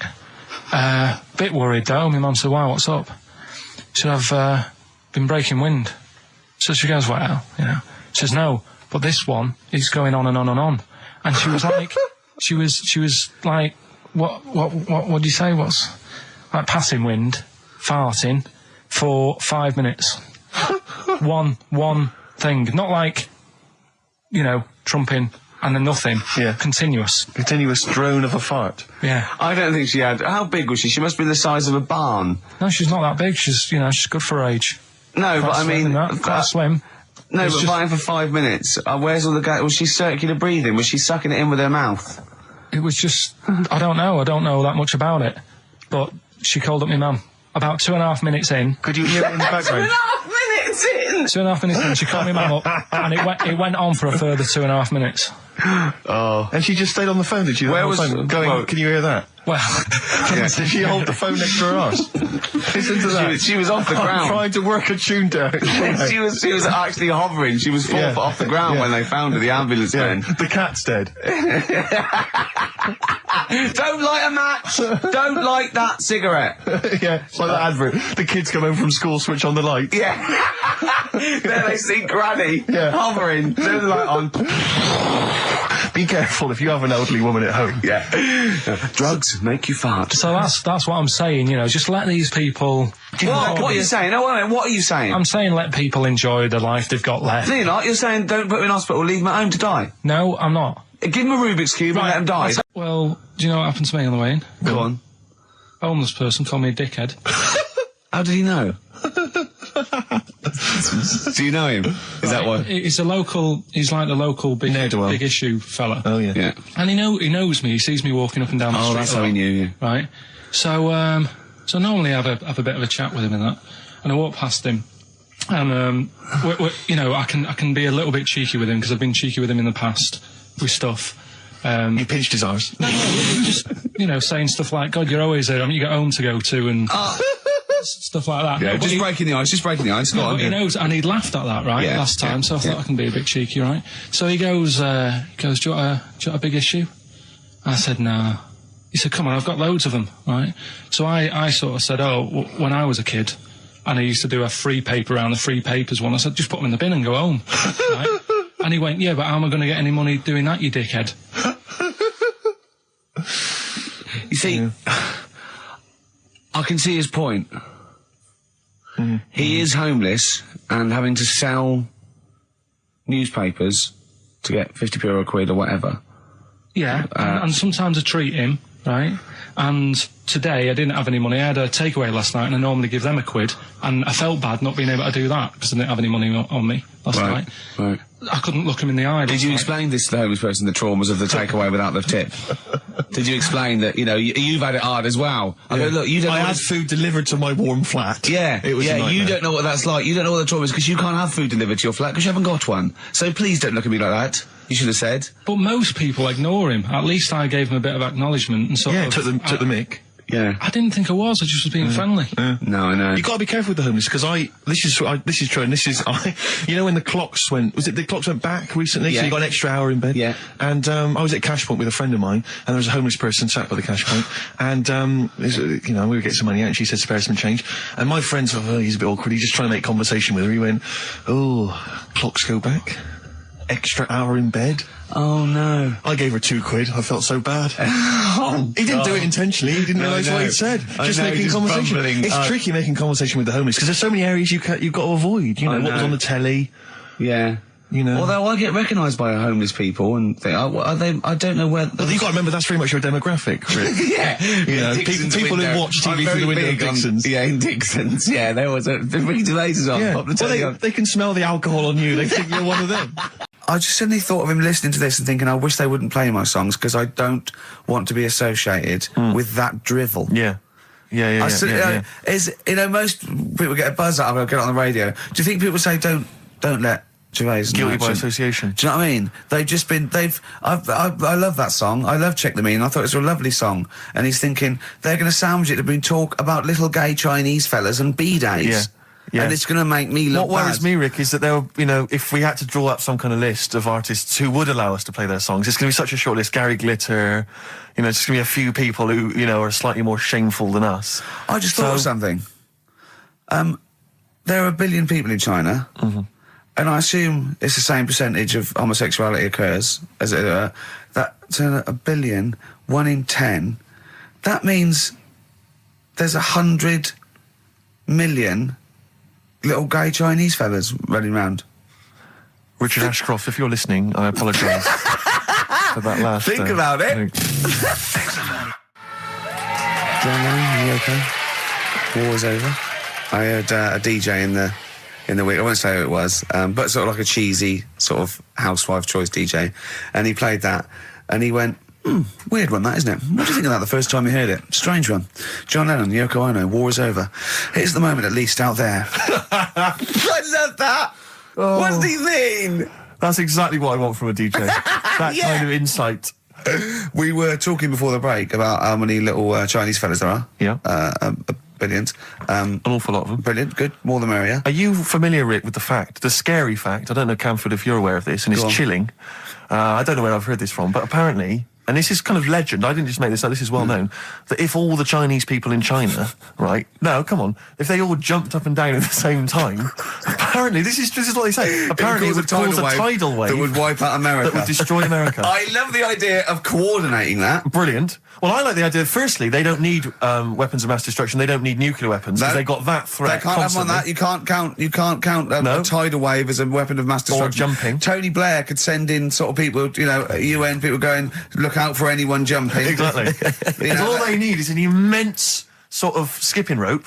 Oh yeah, once a little fella in Japan holding one end, a little fella in Russia holding the other. Exactly, yeah. And they go, on your marks, you'd have a lot of coordination over that one little... Maybe like someone like Mr. Motivator, kind of coordinating it all from the top of the wall, sort of looking down. The Chinese equivalent. Yeah. That would be... Because I think that's why they built the wall. I think that's why they built the to Great jump Wall. off the wall. Exactly, they just climb on that wall. That's the way it's done. That's the threat. And that's why America started the space race, because you can see it from space. Exactly. So they go... They're up there monitoring constantly. This is Eagle to Houston. There's lots of little Chinese fellas about to jump. Yeah.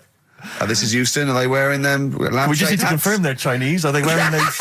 are they wearing those comical hats that look a bit like a lampshade? They Yes, are. They are. We just need to confirm they're Chinese. Here's an email from Scott Coomer. He says, Carl is actually right. I've got an A-level in statistics and probability. It doesn't matter how long they have and how many monkeys you have. You cannot guarantee they would type the complete works of Shakespeare. Infinity makes it probably they would get it right, but not definite. Yeah. Well, yeah. Yeah. That's what I was saying. No, you weren't saying, Carl. You don't understand it. Infinity sort of sorts it out. That if they do anything, they'll nearly do everything, won't they? No, I mean, they'll give it a good shot. No, that's not the point. But the I'd point be is surprised if they did one page right. Right, listen, it's not to do with consciousness. It's not to do with them aiming.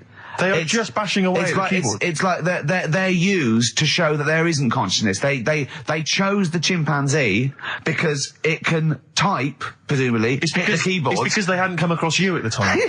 Yeah. It's to take out thought out of it. It's to take out reason and trying, right? It's just random. They're saying that if you typed enough things, if the computer was left typing everything, if you left it for an infinite amount of time, and they chose Shakespeare because there is meaning behind it, and it's difficult to get it exactly right, to show you that infinity would come up with it's not just Shakespeare, it's every novel. It's everything. Fairly eloquent there from Gervais. A quick riposte, please, from Karl Pilkington. No, I'm just saying, what I don't understand, if it hasn't read it, then how does it know where it's going? What do you mean by coming in here at this time of day? I've just been doing some Christmas shopping, haven't I? Probably do some more shopping on Monday, because it's my day off, isn't it? Yes, I know it is. You don't have to tell me. Do you want to see what I've bought, Suzanne? No, thank you. I don't mind showing you. It's only a Christmas present, isn't it? Just bought some more condoms. Why? Well, I bought some last year. Got 2 boxes. They all got used, so... I'm very glad to hear it. How much do I pay you? Why are you asking? The presents I buy has got nothing to do with what I earn. Like I say, if I won the lottery, I wouldn't go mental on her. Do you know what I mean? I probably wouldn't even tell her, because I think she'd want to travel around the world and all that, and I'm not into that, to be honest, so I'll probably keep it quiet. Why? Well, once you've been around the world, where do you go next year? Each to their own, though, innit? You know what I mean? Well, what do you want? What for Christmas? Not that fussed, really. And you, it's just as well I'm not that fussed, because do you know I do some work at XFM? Do you know what they're giving me for Christmas present? Nothing. No, might as well have been nothing. 2 CDs. That's it. I was well fed up. I'm sure you will. They give you a list of about 30 albums, and you get to pick 2 off the list. So I've gone for Kings of Leon album and the best of Bob Marley. Mr. Marley has been dead these 7 years. In fact, he died 7 years ago this very day. Did he? Do you know what sort of donuts Bob Marley likes? It's not my business. No, it's not a proper question. It's an old Peter Kay joke. He likes the ones with jam in. Do you get it? God. Bless him. Did I ever tell you about my Uncle Alf? No. He wasn't a proper uncle, right? But he was just one of my dad's mates and that. And he was getting on a bit. He must have been about 60, which is pretty old when you're younger and that. And he was the same. He used to always wear a suit and that. But it was never in good nick. It was always like a rough suit. But it doesn't matter. He's still making half the effort and that. Yeah. And he used to sleep in a dinghy. Right, Uncle Alf. What? In his house? Yeah. Why? Well, in a flat, he's in like a little bed set. Because he only had a little bed set and he was into boats and stuff. So he had this Two birds with one stone. Had this little dinghy, had a little flat, thought, well, it's tight space and that. He had a dinghy as a bed, and he had 2 tellies, right? He had 2 tellies, one on that the sound worked on, the other one only the vision worked. So if you wanted to watch a programme... You had to turn both on. Put them both on like BBC One, turned one up and watched the other one. Wow. That's extraordinary. From his dinghy? Sat in his dinghy. That is brilliant. It was an inflatable dinghy, it wasn't like a wooden... Yeah, an inflatable one, big inflatable Did you ever go around and visit him? Yeah, now and again. Was it weird seeing a 60-year-old bloke in a suit, in a dinghy inside, watching 2 tellies? It's weird at the time, I thought. Which of the TVs stopped working properly first? I mean, did he... let's say the sound went on one of them. Yeah. Did he carry on watching the other one, hoping... The other one was fine. No, he went and got a new telly, and then the vision went on that, and he went, oh no. He went, hold on though. Wait a minute. I've got another telly in the wardrobe that I haven't used. Ian, you've hung out with some of the big rock names, haven't you? Yeah. No, I'm not going anywhere with this. I'm intrigued. Tell me some of the people you've hung out with. You've hung out with Maiden, have you? I've hung out with Maiden. don't you? I've been flying with Bruce Dickinson. Yeah. And have you? I mean, only took us 3 attempts to land at Gatwick a few weeks ago. But I don't know much about you, Ian. Are you someone who lives the rock and roll excess lifestyle? Are you kind of drink and drugs? Is that your thing? I like to be kind of, on the edge, having a look at what's going on inside. Right. I don't quite know what that means. Well, yeah, it's the way they talk, Steve. Well, I mean, because some of those rockers, they're hard-living boys. Can you keep up with them? Do you up till 4 in? 4 in the morning? Yeah. 4 in which morning? Hey, Daddy-o, man. We're going out about 4 in the morning. Yeah. Carl reckons the gays go out late. Yeah. His favourite song is The Killing of Georgie, right? And he went, yeah, but would it have happened if he'd have been, going out a bit earlier? Yeah, well, no, fair point. Yeah. Is that song time specific then? No, but he reckons he probably got because he was out late. Oh, right, okay. He said there's one that works here. Sometimes he doesn't go out till midnight. But I imagine you a little bit like that little boy in the film Almost Famous.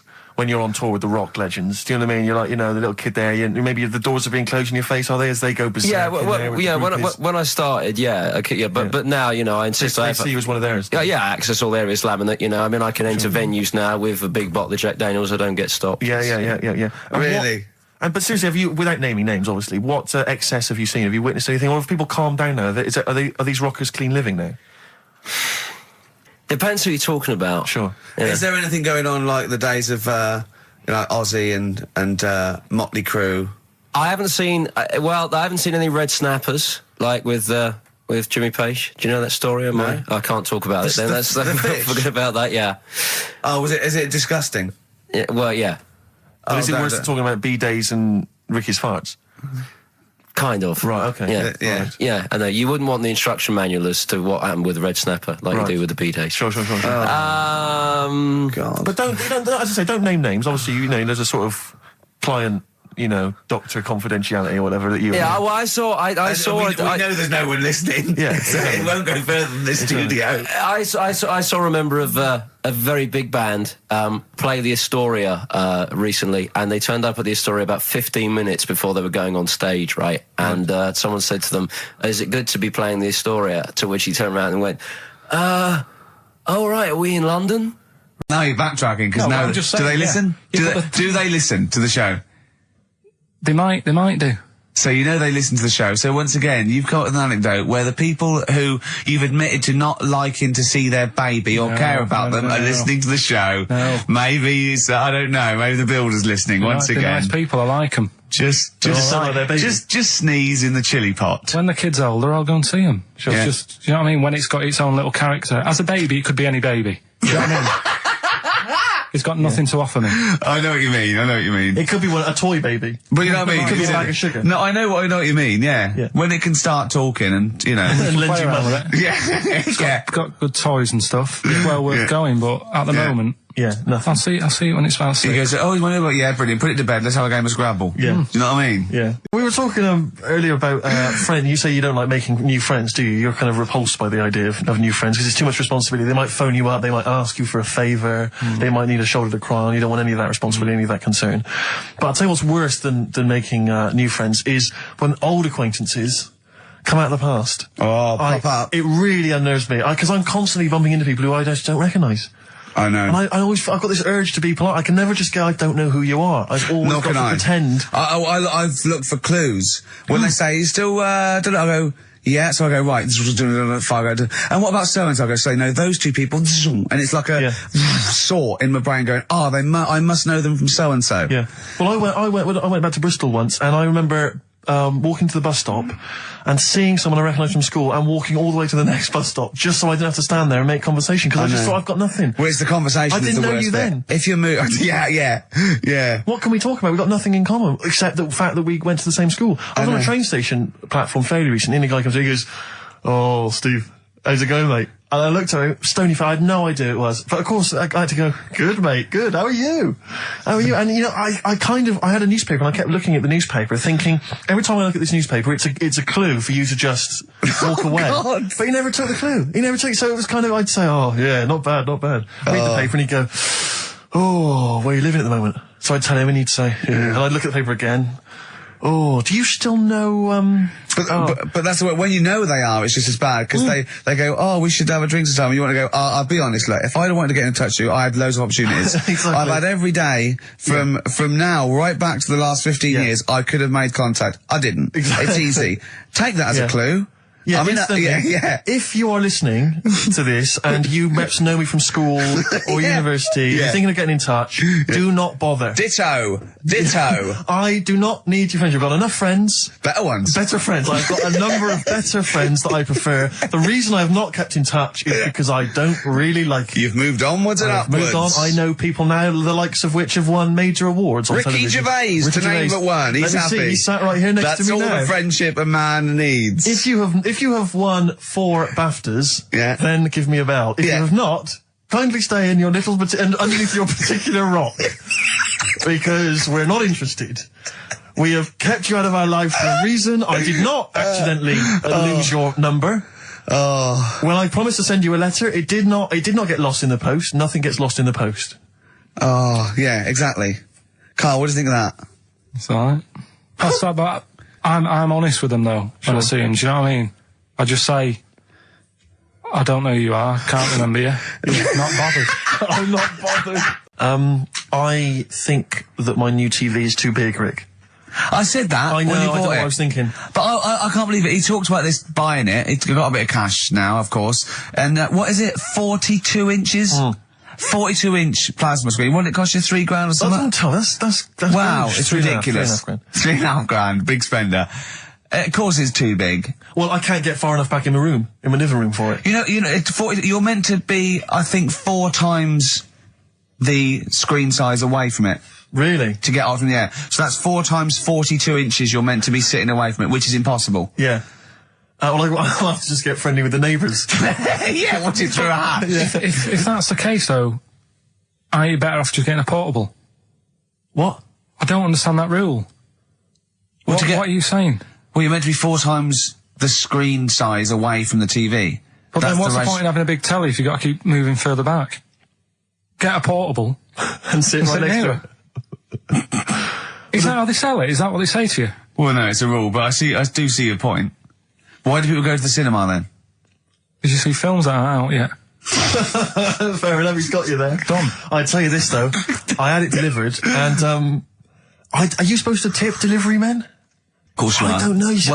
I've never had anything delivered before. Not if it's a courier with an envelope, but if it's a bloke who struggled up the stairs, two fat blokes with a fridge, then give him a $5 for a drink. But the problem was, I didn't realise, and I was thinking to myself, I wonder if I've got to tip him. And the guy was leaving, and my mobile phone went off in my pocket, and I reached in to get it. He put his hand out, thinking it was a tip. I went, it's just my phone. I felt terrible after he left. I didn't know. What was I going to do? Run down the street and offer him a $5? No. No, of course not. No. I'm not made money. I just spent it on Yeah, I got no money, mate. I just spent it all on this. I had to clean out my jar, everything, the drawers. Yeah, I had to take some bottles back. The problem was, it took me forever to wire it in. I thought, I'm not going to pay for someone to wire it up, you know. So it took me about 3 hours to wire it in, and it was huge, and I got it switched on. And the first programme that was on when I got it wired in was Bargain Hunt.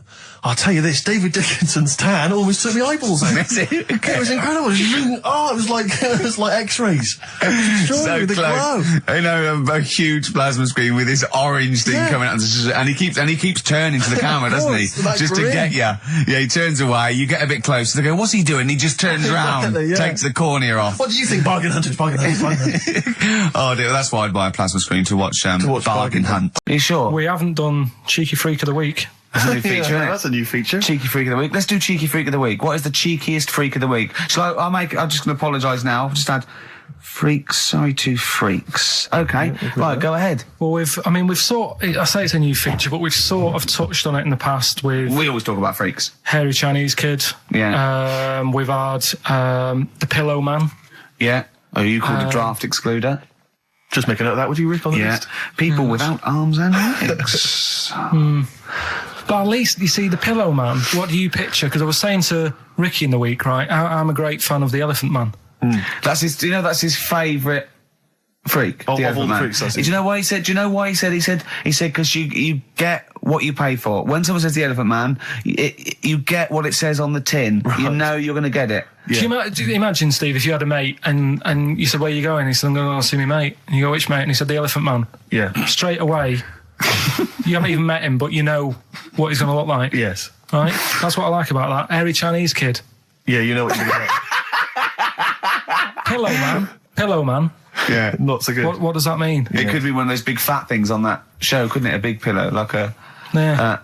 You know, they had that big thing about the fat people and feeders. They were getting up to like 60 stone and that big one. And there's a thing called fat admirers that just fancy fat women, right? And you writing that down? Yeah, sorry. And they had blow up versions. It looked like a bouncy castle. Wow. Yeah. Really? Yeah.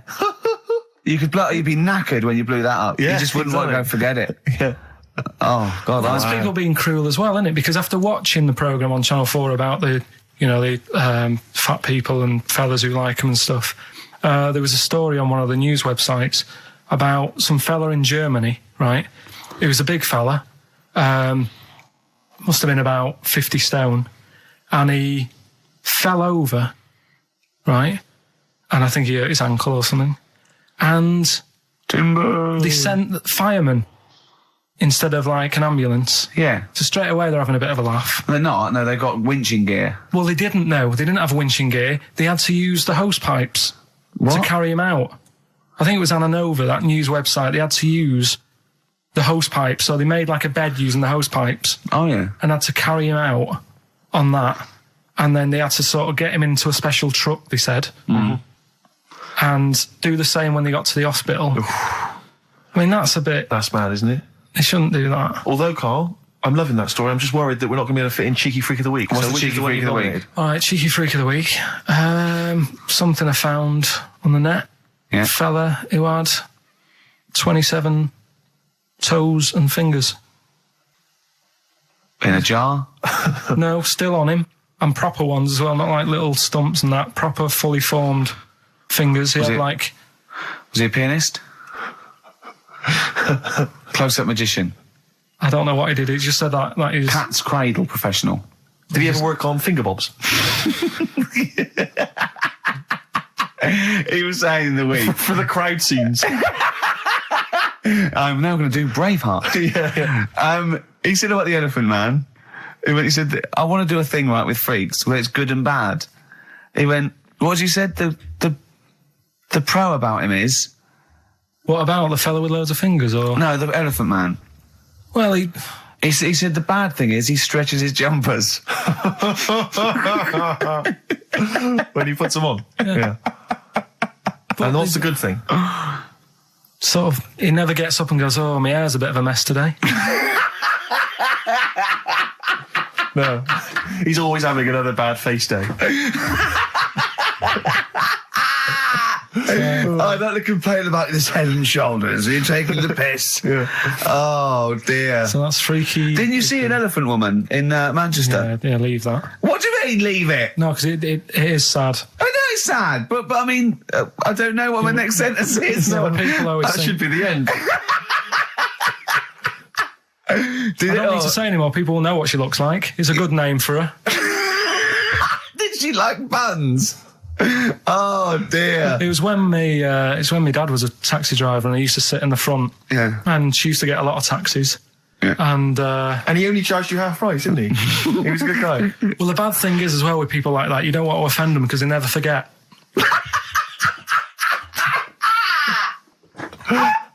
Oh, go!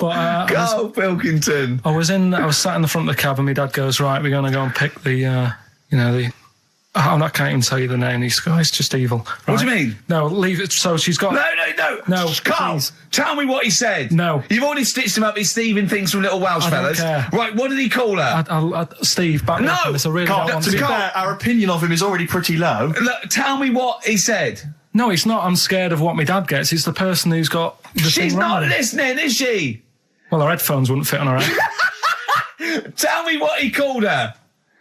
I don't want to. Tell me what he called her, Carl. I'm getting angry, man. Tell me what he called her. No, I'll leave that. Honestly, Tell me what he... It doesn't matter. Tell me what he called her!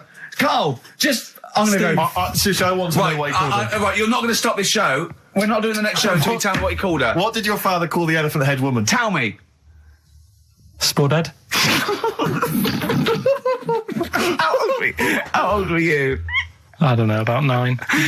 So did you expect to see a potato with a dress? He did sort of, again, it's a good name. Do you know what I mean? I had an idea of what it was going to be about, and he said, do you want to stay in the car, take you home, because you can't... Spudheads, you got lovely eyes. Can't... Come on, man. A lot of people ask me, Canfield, I'm sure you can...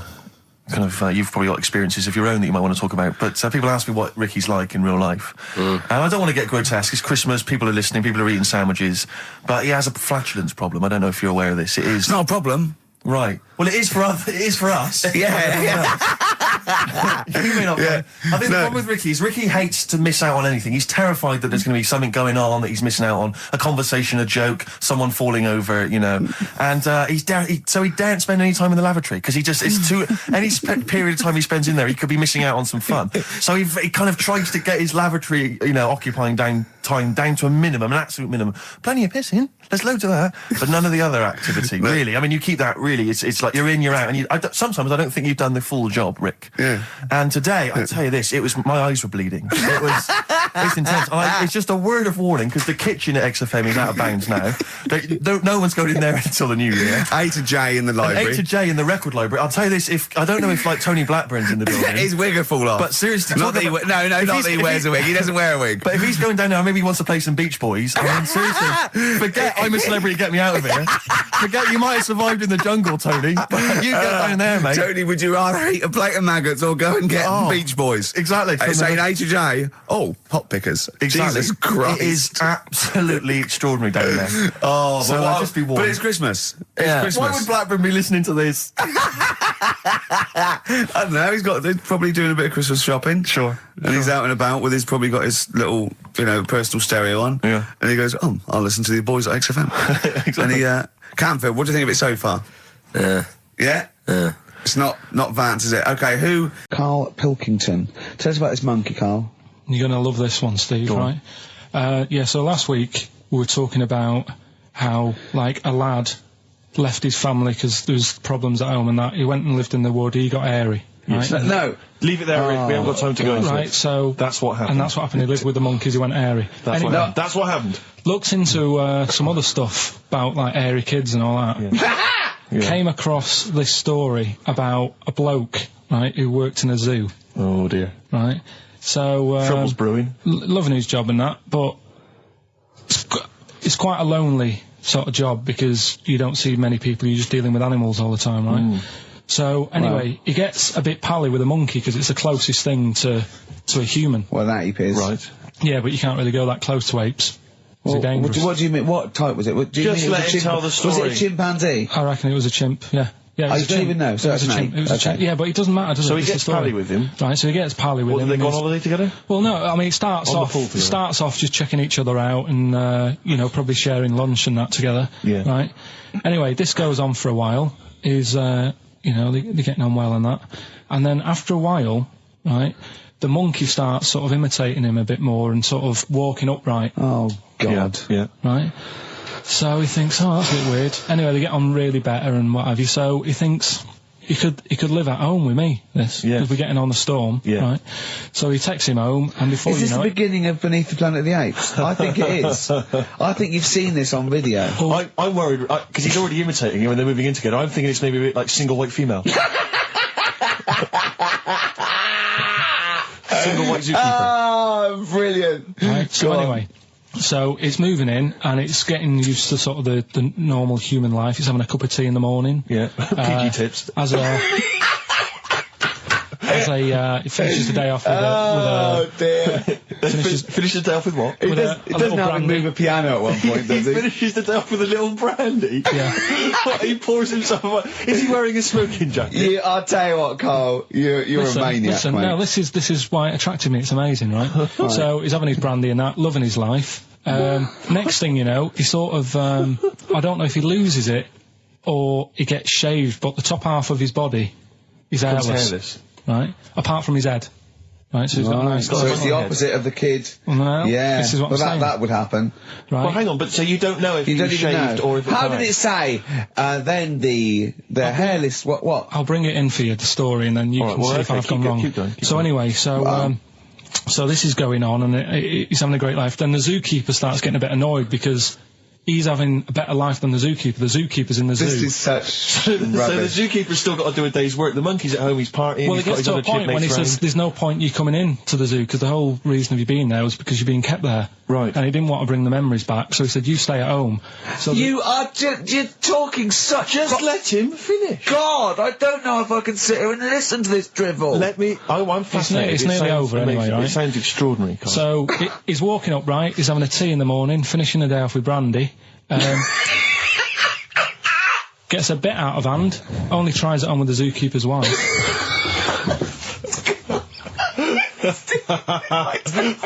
Make him go away, Steve. How does he do that? Well, because he's around humans a lot, he becomes a bit of a charmer. And, but what is it that he could do to seduce her? Pick fleas out of her? He didn't say. He was built. Yeah, he is well known. So what about that? Wait, what do you mean, what about it, Carl? It's obviously not true.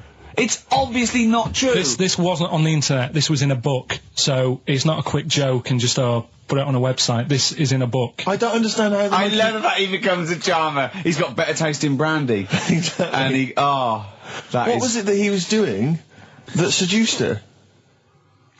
I don't know. Maybe because he was at home more than the zookeeper was. But what would he be doing, Carl? He's not going to be talking with her. They're not going to be playing Trivial Pursuit. Maybe she liked the silent type. He didn't go into that. He just said that's when the trouble started. Carl, play a record. Right. Is that what Suzanne did when she brought you in? I think I didn't see it. I think it's called The Strangest Village in Britain. Yeah. Did he watch it? He called me 6 times during it. Called me 6 times. Now just explain briefly what this was, because I didn't see it. Well, it was a sort of an experiment. I think I can work out from the sort of 70s, and it was sort of run by, from what I can make out, mainly sort of German Christians. Right. And what it was people with various disabilities, or mental illnesses, Down syndrome, autism, bewildered, and they were living normally in the community. And there was 300 people in the village. Half had some sort of problem, mental problem or disability, and the other half were sort of carers. And I mean, it was very, very strange. And where is this village? It's somewhere in this. It's up near Whitby, innit? Right. Okay. But he called me. He called me at various points. We were watching that. It started off. He went, "Geez, if that's the beginning, what have they got coming up?" Then there was 2 fellas, and the phone rang, and it went, "What is going on?" And it was 2 blokes who had created their own language. Okay. And they go, "What would and you go, "What would and it was an interesting program. I love documentaries like that. But what made it twice as good was that I knew that Carl was getting confused. Yeah. There was one bloke that went round interviewing people, and he'd just have a string of questions, and he'd go, "Have you ever had curly hair? What's your favourite animal? Have you ever seen a badger?" All right. And Carl was getting stressed. It was stressing me out. Because he was trying to think of the answers quickly enough. He was sort of saying, do you like mosaics and that? And I was like, "Oh, do it." And the next question was coming in. It was like Mallet's mallet. You know, that sort of that word association thing. I was stressing me out. But he said he wanted to go there. He actually said, "Oh, could I go for a holiday there?" And I went, "Well, I doubt that. I don't know. Maybe you could go on a visit." That would be great, wouldn't it? For Carl to walk in there. But the thing about it would be like, Carl would be the ruler. He'd be the king. It would be that in the kingdom of the blind, the one-eyed man is king. I mean, he would just dominate. I don't know. There were some of them were quite clever. Really? Yeah, I don't think he'd. I think he'd probably be average. Yeah. I don't think he'd. Okay, he'd blend in. No, I don't think he'd shine. Because a lot of them were quite good at some things, weren't they? He didn't like the angry bloke who punched him. There was this really sort of sweet Down syndrome woman called Nan, and she hadn't hung her coat up, and this angry bloke was going, "If you don't hang your coat up, I will." And he punched her, didn't he? Yeah. And poor Nan got it in the neck from everyone. There was another woman bullying her, wasn't he? Yeah. But you like the little the little Down syndrome fellow with the woolly hat who was helping that woman. If I went there, he's the one who had sort of hunt down and said, "Come on, let's go for a pint or something." Sure. But incidentally, do you like mosaics? We didn't establish that. He's still thinking about it. What was his name? That one that you liked, that you wanted to hang around with. What was his name? I can't remember. He was good. I liked him. He was nice, wasn't he? Yeah. He's the one that fell over, then proposed marriage to that woman, didn't he? Yeah. I remember. I was on a. I don't know if this is all right to talk about. I mean, it happened, so not worried about it. It's all right to talk about. Everything's all right to talk about. But I was on the train, right, coming from Manchester back to London, right? Yeah. And got on it. It was like a Friday night, and it was heaving, like the last train is and all that, and absolutely chocker. Right? Yeah. So I'm walking through the carriages, thinking, is there any seats anyway? Anyway, everyone's like, it's heaving, right? It's people stood up in the doorways. You can't get in the toilet and all that. There's not going to be any chair knocking about. Walking through, and anyway, I see this one empty chair sort of in front of me, right? I think, why ain't anyone sat there, right? I'll just rush to that, get to that, I'll get myself a seat, plonk myself down, right? And sort of turn round, see who I'm facing, see who you're sort of having a chat with. Little fella there, right? Little, Down syndrome kid, right? Sat there, and he goes, all right? And I thought, right, not bad, but do you know what I mean? They're always talking, aren't they? You ask a lot of questions. Right, so I was like, here we go, 2.5 hours. And I couldn't get up because the thing is, that's obvious. Sure. Right? So that's like mean. I'd never want to be mean, do you know what I mean? No. At the end of the day. So anyway, I think, I'll go to sleep. Clever. Right, so I shut my eyes, and he leaves me alone, all that. So then, my phone goes, and I think, right, what do I do? Do I ignore it? Or do I open my eyes and see what it is? Anyway, I open my eyes, it's Ricky calling about something. About nothing, probably, actually, thinking about it. It wasn't even worth answering, right? So anyway, but I'm awake then, aren't I? So he's like, hello? And I'm like, all right, mate. And he says, you're muscly. You're right. Oh, God! And I said, yeah. And he goes, why? So I said, no, just am. It's, again, stressing me out, because I was thinking, why am I muscly? I don't go to the gym. And, I'm not muscly, I'm in good shape and that. Well. So then he wants an arm wrestle. On a crammed train from Manchester, so I've got another hour and a half of this. When you talk back, he'd soon have got up and left. If you'd have started asking him questions, he'd have got up and left with the drivel you come out with. So anyway, do you know when you're under pressure, you're thinking, well, he's said that I'm muscly, right? So do I do it or not? And there's people watching, not joining in, not sort of having a laugh and that with me, just like watching but pretending they're not. Oh, and I'm God. at one of those table seats, and he kept saying, come on, I want to arm wrestle. So, and he was getting loud, and I thought, I best just start an arm wrestle. What do you mean? I best just have an arm wrestle? What do you mean? Get it over and done with. I had to... if he's going to keep asking, I had another hour and a half on the train. Oh, God. So anyway... Oh, my God. I'm thinking who won. Well, I'm thinking, were people putting bets on? It was working. It was stopped, and just as well, really. What do you mean it was stopped? Was it game? No. He was winning. I was struggling a bit, right? Yeah. And he was really taking my arm down, and then he sort of let go and started laughing. And I thought, thank God he let go, because I would have made, you know what I mean? If I lost that, everyone's in the train looking, and all the rest of it. I never felt it suddenly serious to him. He's got to win this. Anyway, Pilkington. But then he just, then we were chatting about favourite food and that. He likes sausages. And I said, he said, do you like sausages? I said, yeah, they're all right. I like a bit of Chinese and that as well. And he was saying, I can't have Chinese. Not allowed Chinese. Why? Don't know. He just said, it's not allowed to have it. But yeah, I had a good long chat about stuff and that. But so you enjoyed it in the end? In the end, it was all right. Yeah, it's just. What do you expect? Okay. No, but it's that thing, isn't it? It's whenever you're faced with something different, it's always awkward, isn't it? And that's the thing. You're talking about him now, are you? And I think I did all right, because everyone else was ignoring him, but I probably made his day pretty good. Yeah. We were a nice bloke. I like the idea that newlywed couple are probably thinking that's going to be a similar journey down to Cornwall. Right, listen. Right, so they're making this documentary, right? And stumble across a little gang of Get on with it, please. Little gang of monkeys. That's the first time I've ever laughed. I'll hear that. I know. Well, brilliant. What do you want, a cake? Come on. Can we play a song? Oh, I don't understand what is wrong with you, you freak. It's making me laugh. Just tell us the story. All right, then. All right. So anyway, right, so there's this documentary being made. They found a little gang of monkeys. Right, play a song. I don't know what's going on here. I apologise. It's just if you were looking forward to monkey. Got to hide your love away. According to the Beatles on XFM 104.9, I'm Ricky Gervais with me, Steve Merchant. Right, Carl, come on. Monkey news. Everyone's composed. The jingle, please. Oh, chimpanzee that monkey news. Excellent. Okay.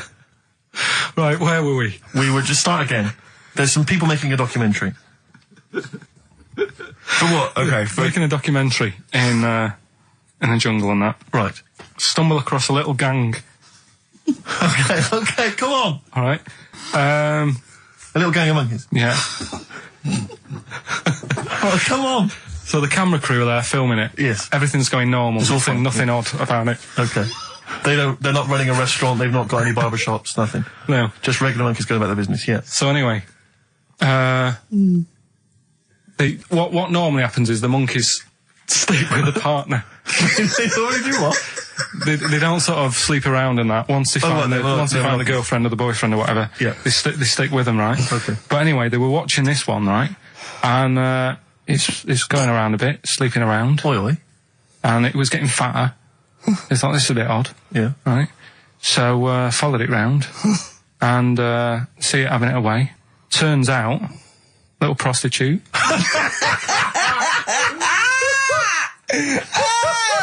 Oh, God! It's a little monkey prostitute. And it was getting fatter because it was charging them bananas. What a load of old rubbish. Charging them bananas! What was it, a boy or... It was a... Woman. Little woman monkey.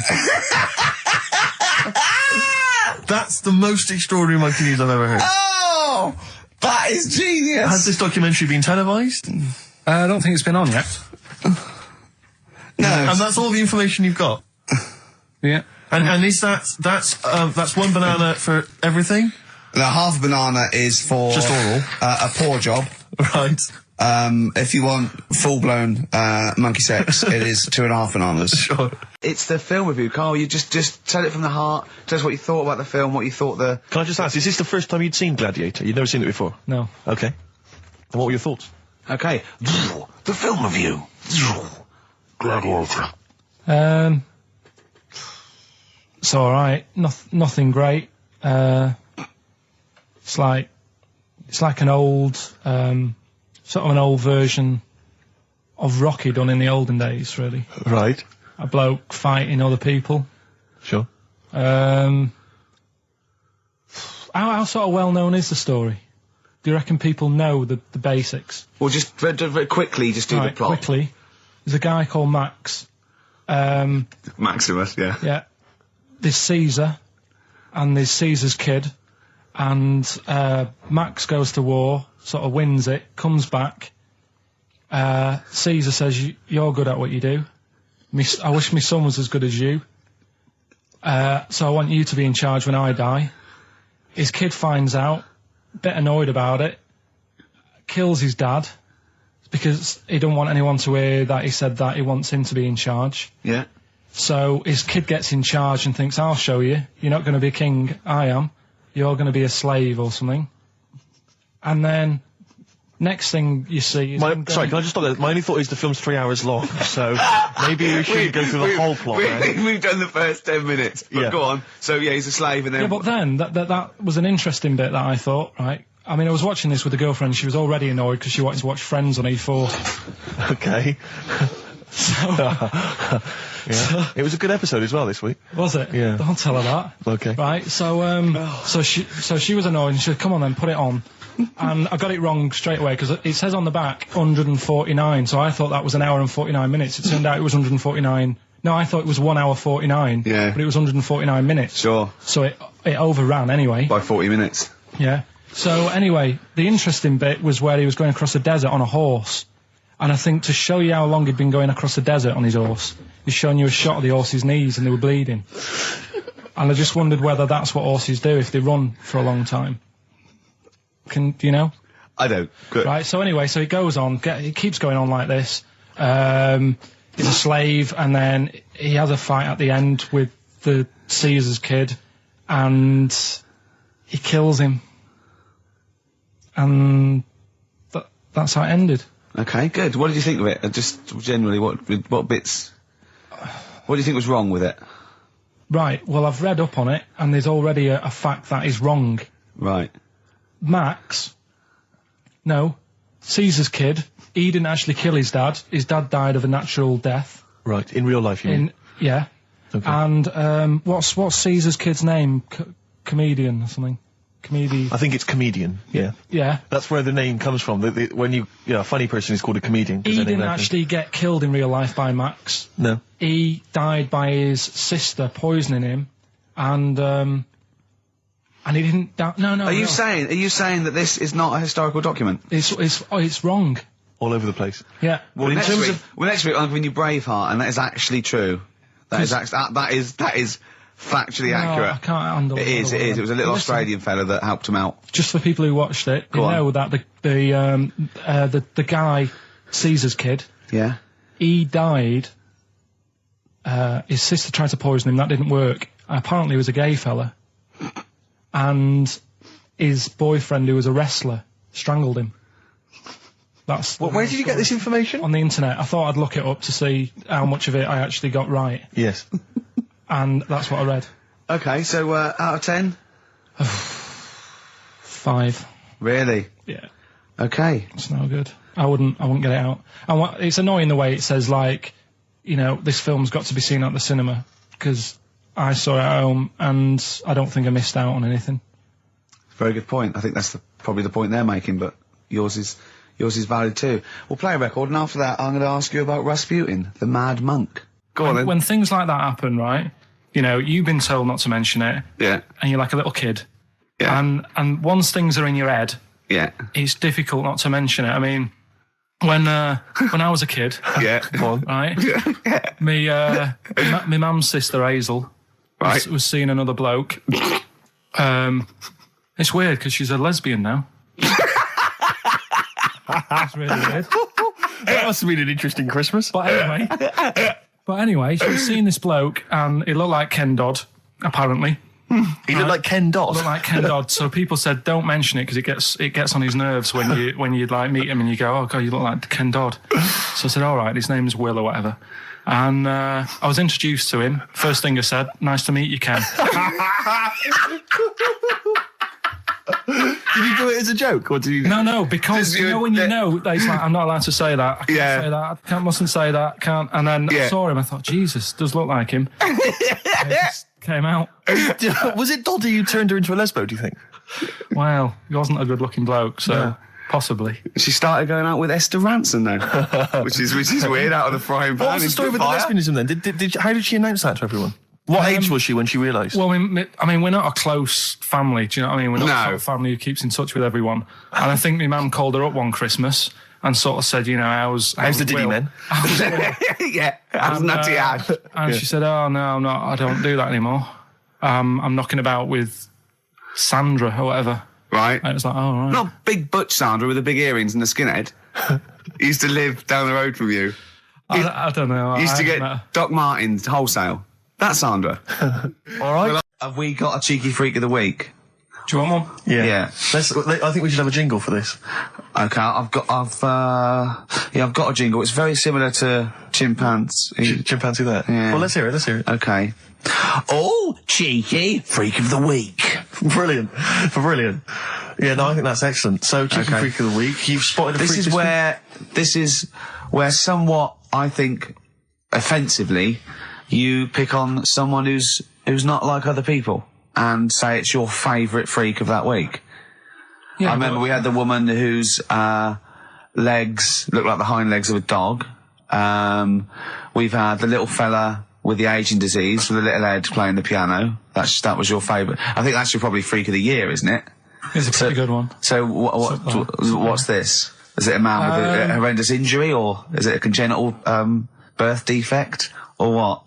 Yeah, but you put it like that, and now it sounds like I'm being tight. It sounds like I'm being out of order. But I'm just giving him a mention. Just giving him a big shout out. Right. There's quite a lot going on in the freak world. There always is. You've been visiting hospitals the last week, have you, when we were away? No, there was a thing on a website. This isn't even the one that I've picked, so this is just a bonus. This is a bonus freak. Please, yeah. Yeah, go on then. This is a free freak. Right?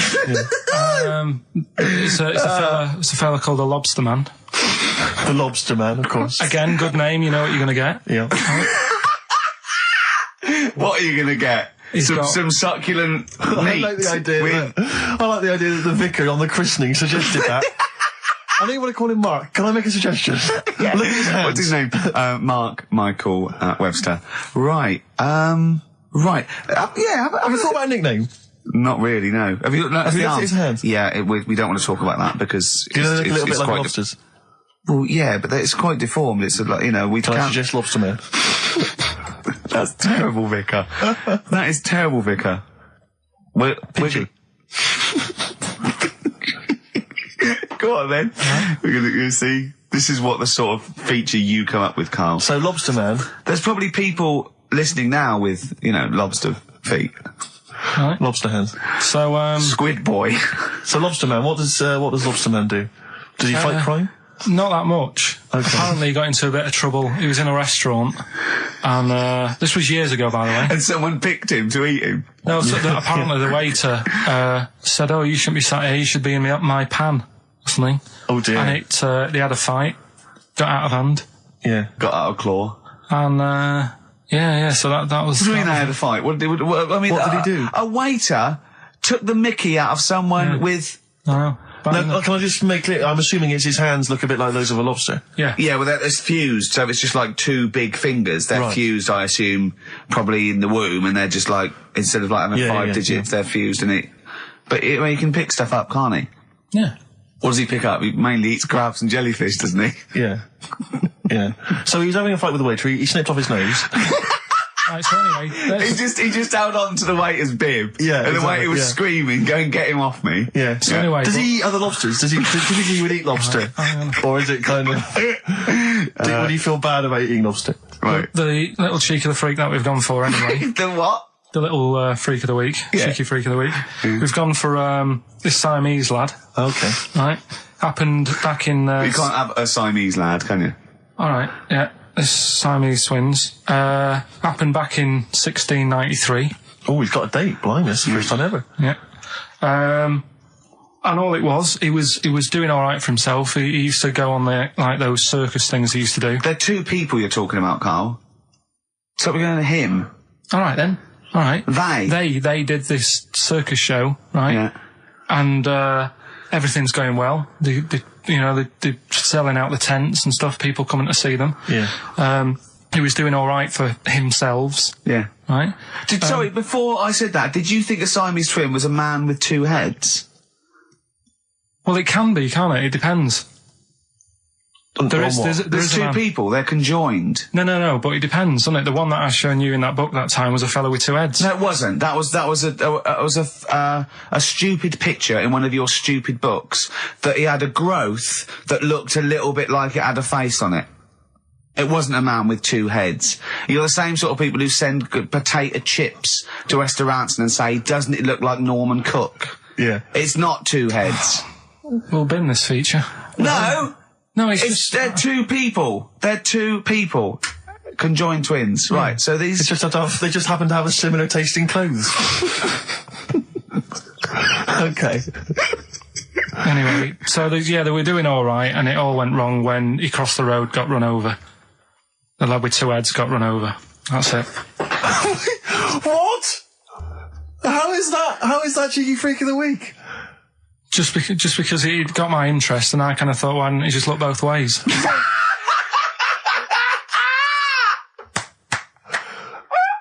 I'm intrigued to know Why wasn't he looking both ways?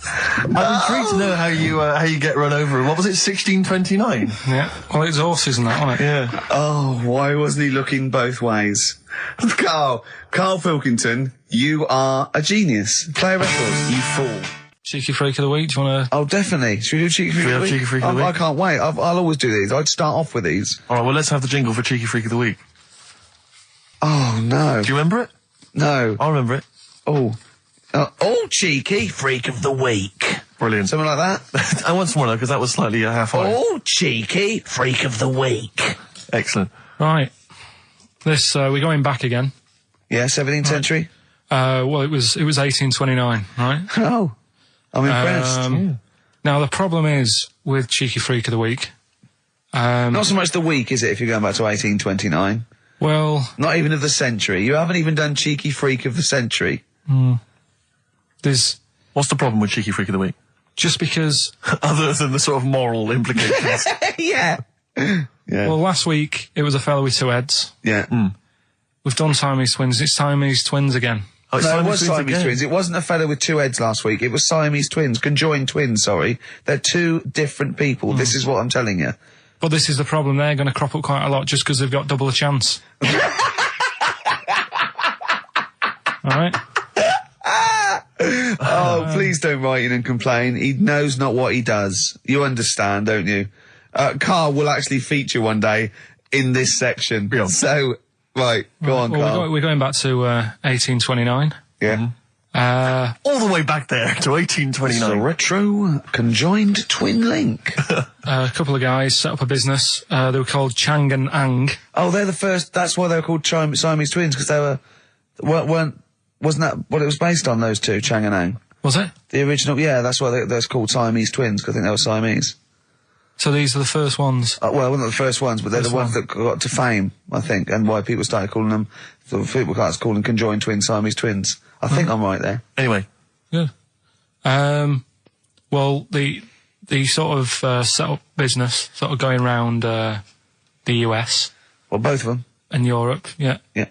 And what they used to do, people were amazed by it anyway. Yeah. People wanted to know how they get through life doing certain things that you think about. When you think about Siamese twins, you think about, you know, how do you get through a day like that? Yeah. Right? And the thing that cropped up the most with people was how they take a bath.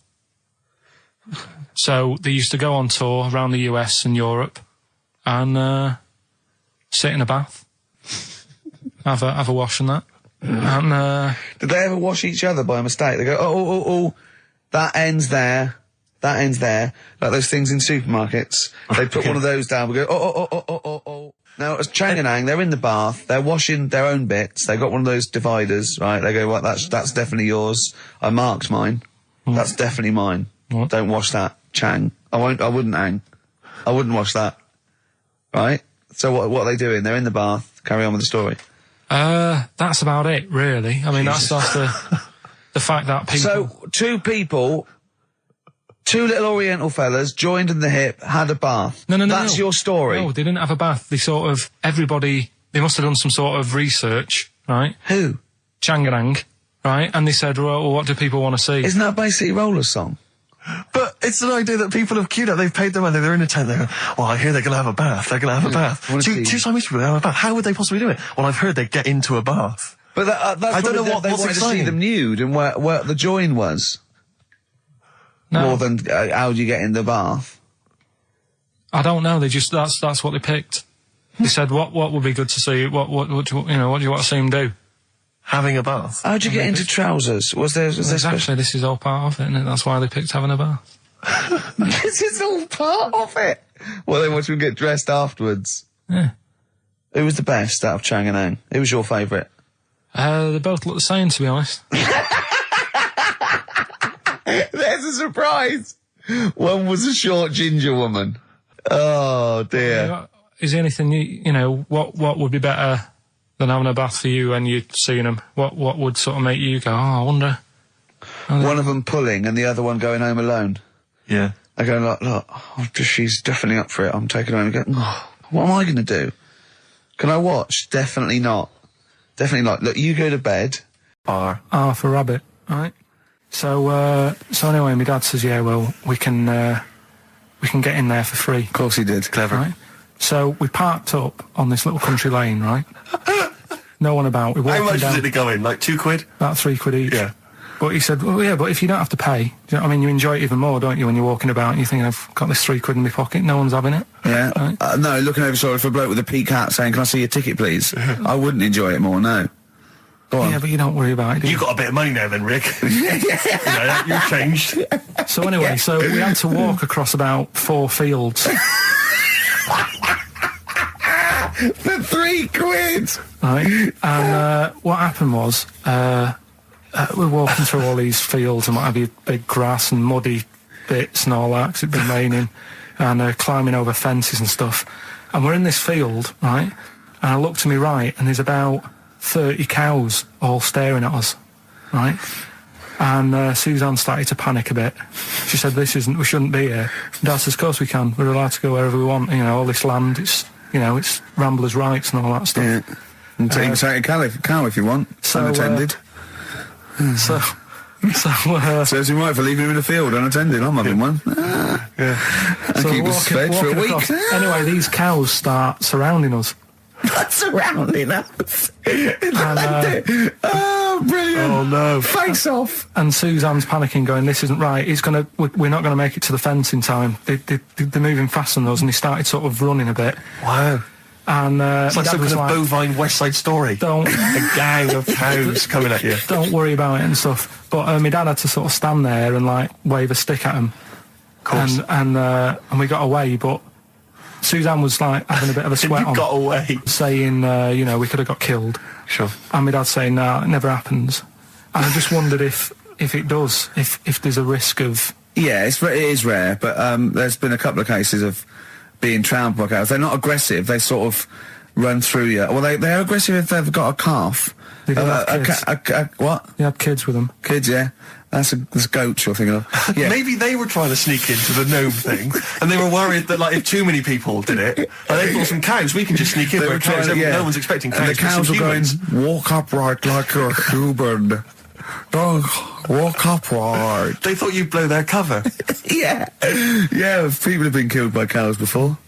Yeah, that was like the highlight. Wherever it wants to go that day. But maybe it's not big enough to sort of make any, real decision. But, like now, I'm sat here, right, with my jeans on. I don't know where I am. Well, that's clear from hearing you talk. No, but what I mean is, if a fella said to me, what side are you, what side do you member on? Member? What is this the use of the word member suddenly? I'd go... Well, it's usually not appropriate, and also, I imagine in the old days they had big baggy pants that used to sort of like hang down, and now, like with those stretchy boxers and briefs, it's sort of held up in a nice neat little parcel, isn't it? So it's probably not appropriate. It doesn't come in contact with your little snake.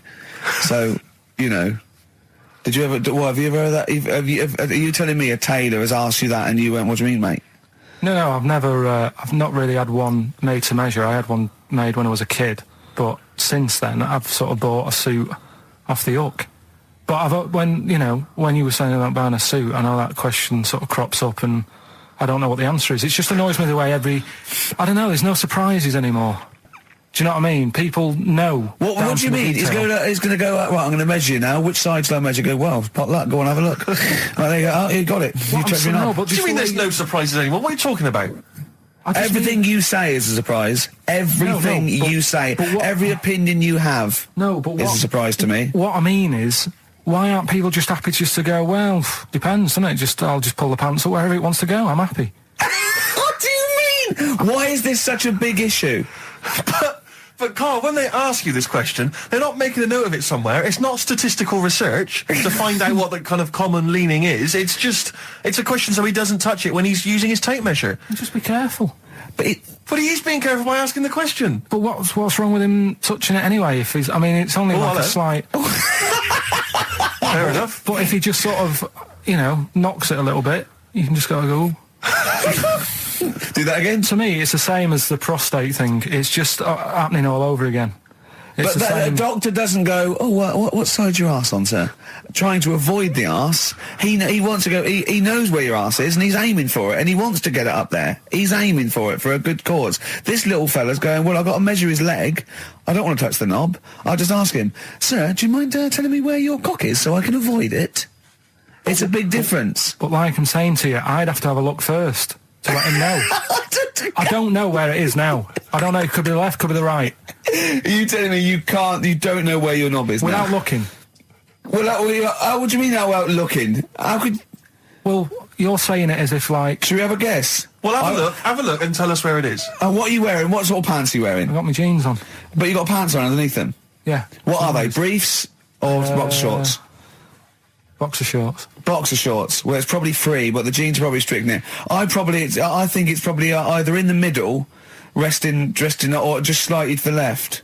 Have a look. We'll tell the listeners after the break where's Carl's knob. It's a good competition. Oh, brilliant! We've got to send this to the Sony Awards people. XFM. Run, Snow Patrol on XFM. Well, big question. Where was Carl's knob? That's what people have been hanging on for. Yeah. Where was it? Well, I can't believe people have been texting in. Hey, what, guessing where it is? There's people saying, is it in the middle? Is it in the left? It cost them 10p. It cost them 10p to find out. Just wait, I'm going to get out the answer. You don't win anything, right? Like, strike it lucky. Right? Bottom or middle? Right. It was to the left. Oh! Yeah. I went with the right. That's annoying. See, I thought it would be to the left. If not, maybe if it was all scrunched up, sitting down on your lap right, it might just pop up to the middle. Just pop out, like, you know. Well, next week we'll be finding out where yours is. Where's Ricky's bollocks? Right then, which leads us nicely into... Knob news. Oh. His Russian... Yeah, that was the Welsh fella. It was bloody awful, but not as bad as his Russian cousin, Ivan. Yeah. Go on. He had a fella doing some work for him, right? Yeah. This fella built his house. Yeah. After it was done, right, the terrible fella was like... fella Ivan. He was going, oh, it's brilliant, you've done a good job there. Yeah. I don't want you to build another one like that. Took his eyes out. Just stopped him making an house like that. Another one? Blimey.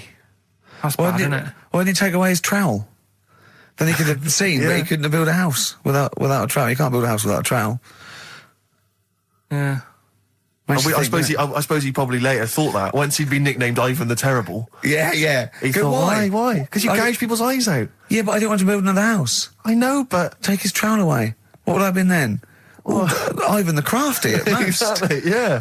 Ivan the Jealous, Ivan the spoilt brat. But Ivan someone's eyes. That is bloody terrible. I'm surprised you're not called Ivan the... Do you know what I mean? You're going to get on in history like with Vlad the Impaler. Yeah. He's mainly remembered for impaling people. Yeah. He did a lot of other stuff. Did a load of great charity work he did.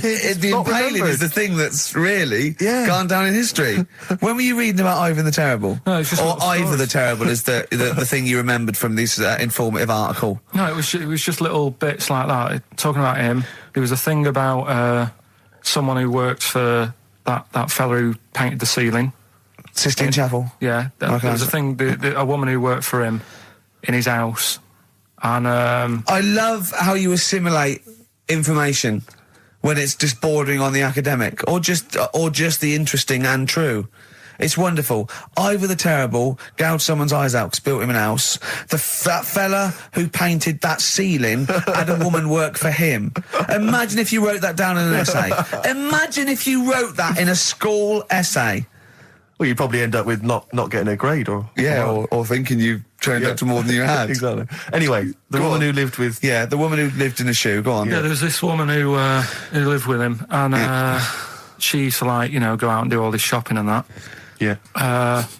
But because she couldn't read or write, he used to have to draw everything that he wanted.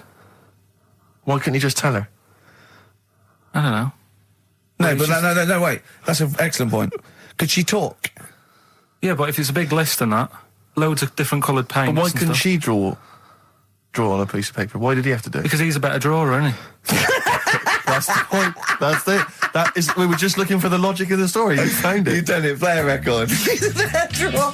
Do you believe in palm reading and stuff? No. Yes. Sorry, yes. Yep. Yeah, of Yeah. course. Sorry, I forgot. Yes, of course we do. Right, well, there's a fella who, he used to do palm reading. Oh, yeah. But a lot of people, he found that when he went up to him in the street and said, do you want your palm reading? He was like, a lot of them were like, you know, oh, I'm a bit ashamed of my nails and stuff because they're a labourer or they're a cleaner or something like that. I know a lot of labourers are slightly embarrassed by their nails. Yeah. No, but... Yeah. So he found Look that, at my bloody hands, Reg.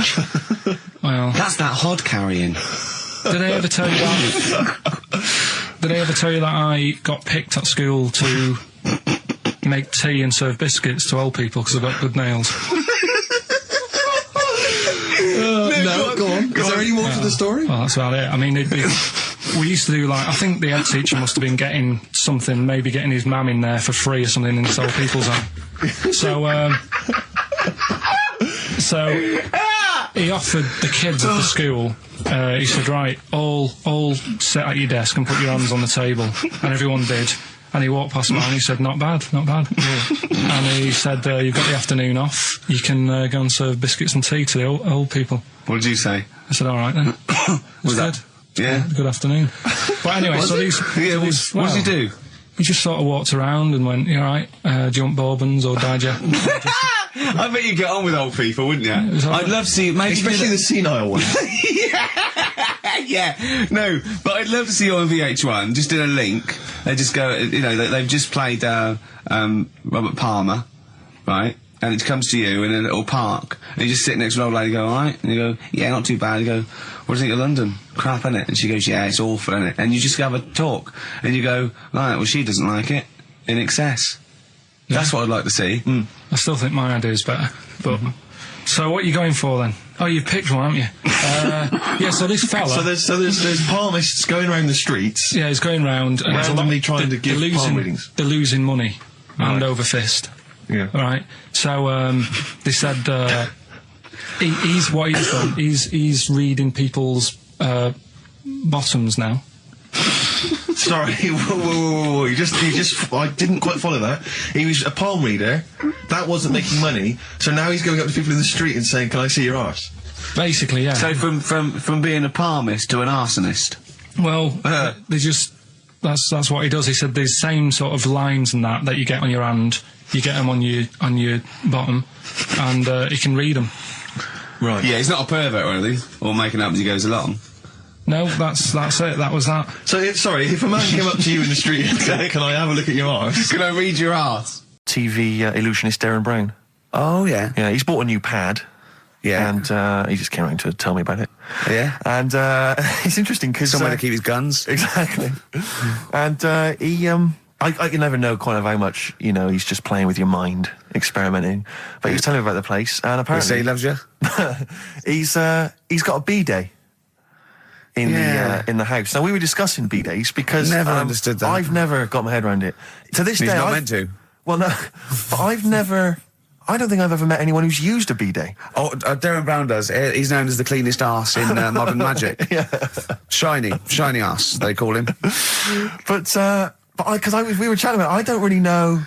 To be truthful, I don't really know how you use them. I don't know. Well, I assume you just sort of go over it and let... But do you face the wall with your knees on the tiles? No, or do you I face think away from the wall? No, it's sort of like you just... And you know it's got the little Do you nozzle. sit on it, or do you sort of hover above it? Do you hover above it and just splash things onto them? No, it's a little jet, isn't it? It does it for you, doesn't it? But is there a jet? This is what I'm wondering. Is there a jet of water that goes up the crap? It's like a drinking fountain you used to have at school. Yeah. Which, I mean, I remember Mr. Mellows used to embarrass himself every time. I go, no, use them in the playground, Mr. Mellows. Yeah. It's not a B-day. We're not at your French, cottage again.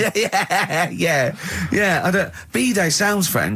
I'm assuming it's French. After, they're probably so embarrassed about just sort of like squatting over a hole. Yeah. They go, well, at least we can clean it. Have they? Because I haven't been to France for years, but are they still persevering with the public toilets, which is just the hole in the ground? I mean, I think they have Has a single Frenchman travelled anywhere else in the world? Yeah, and seen that now? This is uncomfortable. I know, my trousers go down to Delhi, and I think there's proper decent porcelain. I know, I can't believe it. I think they have got the flush ones now, mainly for the tourists. Sure, yeah. But I've never really understood that. But it's not, you don't go in, it's not like, because they're literally crapping into an open sewer, aren't they? That's the French approach to the public lavatory. Do they have the bidet next to the hole?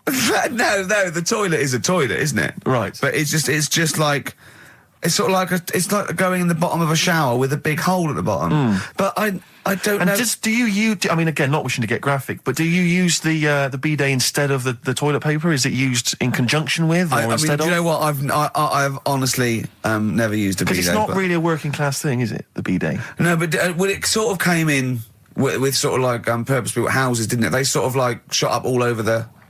No pun intended.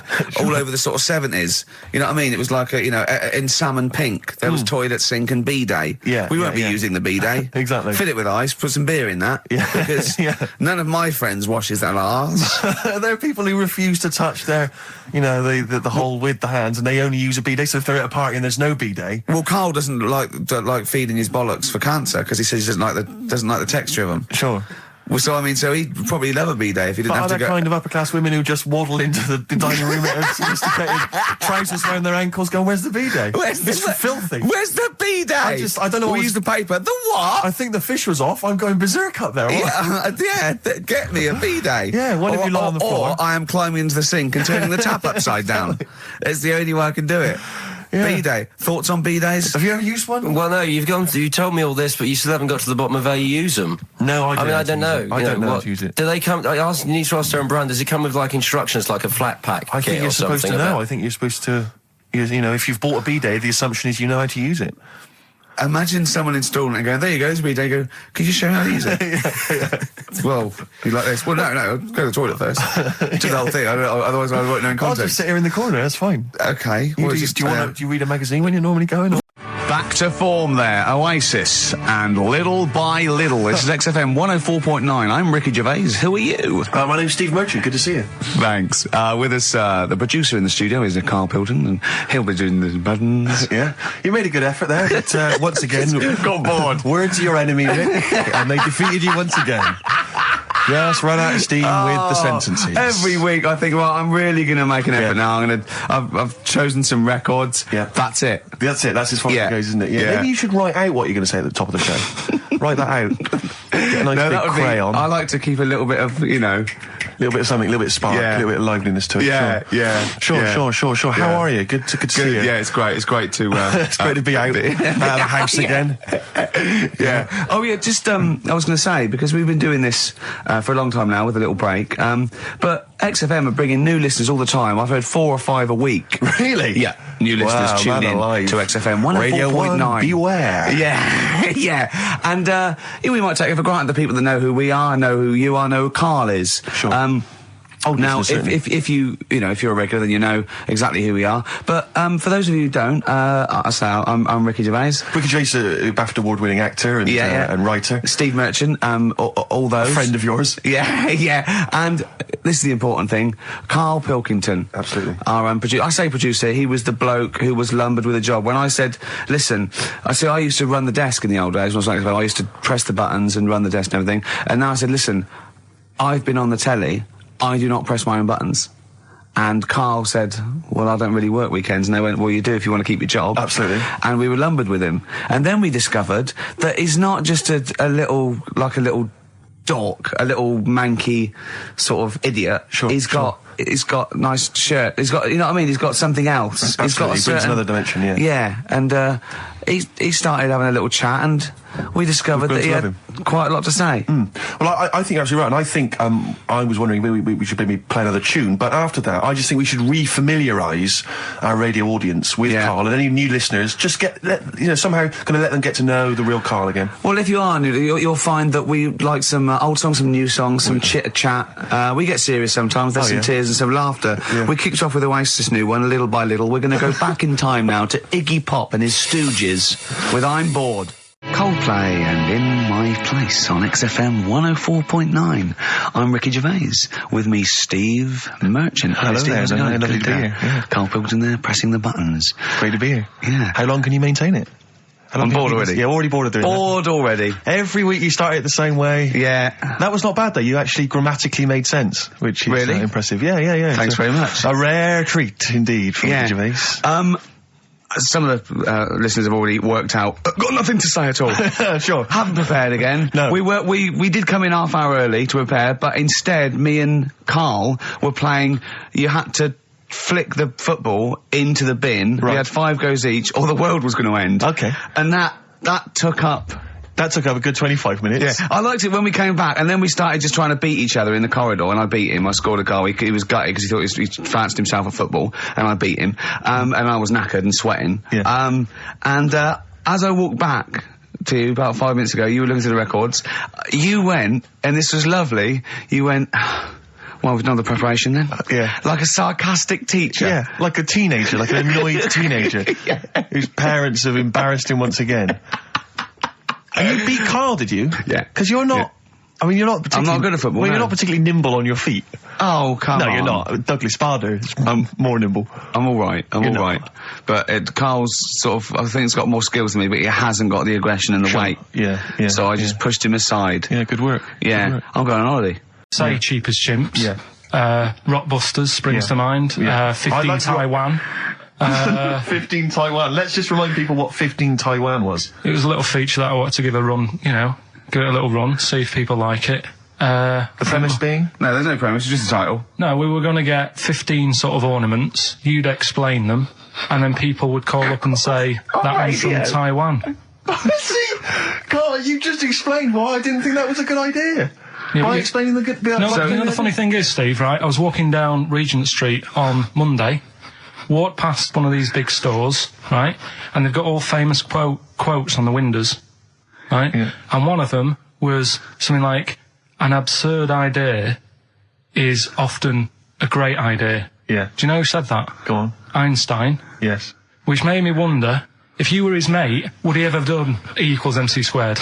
Or would you have said, don't bother with that, it's not going to work? Because that's all you seem to do, everything I come up with, you put down. Yeah. Well, that's one thing, he's negative, right? I don't know why he is. What else? He messes me about, I get him concert tickets for stuff, and you say, oh, I didn't bother going. Yeah. That is annoying. You come in, with, 5 minutes to go with tracks that need editing. Yeah. The little bag, that bag that was free. Yeah, you got a free bag today, an XFM little rucksack thing. Yeah. You were like, oh, what's this rubbish? Yeah. Ricky said, I'll have it, they're great. He said, no, I want it. Yeah. Well, it was free, I needed it. Yeah. I'll give that as a gift or something. So, I mean, I think on reflection, Steve is probably a little bit more annoying than me. I won't go that far. You are annoying. If I had to go away for a week somewhere, if it was a quiet place... Well, you are again, aren't you? That's 2 holidays you had this year, I mean. If it was a busy place, I'd probably go with you, because people, do you know what I mean, staring at me all the time and that if I'm walking around with Steve. No, I'm just... Can I draw up a list of reasons I don't like you, Karl? Just being honest. Well, I'll tell you, because the list of reasons I don't like you is incredibly long and getting longer. Just saying. Do you want another slap? There's a star. Ash, XFM 104.9, Ricky Gervais, Steve Merchant, Karl Pilkington. Karl. Alright, let's start again. Yeah? I'm going to be the same, but let's start again. So what I mean is stop being grumpy and let me carry on being annoying. Because Steve's not going to change.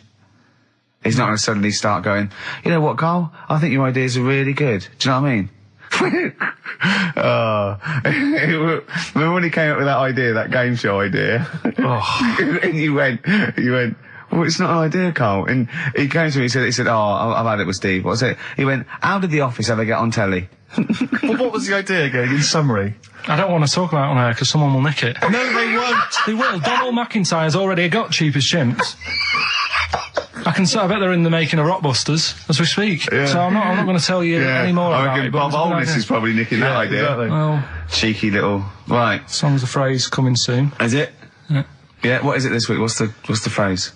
We're, remember the story I told you ages ago about my neighbour having a horse in their house? Oh, yeah. Having a horse. What's happened with that? Lenny Henry doing it as a series. So, And people nicking your ideas left, right and centre. well, that's the phrase we'll be using anyway. What? My neighbour had a horse in her house. How many words is that? 6. My neighbour had... So, there's no grammar either. My neighbour had horse in the house. My neighbour had horse in house. What is the phrase? My neighbour had a horse in her house. Are there any prepositions? Are there any prepositions in this sentence? Look, don't judge it beforehand. You see, I'm turning over a new leaf. I think this is a great idea. I think Carl's a genius, and I look forward to hearing this enormously. Yeah, okay, and I won't be sick on your leg, or squeeze your head, or make you jump when you're making a cup of tea. Just looking through the Guinness That's Book. still the funniest thing, isn't it? Squeaking at someone when they got a cup of tea. Right. There are a lot of what strike me as seemingly pointless feats. The Guinness Book Records is right. The Guinness Book Records is great. I used to love it as a kid. I've had about 10 copies in my life. The last one I bought a couple of years ago, present. It was really good. I love it. I love the real records: tallest, fattest, thinnest, best, fastest, most expensive, biggest, all that. But the ones that really annoy me are the ones that. The reason these people are in there for it are the only people that tried. What? Yeah. Balancing the milk bottle on your head. Most watches eaten. I just found that one. Kim Sung-do from South Korea ate 5 watches, the entire watch with the exception of the wristband, in a time of 1 hour 34 minutes. What do you make of that, Carl? Made him regular. Come on. How did they time him? Most live rattlesnakes held in the mouth. 8 live rattlesnakes held by, it just says an idiot. Yeah, this gives you an idea, Carl. Talking of idiots. Do you want to get into Guinness Book Records? No. Carl, come on, that'd be brilliant. There's things in there that are just absolutely anyone could do. Like that one in Big Brother, I was watching it, and it was balancing sugar lumps.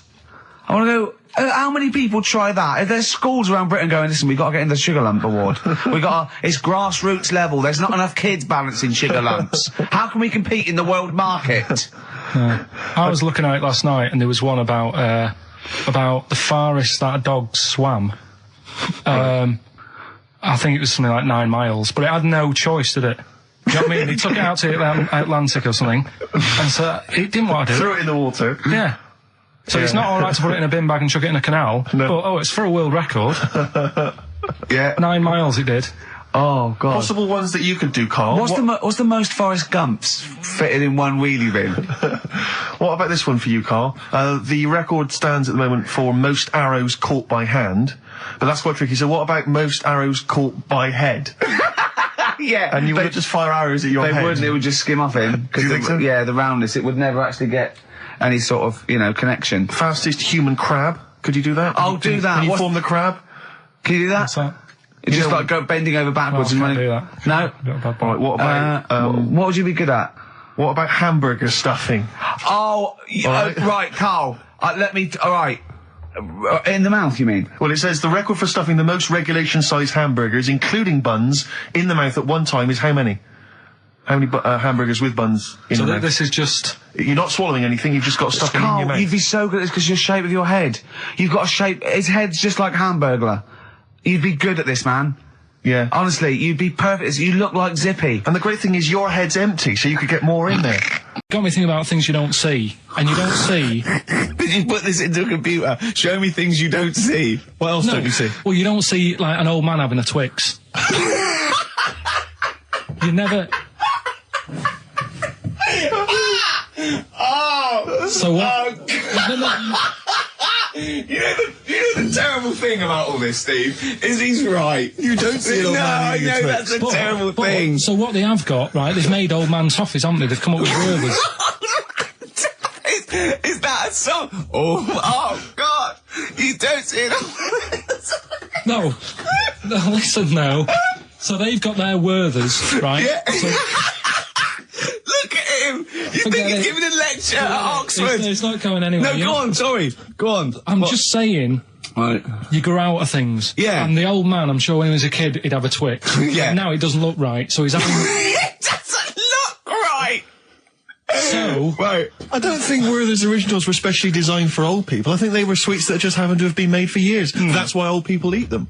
Yeah. They didn't go, hang on, there's a market here. I've noticed old people aren't eating Twixes. Quick, let's make some old man sweets. But then the little advert, he gives it to his grandson as well, doesn't he? He goes, have a Werther's Original. Oh, I think it cuts though before he throws it back in his face and goes, get me a Twix. And a damn curly-whirly, Grandad, you old fool. I always imagine your house as having, and actually to be fair, I imagine your house has been very much the same, always stinking of chip fat. Yeah, also, my mum was always cleaning, so again, it was always sort of like clean. It was just, it smelled And cigarette smoke, maybe? Yes, it smelled of Dettol, pets, and cigarette smoke, and Such chip fat. a working class and smell, chip that. fat, yeah. That's a real working class, sort of smell and look and stench. Yeah. Are you talking about me now? Yeah. I mean, the interesting thing is that Carl's cleaned up his house. I clean. I have 2 baths. No, I know you're obsessed. It's really freakish. This is pretty bad of me. I was in Waitrose earlier buying a sandwich. I got a bit of money now, Carl. I like to splash out on a sandwich. I like £2.50. You ever seen any of it? Benji's shop. He does go to Benji's. I'll tell you what. I love Benji's. We go for lunch, right? And if he looks in a restaurant and it's sort of like $6.50, he goes, Rick, I'm not made of money. Yeah. He is. We have to go to Benji's. He gets 2 sandwiches that have to fill him up, right? Because they're a quid each or something. But I'm a big guy. I need a lot more food. I genuinely need more food than most people. I'm like a brontosaurus. It is. He's just grazing all day. So I can't afford to sort of splash out in Pret a Manger all the time with your fancy French sandwiches. I like to get a lot of bread for the money. I want a lot of bread. So I was in Waitrose and some guy came in behind me. And he was sort of, I don't think he was mentally doolally, but I think he'd been homeless for just too long, and he was really. What's just right amount of time to be homeless?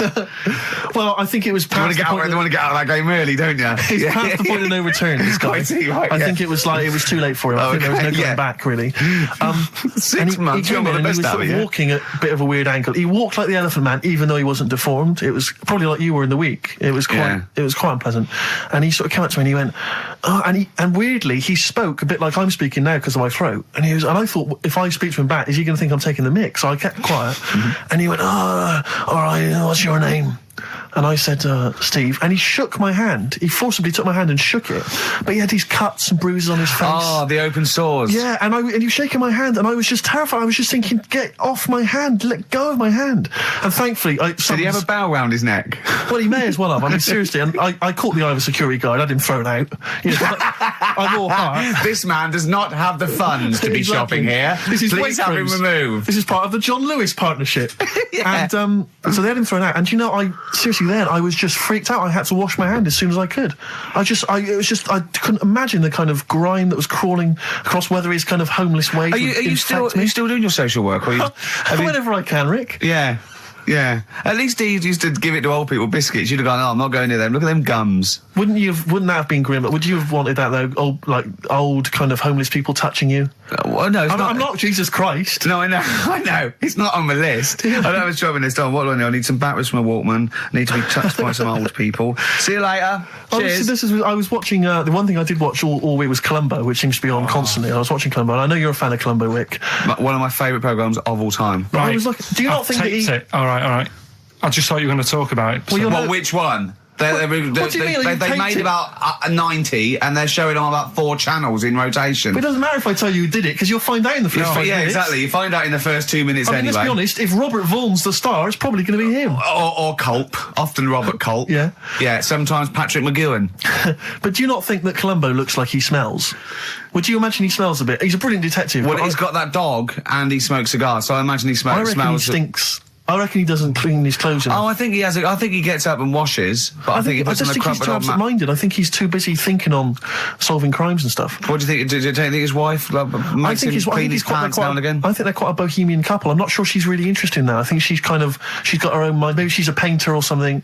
No, maybe she's losing it a bit, and he's a bit embarrassed by it. Yeah, that could be the truth. And she's probably incontinent, so while she's ironing his trousers, she just all over them, and he goes, oh God, she's shatting my pants again, I gotta wet it up. Yeah. Yeah, so that's what... Oh, ding dong! Who's that? This? Oh, hello! Oh, look, it's David Gray, the bent piano player. Oh! All right. I thought it was going to be Columbo. Clown joy. Ding dong. My wife loves you.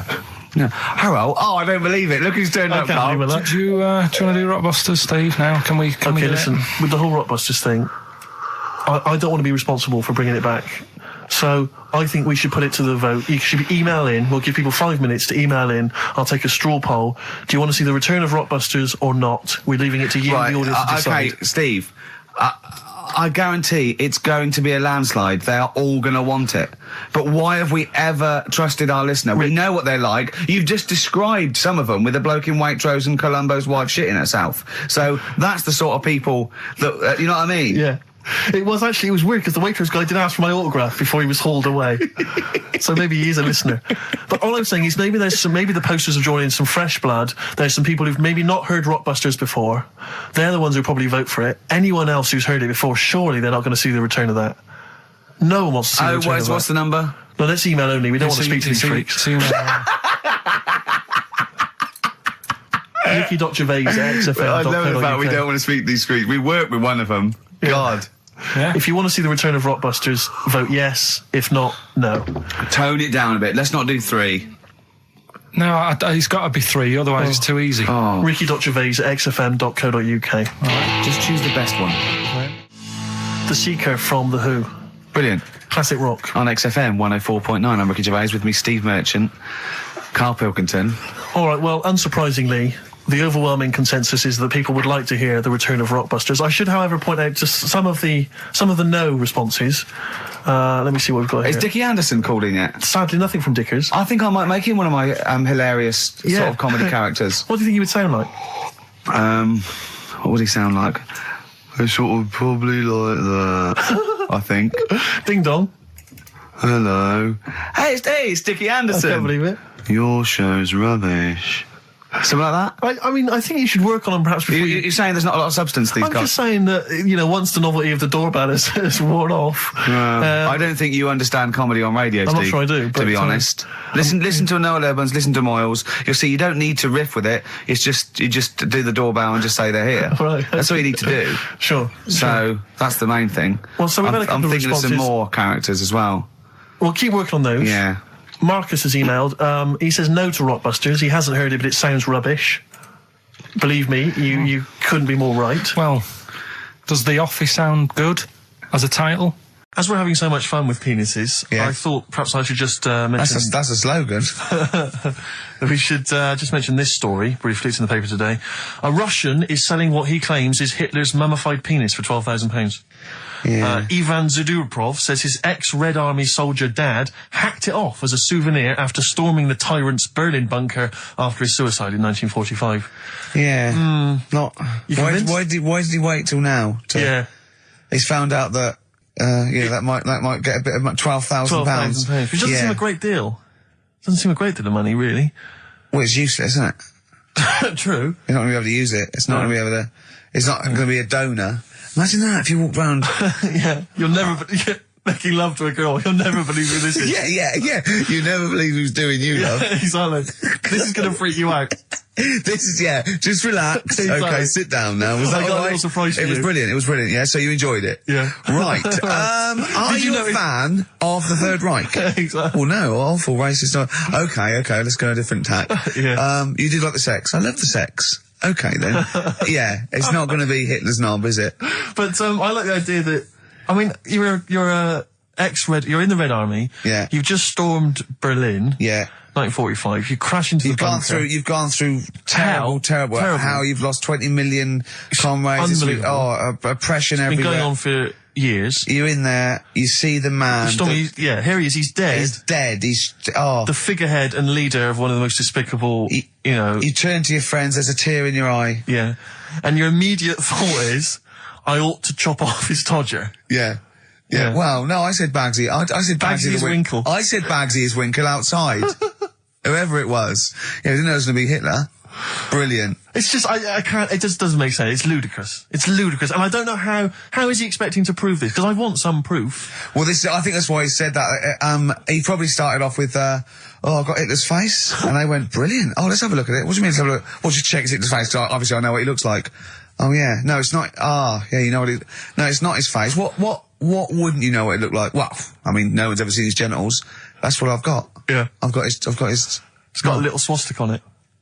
Is that proof, is it? Yeah, little Have you got his ball? Well, no, the Albert Hall's got one, his mother's got the other, so I don't know. See, the Albert Hall, I would have thought, would probably be paying that £12,000, because apparently they've already got his ball. Yeah, they got one of his balls. They got one of his balls in the Albert Hall, his mother's got the other. Yeah. But if they got the Todger If they can track down the one his mother's got, they would have a complete set of Hitler's. I'm just hoping it doesn't fall into the hands of some kind of crazed genetic scientist. What, I could clone it from his knob? Could clone Hitler. Back to, I don't even want to think about the future if that's the sort of way we're going. Exactly. If that's the sort of way we're going, Carl, I'd rather not know about it. What do you make of it, Carl? Weird, isn't it?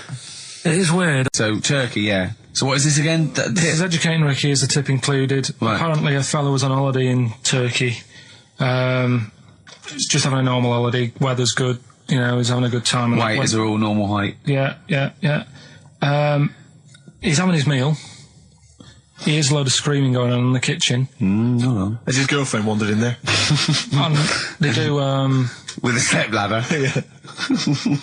the circumcised people in the kitchen, and apparently... What are you talking about? Whoa, slow down. We were sidetracked there for a minute. What are you talking about? Well, I'm excited about two things at once here. One, they circumcised people in the kitchen. Two, I guessed it was someone losing the end of their knob. You did, yeah. I started thinking like Karl Pilkington. Extraordinary. That is amazing. Apparently it was going on. It wasn't just a one-off either. Well, when I say a one-off, I mean they did it more than once. Yeah. Right.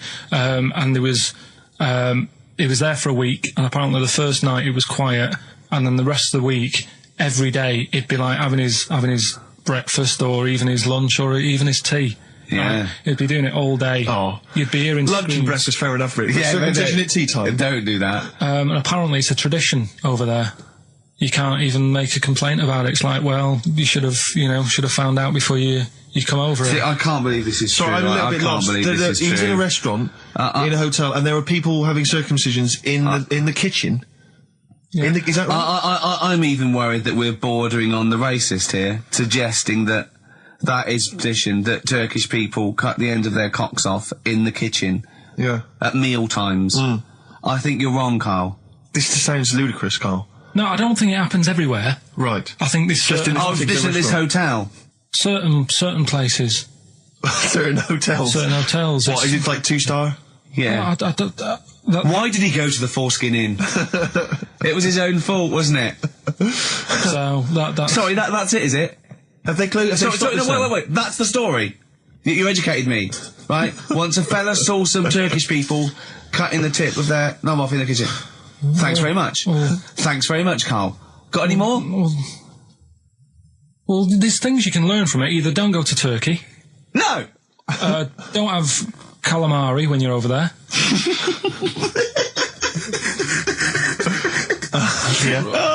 Just to get that kitchen, right?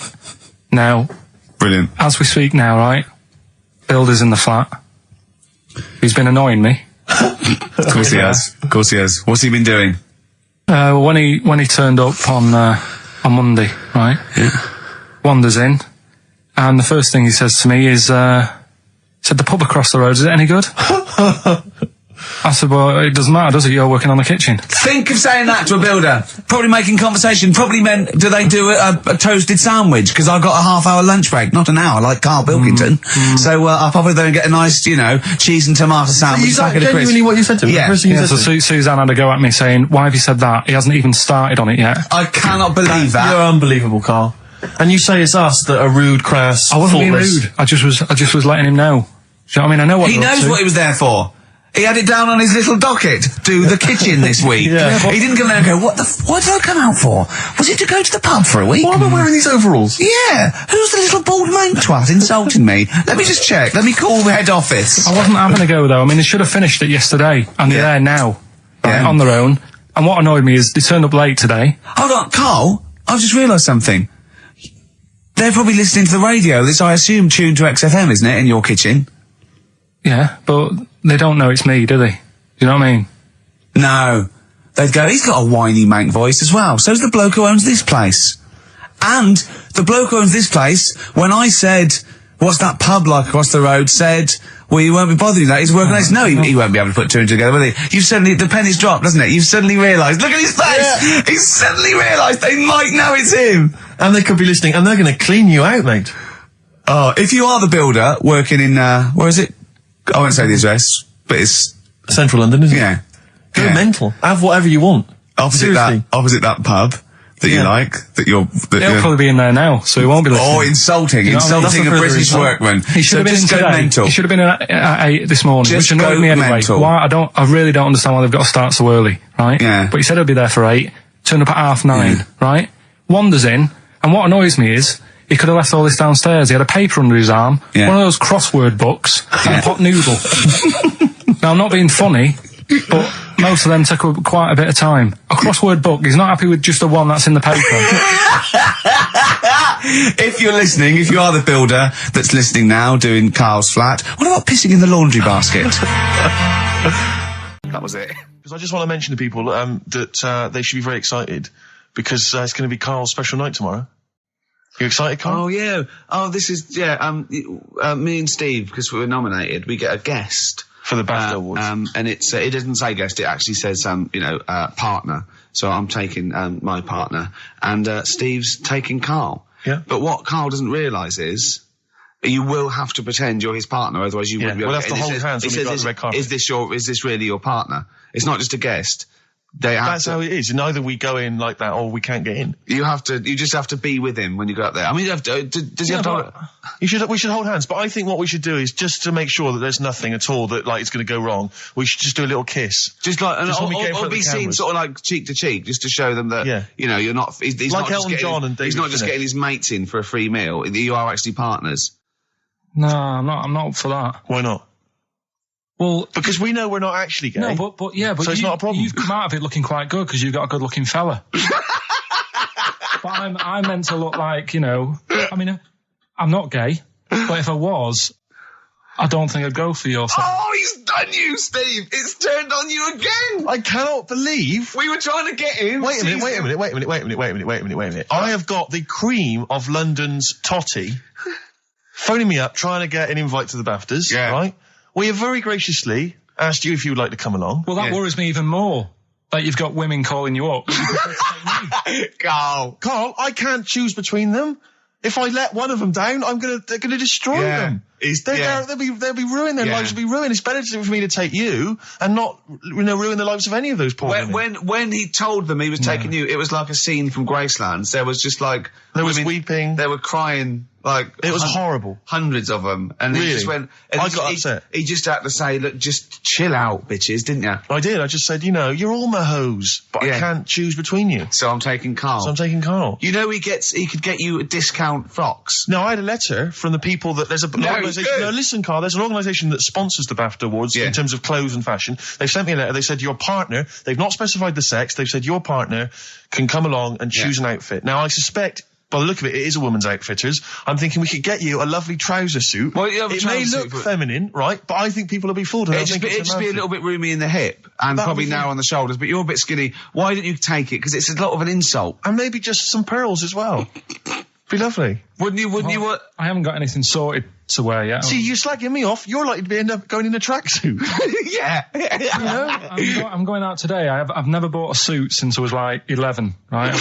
I went to my brother's wedding. That's the last time I wore a suit. No, but it's like how when I went to the BAFTAs with you and I wasn't really enjoying it, you were I like... can't... He's what? No, you didn't tell us this. Ungrateful.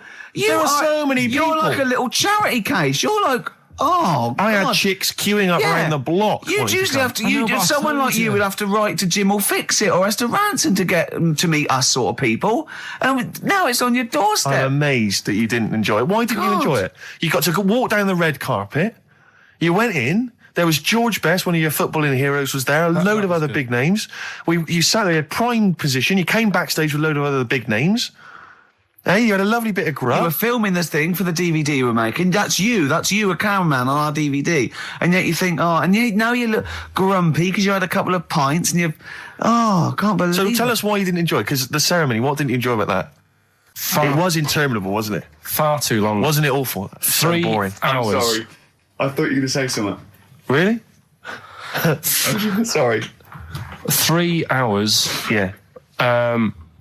I mean, I suppose for you two, at least, you were going to get something. Sure. Yeah. But with me, it's like, I mean, I've never graduated or anything, so Have you not? I'm trying to think of a situation. Basically, I sat there for 3 hours knowing that I'm not going to get anything out of the night. Yeah. Right? Now... Sorry, when we invited you and you said yes, did you think you were up for an award? No. I thought we were going to be sat round tables, having a nice bit of food, whilst people are going up there winning awards. Yeah. But 3 hours of the same thing over and over again. I mean, if a film's 3 hours in the cinema, you go, well, it's long, but, I wonder how it's going to end. Yeah. But this was just like the same thing over and over again. Some guy going up, thanks a lot, cheers for the bit of brass. And then going down, sitting down, the same thing over and over again.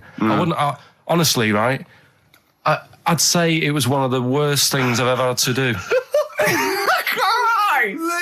I enjoyed the night afterwards when we did have a bit of lamb and a nice bit of veg and that. That was all right, and I went home and I was happy, and I got the little freebie bag that you're talking about that we're giving away. Yeah.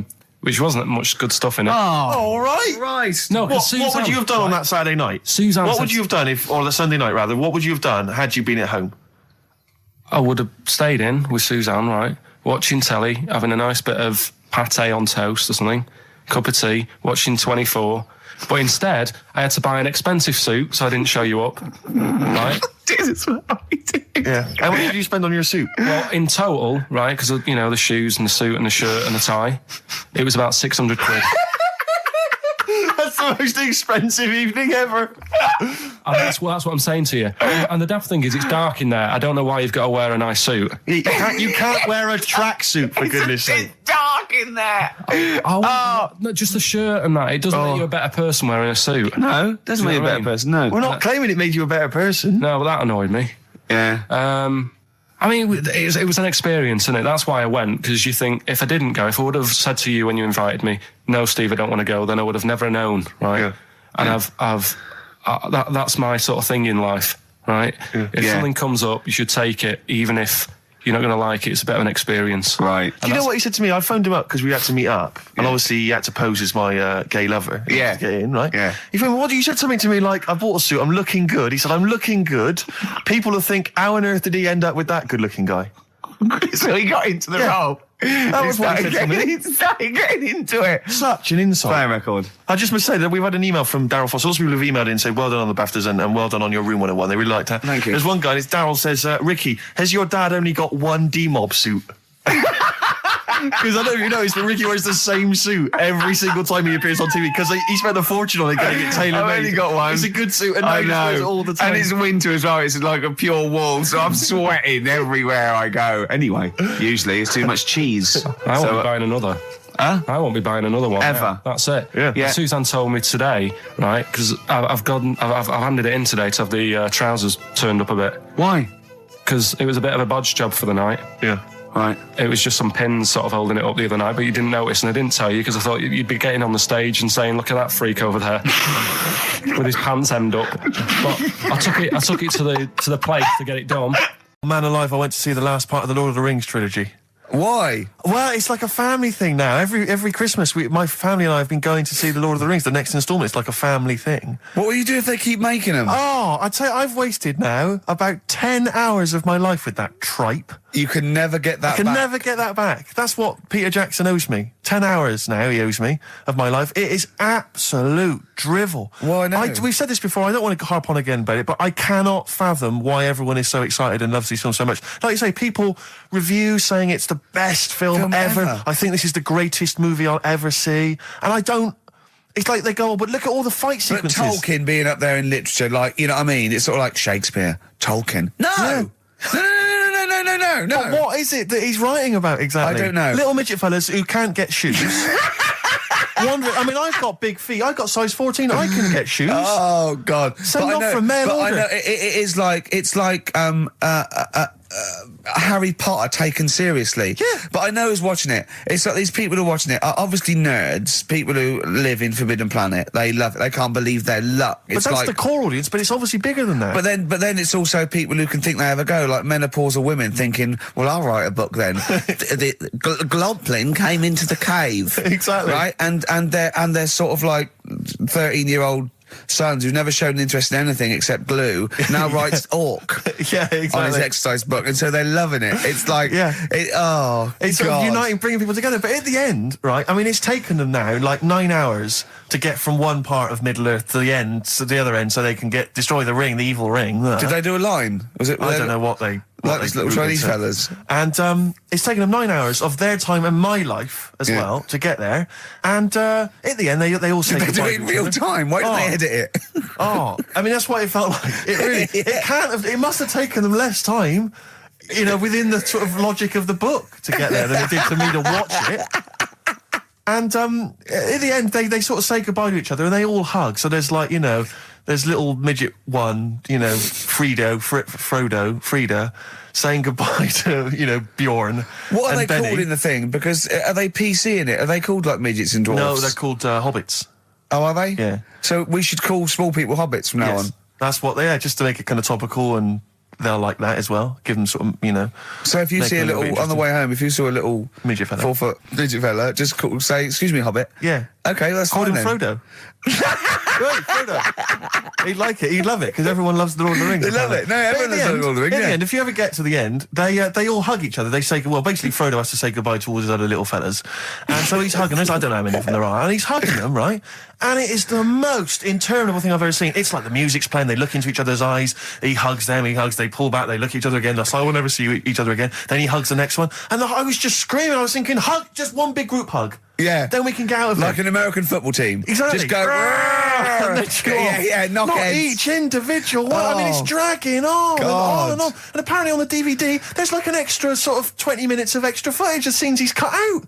Who's watching this tripe? Who cares? I don't know. I genuinely, have we lost some of our popularity by slagging off Lord of the Rings? I don't care. Screw them. If you love it, if you can't live without Lord of the Rings, screw you. I don't want you as a listener. I can't fathom it. Really, Rick, it's not like I'm trying to be wayward or controversial. I can't get my head around the popularity. But doesn't Harry Potter annoy you as well, though? Yeah, but at least it's kind of over in an hour and a half. Is it? I haven't seen it. I went to the toilet 3 times during the course of the film. Really? It's unbelievable. The woman sat next to me. Sexy stuff in it, was there? Some of those little pixies with the pointed ears. It just took me back to all, you know, Mr. Spock. All those glorious days. But it really is just. I mean, have you seen any of them? You've not bothered. I've seen one, and it was long, and I thought it was nicely filmed, and I thought, well, okay, I'll just get through it. I even think, you know, it was just a list of, and here come the orcs. Exactly. Right, okay, we see the orcs now. Yeah. But it's like people go, look at the amazing fight sequences, the amazing immense battles. And it's true, he's got thousands of actors and stuff on horses, brilliant. But I'm not impressed by good time management. No. Well done, he's got all those people together, he's orchestrated it, well done. But it's got to be more interesting. My friend summed it up. He said the Lord of the Rings films, they're like the film equivalent of an Enya song. Yeah. And that to me is exactly right. Lots of billowing dresses, slow musical moments. That's good. People riding majestically on horses. Enya. Constantly riding majestically everywhere. Dido's taken over from Enya in that. Well, so I've got a confession to make. Go on. I like that latest Dido song. I'll play a song. I know. I thought I'd never. I don't Rick, know what to say. Let me explain something to you about Dido. Oh, God. Biting Bottles, Richard Ashcroft on XFM. We've had an email which I suppose puts my hatred of Lord of the Rings into perspective. It says, yeah, you may have spent 10 hours of your life wasting your time with Lord of the Rings, but imagine how many hours of people's lives this show have wasted for our listeners. Yeah, that's true, Well, yeah. I suppose it does, balance. 2 hours a week for a couple of years. We can never give that back to people. I know, it mounts up, doesn't it? Yeah. We should be doing some kind of community service for people, maybe popping around. Well, this is community service, isn't it? Because Carl, it makes his brain work a little bit. True. And it keeps him, from going on holiday, sort of for 2 hours a week, which is good. I'm looking forward to it. Was it Nelly? Nelly dead. It nearly died. It nearly died. I was interested in it. I remember reading it, and there was one element of the story. You would think it was a cheap holiday. Well, you're not going to pay those prices. 400 quid, host seasons, you're having a laugh. That's nothing. Mansfield car park. And there was an element. It said in the news report, it said that while he was down in the ground, he began and ended a relationship with a woman. While he was down there, some fan who was a fan of what he was doing, he started communicating with her through the tube. I don't know the ins and outs of it, but they began a relationship and it ended. And I have to say, I remember thinking, when you read that there's a man... How did it end? Well, Why did she go that this isn't working? That's twice you've stood me up. Yeah. Well, I can't get out, can I? I remember thinking at the time, you know, I was to say I was not the sort of the ladies' man that I am now. I remember at the time reading it and thinking, there's a bloke, you know, he's pulling women 10 feet underground through a tube. Through a tube. I'm out and about with some of the most expensive hair products on the market. I've got to sit down and ask myself some very serious questions. Oh, dear. Extraordinary. We spent New Year's Eve together, me and Carl. Oh, yeah. It was me and Jane, Carl and Suzanne. Her hair doesn't really look like Dave Hill, I must You didn't confess. see it when it was done, though. Yeah, she had the coat on that you bought her to say sorry, though, didn't she? Yeah. And Martin Freeman and his girlfriend Amanda and Glyn and we all went for a meal and then we all went back to ours and sort of saw in the new year and all that and all the fireworks, and then in the wee hours when just the drinking seriously starts, we started playing parlour games.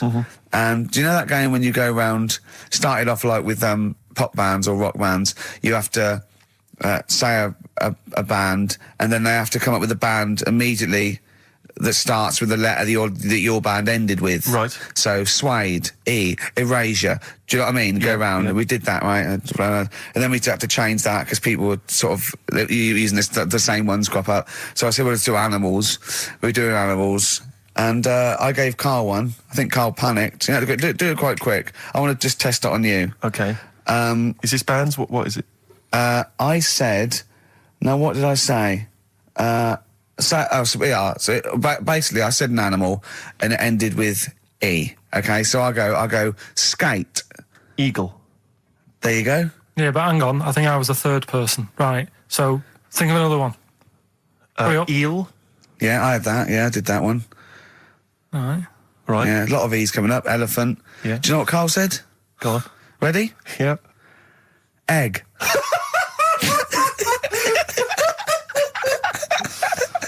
Oh, in a sense, I suppose. Egg? He went, yeah. I went, no, wrong. He went, well, what? And then Martin came to his rescue and went, well, what is an egg? Animal, vegetable, mineral. I said, well, it's animal, but it's you can't have egg. But would you allow then? tadpole? Well, yes. Is that Yeah, not because it's a kinda larval stage. Yeah, no, but egg, you might as well have leg or eye, uterus. It doesn't count. Egg, you panicked. Brilliant. Oh, I still think I'm right. Well, you're not right. We were naming, you know. Just a bit of fun, though, isn't it? Yeah. Exactly. Yeah. You meant, why obey the rules? It's just a Exactly. bit of Yeah. fun. No, that is true. Don't That bother is with the true. rules. That is You true. had the fireworks in the year, did you? Yeah. What, you had them yourself? Or No, you no, just no, no. watched You them? could stare across the river. We could see him, but actually very impressive. And I'll tell you what, they got it right this year. Instead of 2 hours of letting off fireworks, people were going, "Oh, can we go now?" It was 3 minutes, and they spent £1 million on the 3 minutes, and that's it. That's all you can stand. 3 minutes of fireworks. Oh. To me, fireworks are like watching Lord of the Rings. Exactly, I've absolutely. never been impressed as a child. Never been impressed. I've never been impressed as an adult, but. A big bang, a huge big explosion, that'll do me. I used to go to, they used to have little community fireworks displays at Christmas, things like that, near our school, maybe in the school or at the local kind of community centre. And I used to go along to them with the family and everything, get the sparklers, and they would have the fireworks.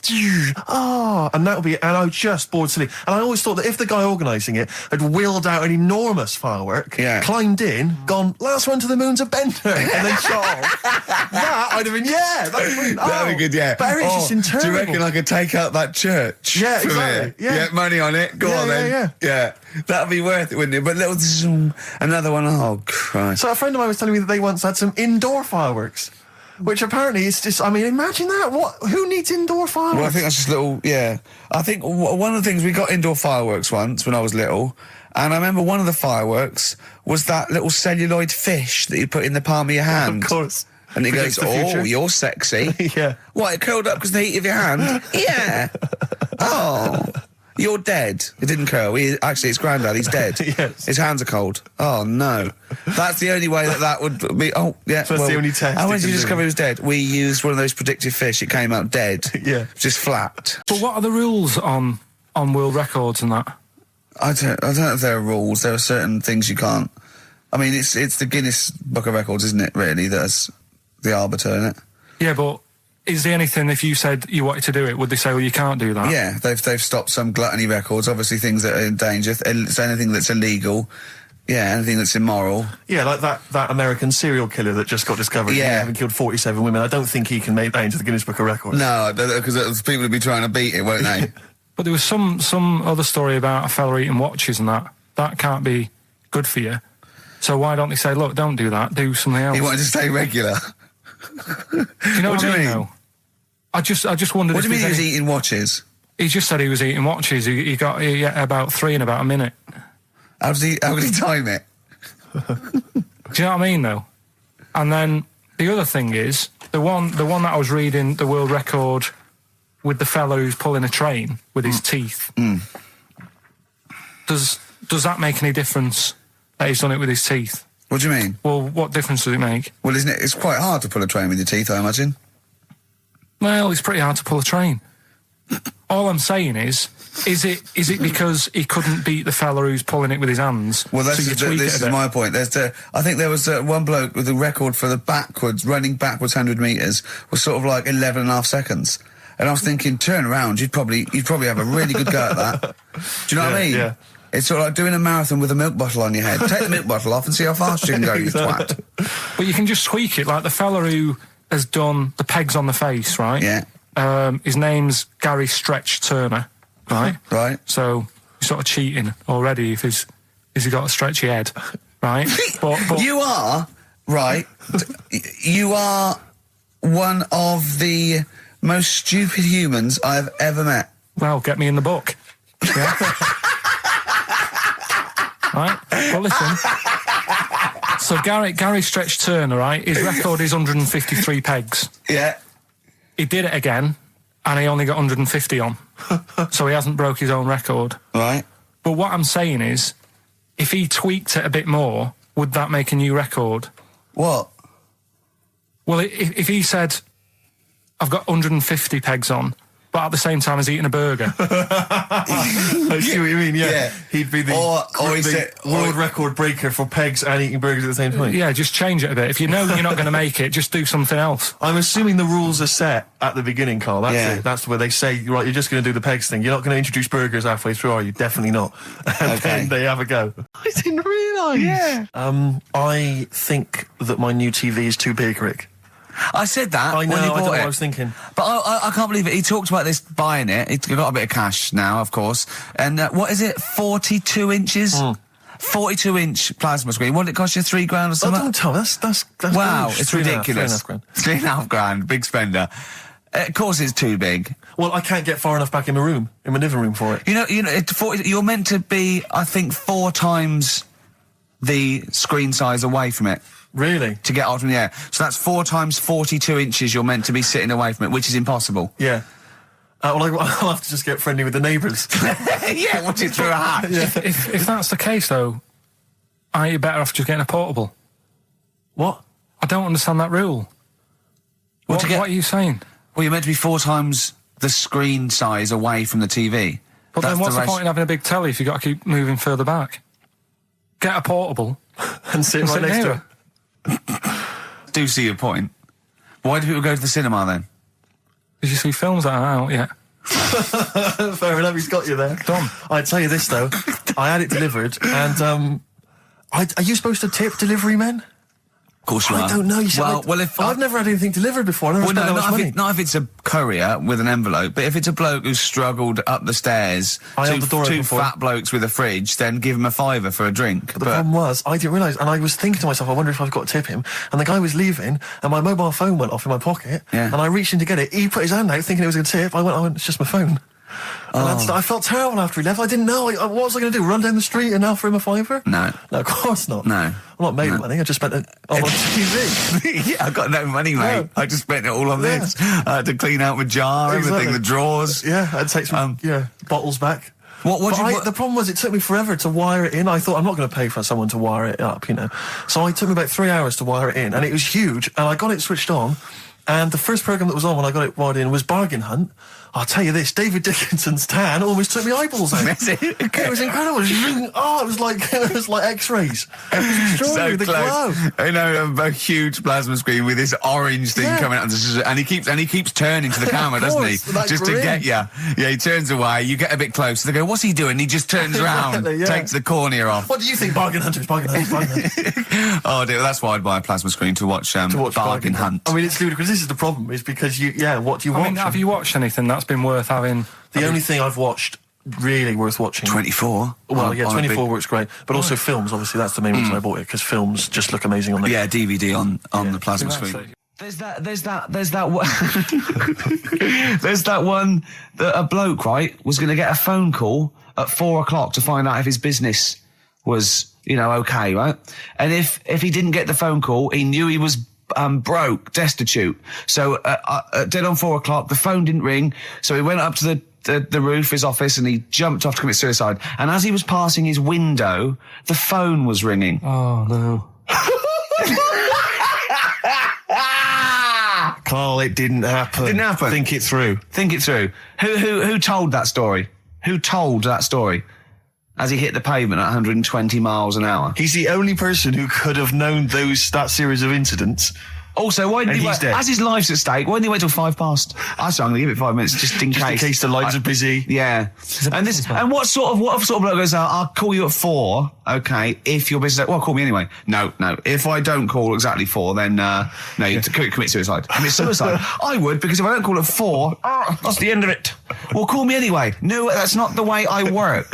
Why can't you just call me and tell me the other way? Well, I'm telling you how I do it. If you're bust, I don't call.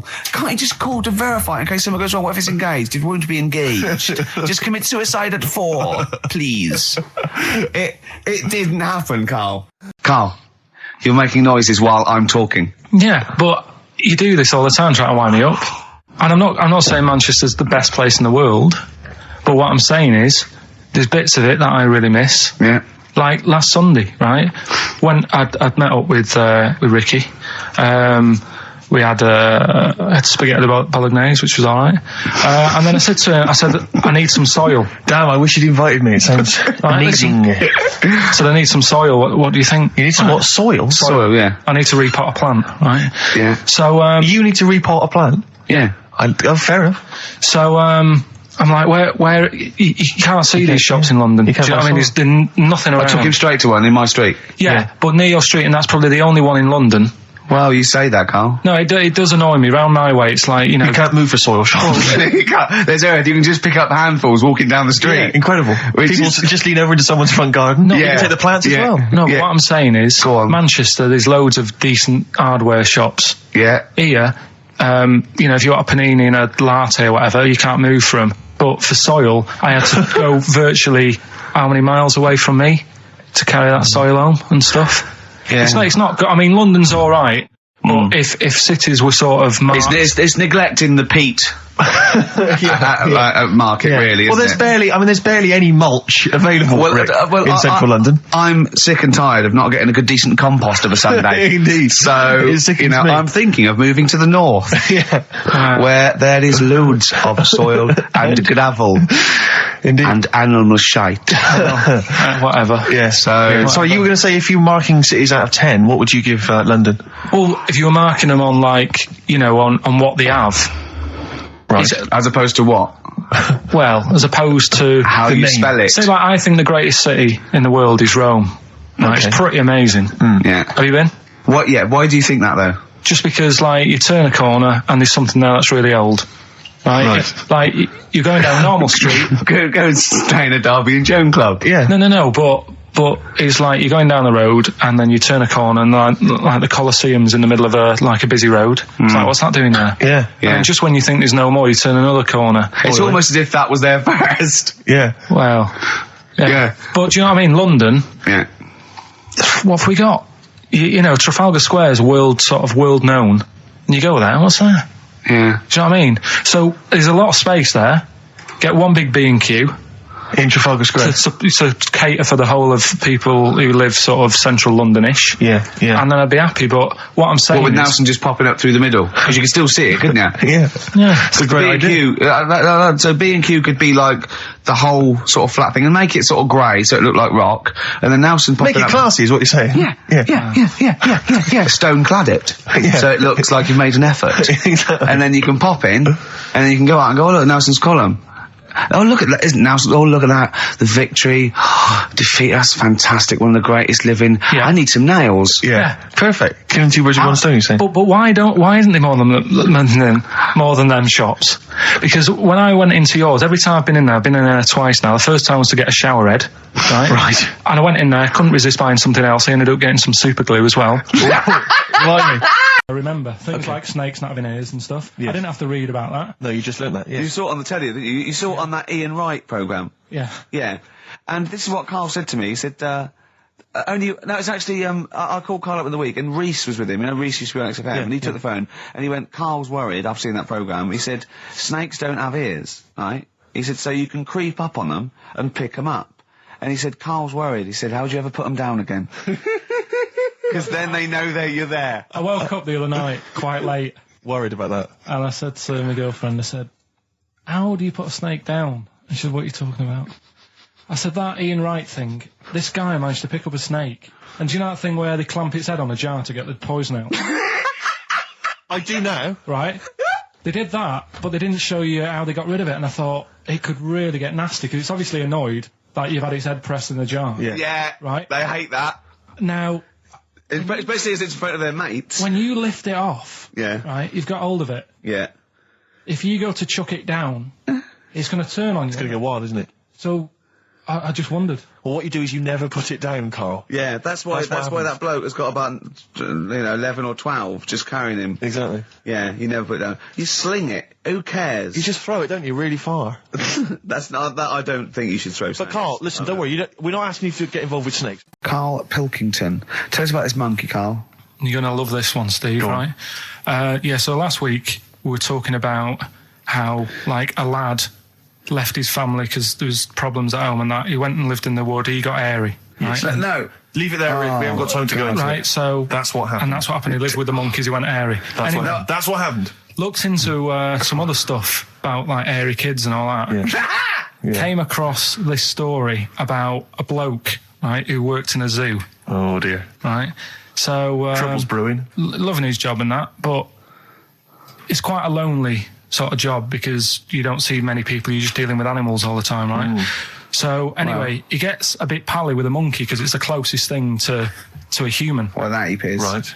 Yeah, but you can't really go that close to apes. It's dangerous. What do you mean? What type was it? Do you Just mean let him tell the story. Was it a chimpanzee? I reckon it was a chimp, yeah. Yeah, it was you a don't chimp. even know, so it was that's a an chimp. ape. It was a Okay. chimp. Yeah, but it doesn't matter, does it? So he It's the gets story. pally with him. Right, so he gets pally with What, him. do they go on and holiday together? Well, no, I mean, it starts On the off. pool together. Starts off just checking each other out and probably sharing lunch and that together. Yeah. Right. Anyway, this goes on for a while. They're getting on well on that, and then after a while, right, the monkey starts sort of imitating him a bit more and sort of walking upright. Oh God. Yeah. Right. So he thinks, oh, that's a bit weird. Anyway, they get on really better and what have you. So he thinks he could live at home with me. Because we're getting on a storm. Yeah. Right. So he takes him home, and before Is you this know the it, beginning of Beneath the Planet of the Apes? I think it is. I think you've seen this on video. I'm worried because he's already imitating him and they're moving in together. I'm thinking it's maybe a bit like single white female. Single white zookeeper. Oh, brilliant. right. So anyway. So he's moving in, and it's getting used to sort of the normal human life. He's having a cup of tea in the morning. Yeah, PG tips. He finishes the day off with a dear. Finishes the day off with what? He doesn't have to move a piano at one point, does he? Finishes the day off with a little brandy. Yeah. He pours himself one. Is he wearing a smoking jacket? Yeah, I'll tell you what, Carl. You're a maniac, mate. No, this is why it attracted me. It's amazing, right? So he's having his brandy and that, loving his life. Next thing you know, he sort of I don't know if he loses it or he gets shaved, but the top half of his body is hairless. Hairless. Right, apart from his head, Right, so he's got a nice So little it's the head. opposite of the kid. Well, no, Yeah, this is what I'm saying. that would happen. Right. Well, hang on, but so you don't know if You he don't was even shaved know. or if it's How did it say? Then the hairless. What? I'll bring it in for you, the story, and then you All can right, see well, if okay, I've keep gone going, wrong. keep going, keep So going. anyway, so this is going on, and he's having a great life. Then the zookeeper starts getting a bit annoyed because he's having a better life than the zookeeper. The zookeeper's in the zoo. This is such So the zookeeper's still got to do a day's work. The monkey's at home, he's partying, Well, he's it got gets his to other a point when he chipmates says, round. there's no point you coming in to the zoo, because the whole reason of you being there was because you're being kept there. Right. And he didn't want to bring the memories back, so he said, you stay at home. So you're talking such. Just let him finish. God, I don't know if I can sit here and listen to this drivel. I'm fascinated. It's nearly over anyway, right? It sounds extraordinary, Carl. So he's walking up, right? He's having a tea in the morning, finishing the day off with brandy. Gets a bit out of hand, only tries it on with the zookeeper's wife.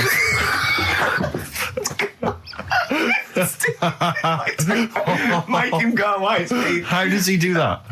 Well, because he's around humans a lot, he becomes a bit of a charmer. And, But what is it that he could do to seduce her? Pick fleas out of her? he didn't say. He was built. Yeah, he's well done. So what about that? What do you mean, what about it, Carl? It's obviously not true. I don't understand how... I love the fact he becomes a charmer. He's got better taste in brandy. Exactly. And what was it that he was doing that seduced her? I don't know. I thought maybe because he was at home more than the zookeeper was. But what would he be doing, I Carl? love the fact that- He's not going to be talking with her. They're not going to be playing like, Trivia Pursuit. Maybe she liked the silent type. He didn't go into that. He just said that's when the trouble started. Carl, play a record. Right. Is that what Suzanne did when she brought you in? Rick, can I just explain some of the prizes we got here for Rockbusters? Because I just want you to try and picture, if you would, the kind of XFM listener who'd particularly want this collection of gifts. You've got the best chill out album ever. This is the one, as I said before, that's largely made up of songs you may have heard in adverts. Sure. So you've got the Volvo advert on there. Yeah, You've got the T-Mobile TV advert. T-Mobile. Brilliant. That's on there. So that's Roy Cobb. So look forward to that.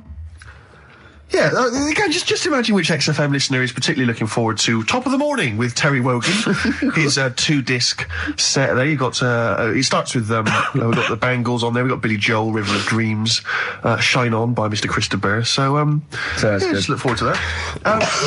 Oh dear. We got the Only Fools and Horses last year's Christmas special. We gave one of those away last week, but still more to shift.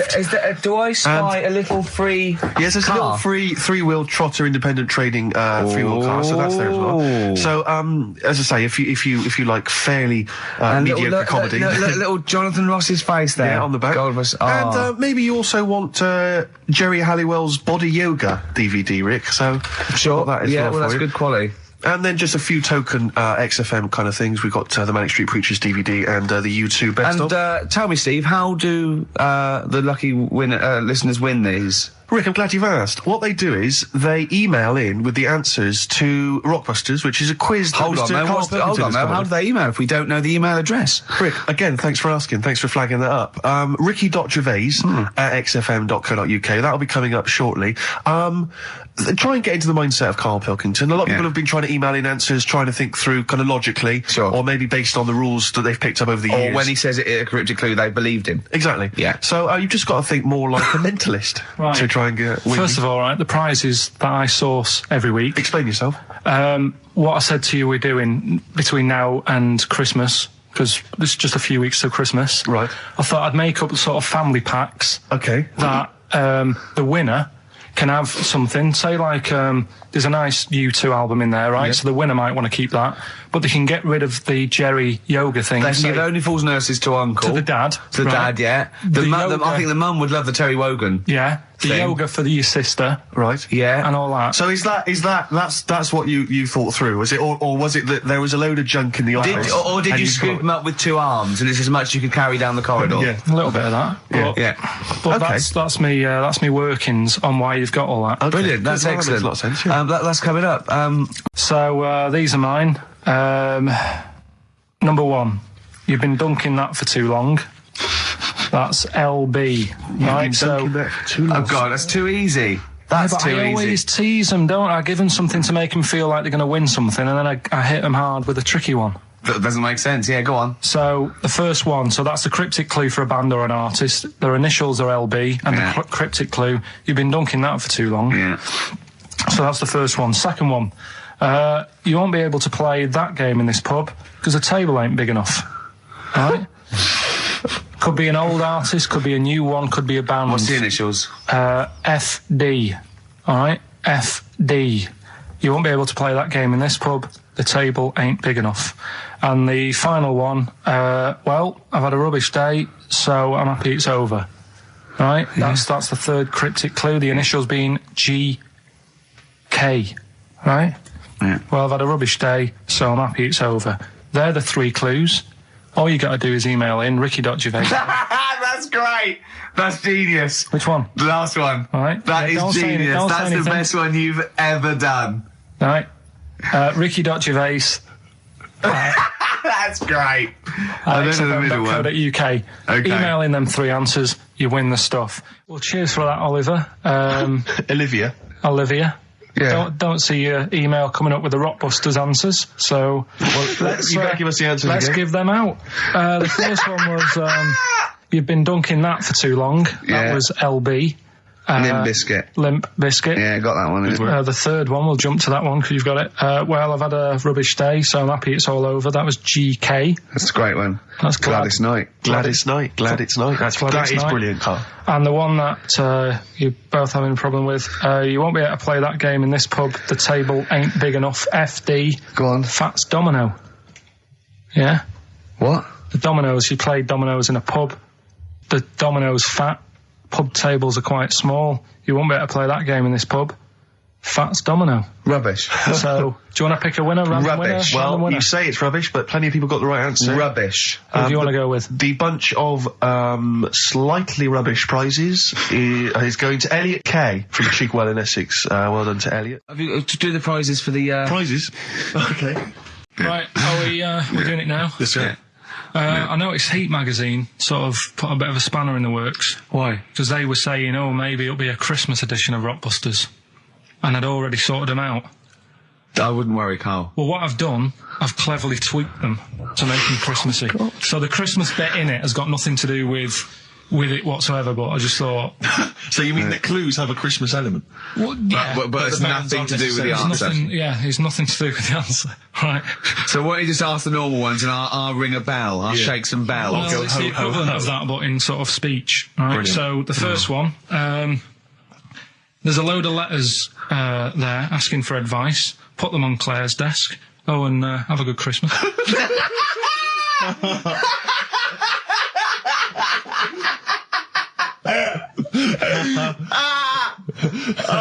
Give it to us again. Oh, God. Right, so there's a load of letters asking for advice. Put them on Claire's desk. Oh, and have a good Christmas. Right, but bear in mind, people, that the Christmas element may not be relevant to No, these that's got clues. nothing to do with it. I don't want to... Okay. And the initial there is F, right? That's F. All right. Right, the second one. Ask your mum if you should, after you've wrapped the presents. Right, so Ask your mum if you should. ask your mum if you should, after you've wrapped the presents. That's S. Yes. S. All right. All right. Okay. And the last one, a couple of people were arguing in the supermarket at the fruit and veg counter, but it's busy in there because it's Christmas. That's probably what brought it on. So that's B. Oh. B. Oh, God. So they're the 3. Will I just recap? Yes, please. Yeah, I have no idea. so I the can't first even. one. I don't know what to start thinking. On. People who have tattoos, I've never understood it, right? That they have something put on their arm. Right, sorry.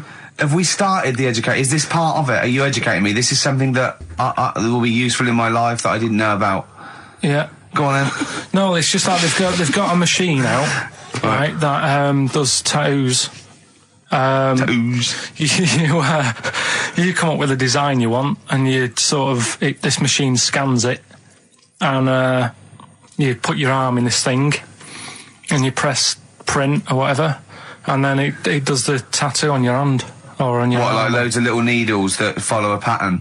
Yeah, computer. basically, yeah. Is it a real tattoo? It's a proper. It's a proper one. The fella said. Well, as long as it goes out, it pierces the skin with a. I just wondered if it's one of those kind of, those kind of. No, it must be lots of little needles or a moving needle that can go Sorry, along. but how is this cleaned? Like in between each person? Don't know. Probably. I don't know. Well, no, as long it's only that. If it's one needle, it's just the head, isn't it? If it's one needle that moves, and does it like loads of little. What are we gaining from a machine doing it? Just because they're not going to sort of mess it up. But hold on, how do you keep your arm still? Because your skin moves slightly. So the machine it's won't. sort of strapped to your arm. Right. And So the it's fella, spread. the fella said that the tricky thing was in all this, it was the fact that nobody would let him test it out on anyone else, so he had to do it himself. But did it work? Because the thing is with a tattoo artist, they can see when your skin's moved and they can see what they've done and they keep wiping it and looking, whereas a machine's just got to trust itself. Yeah. So I think one needle could go wrong. If it was a lot of needles that it just came down, like, 1,000 needles that was an imprint. Yeah. But obviously I'm asking someone who hasn't delved any further than there's a machine that can give you a tattoo. That's all you've got at the moment, isn't it? Well, basically. That's all you've got? I mean, that's what I've got, because I'm not a fan of tattoos. I don't... But where did you read this again? This was... Internet? This was on the internet, yeah, it was, yeah. Okay. And I just don't understand why people do it. That's what got me attention. Because me... Sorry, what have I learned from this? That if you wanted to get one, you can get one done by a machine now. People say machines are sort of taking over and that, and there's another one. But it's just the fact. I mean, I don't know. So give us the snappy title of this education again. Why don't they just get a diary or some paper or something to write it on? That's what I always think when I see people with loads of tattoos. Like there's that fella who we were talking about the other week in Scotland who was covered 99% in tattoos. It's just like, what have you done that for? Yeah. Do you know what I mean? You can't get rid of it now. You've done it now. Yeah. One of my uncles, right, Tattoo Stan, he's just caked in them. Tattoos. Right. I don't think he's my proper uncle, but it's just like my dad's got. Tattoo Stan. No, my dad's got. That's a province in Russia, isn't it? My dad's got loads of mates who. When you say he's not your proper uncle, do you know, like when just a bloke someone who used to comes hang around, around you're the alright, Uncle Stan. Yeah. Do you know what I mean? And my dad had loads of mates like that. There was John the Screw. Right. So he either works in a prison or he likes to have sex. Cabbie. Cab driver. Okay. There was Jimmy the Hat. I don't know why he Jimmy did. the Hat? Yeah. And, did he wear a hat? No. No. There was Fred the Veg. You sure he wasn't a relative? Sorry. Fred the Veg used to get us like big bags of potatoes and that. Fred Veg, okay. And there was Tattoo Stan. Right. And he was just caked in them. And I used to always look at him thinking, why have you done that? I must have only been like, 6 I or suppose 7. if you're born with a name like Tattoo Stan, exactly, you're destined, aren't you? Were Really? they like a 1950s gang? I'm worried about. I'm worried about doing a bank job. What was his name? The Hat. What was his name? Jimmy the Hat. I'm worried about Jimmy the Hat. Yeah. Not having a hat. I don't understand it. Are you sure he didn't have a hat? Not when I met him. Did he ever wear a hat? I didn't see him that much. Do you think it was a joke, like, when your mate's sort of like, 8 foot and huge, you call him Little John or Tiny? Do you think the fact that he never wore a Yeah, hat? they went, hold on, I've noticed something about Jim. Go on. No hat. And I go, oh, true, let's call him Jim the Hat. Jimmy the Hat, yeah. But my Uncle Stan, he had like loads of them. He did them himself. Oh dear. And it was always that thing. God. What was it? Things like he had like the cross cut here, made in Britain. And if you're going to do them yourself, I'd say at least make sure you're sort of a good drawer. Yeah. And don't do it in the mirror so it comes out backwards. Well, that was the other thing. But like, I remember he did. Names are all right. He had like all his kids' names down his arm. And, what are they called? Yeah. Oh, God, it's Tattoo Stan Jr. Yeah. And Paul shits to bed. I'm trying to. Oh, Wabbai Kate. Yeah. But he had. Frankie never amounts to anything. Oh, God. So he had like. Johnny, I don't think he's mine. So he did all this. I don't even know why I'm telling you about tattoos. No, nor do I, Carl. Hey, to be honest, Carl. So. Yeah. Okay. Any other nicknames your friends of your family had? What was your nickname, Carl? Just Pilky, really.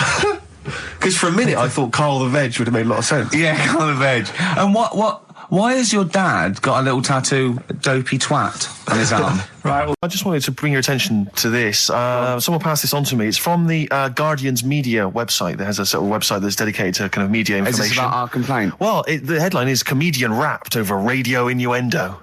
Right. Jessica Hodgson has written the article. Are you familiar with this? Have you seen Well, this? be careful now, because we actually got a complaint, and people don't know this, we got a complaint upheld, and well, all of this we're very sorry. We didn't mean to offend, and it was a while ago, so we are going to be very careful. Carl's getting very nervous. We're just going to read out. We're not going to editorialise, Carl. We're just going to read out what the Guardian printed about us. All right?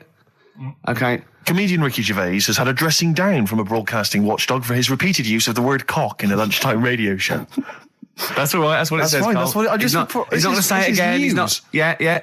Go on. Imagine this is the news and I'm reading it. Yeah. The Broadcasting Standards Commission upheld a complaint against the comedian for coarse sexual innuendo in the programme on London station XFM. The Commission acknowledged that the presenter's remarks were intended to be humorous, but took the view that the amount and detail of the coarse sexual innuendo had exceeded acceptable boundaries for broadcast, said the BSC in a statement. The complaint objected to a section in the Comics Saturday afternoon show when he discussed the different meanings of the word cock. Gervais wondered aloud whether the word was acceptable when discussing birds, but not the male sexual organ. A BSC spokesman said the comedian went on and on about it for nearly 5 minutes.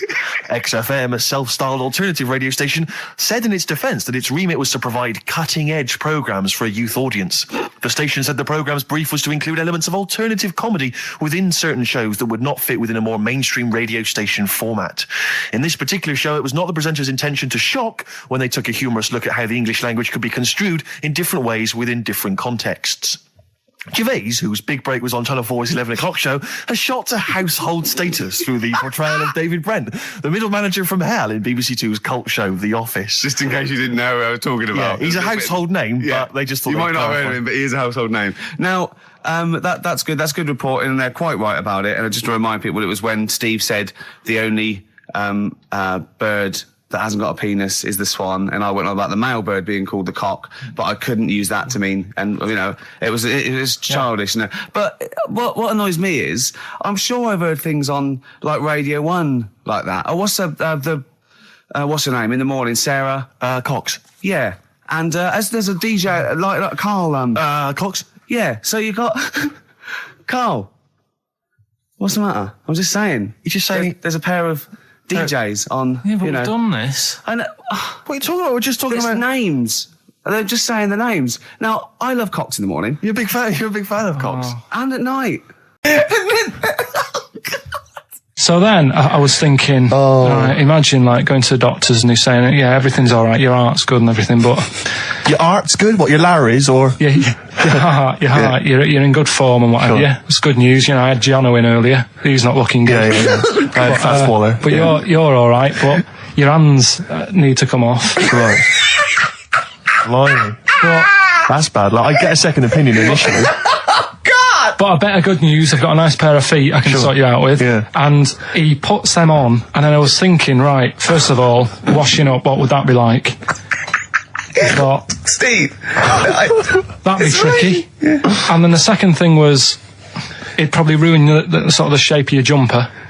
Because you have to keep putting the feet through there. Yeah. And then I thought, but I could still cycle in. Okay. To work. You could run in. Well, that's the thing. You'd be really fast. Well, that's what I was thinking. I thought I could still cycle because I could balance, and then I thought, but the only thing is I probably couldn't pull the brakes. Because of the little short things. Yeah. And then, like you, I thought, but then again, you'd run in half the time. So that's what was going on in last night. Right. That's what I was thinking about. Sure. Did you? How long did this take? Well, how long does it take to wash up? Right, because I imagine you just being there for like all night. Probably 25 minutes. How long did the little Chinese fella dance for in his pants? He's always doing it. Last night he was at it for like 10 minutes. Yeah. And his girlfriend never sits in the same room as him. She's always sat in the bedroom. She's going, you dance in pants again, I go in next door. Well, she was in the bedroom. She's always in the bedroom, sat on the floor, on the mobile phone. Right. All the time, yeah. It's weird how people's lives are just like, it is like that Groundhog Day thing. It's like, he's jumping about in his underpants. The old woman's sat there reading a book. Yeah. And that's what got me thinking about my life. Do you think she ever goes... Are you sure she's not dead? Every time you look down there, she's just flicking through she's just reading this book. The pages never turn. She never seems to finish it. She never moves from her chair. Are you sure the Chinese her girl's cats going? Are dead around her. I'm going into next door again. That little round-headed fella's looking in. He's looking in at me. The bouncer goes, "Don't worry, love. I'll go and beat him up." But he's always getting ready. That's true. They see you staring at him, watching up, going, "I could have feet here," and they get scared. The old woman's dead. On this album as well is The Killing of George. Georgie Part 1 and 2, remember? About the gay bloke. Georgie Boy was gay, I guess. His favourite song. Carl's favourite song, right? And I was going, "Oh yeah, I remember that, yeah." I said about, and I said, "Did not intend to take his life. He just pushed it when he gets mugged and killed." Do you know what he said? I was sitting outside, I was singing, he went, "Well," I said, as I said, "they go out too late." They go out too late? He meant gay people go out too late. He went, "No, they do." I went, "What do you mean?" He said, "Well, they're always out, they go out when people are coming home." He said, "If he'd have been in bed by 10, he'd still be alive today." That's a sobering lesson. And he went, "There's one that works here and he's shattered every Monday." Oh, if you're gay and you're listening, just be in bed earlier. Go out when sensible people go out. Yeah. You're right, we're not on the continent, Carl. If you're gay and you're not in bed by 10, go home. Yeah. I don't get it. No, like, again, I spoke to you in the week, and I had much better things, like when I tell you about Brian Blessed climbing Everest, and for some reason it made him, it played havoc with his belly, and he followed through and he had to clean up. Shut himself? Yeah, using ice and snow. Why are you telling me that Brian Blessed, in what way is telling me that Brian Blessed shit himself once in any way educational? Because I was saying how he was climbing Everest, right? Right. Give it to him. He's an actor and that, but he gave that a go.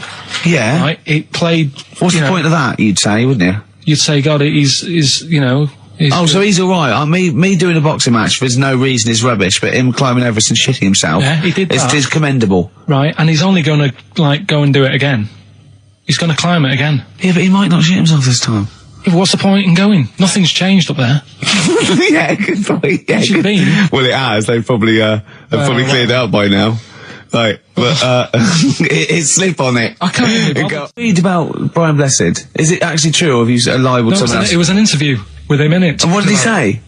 Oh, come on! What did he say? He said I climbed Everest and I played havoc with me belly. Let's talk about it next week. We've really run out now. Oh, you're a fool. When I went to the BAFTAs with you, and I wasn't really enjoying it, you were I like... can't... He's what? No, you you didn't are tell such us an this. ungrateful...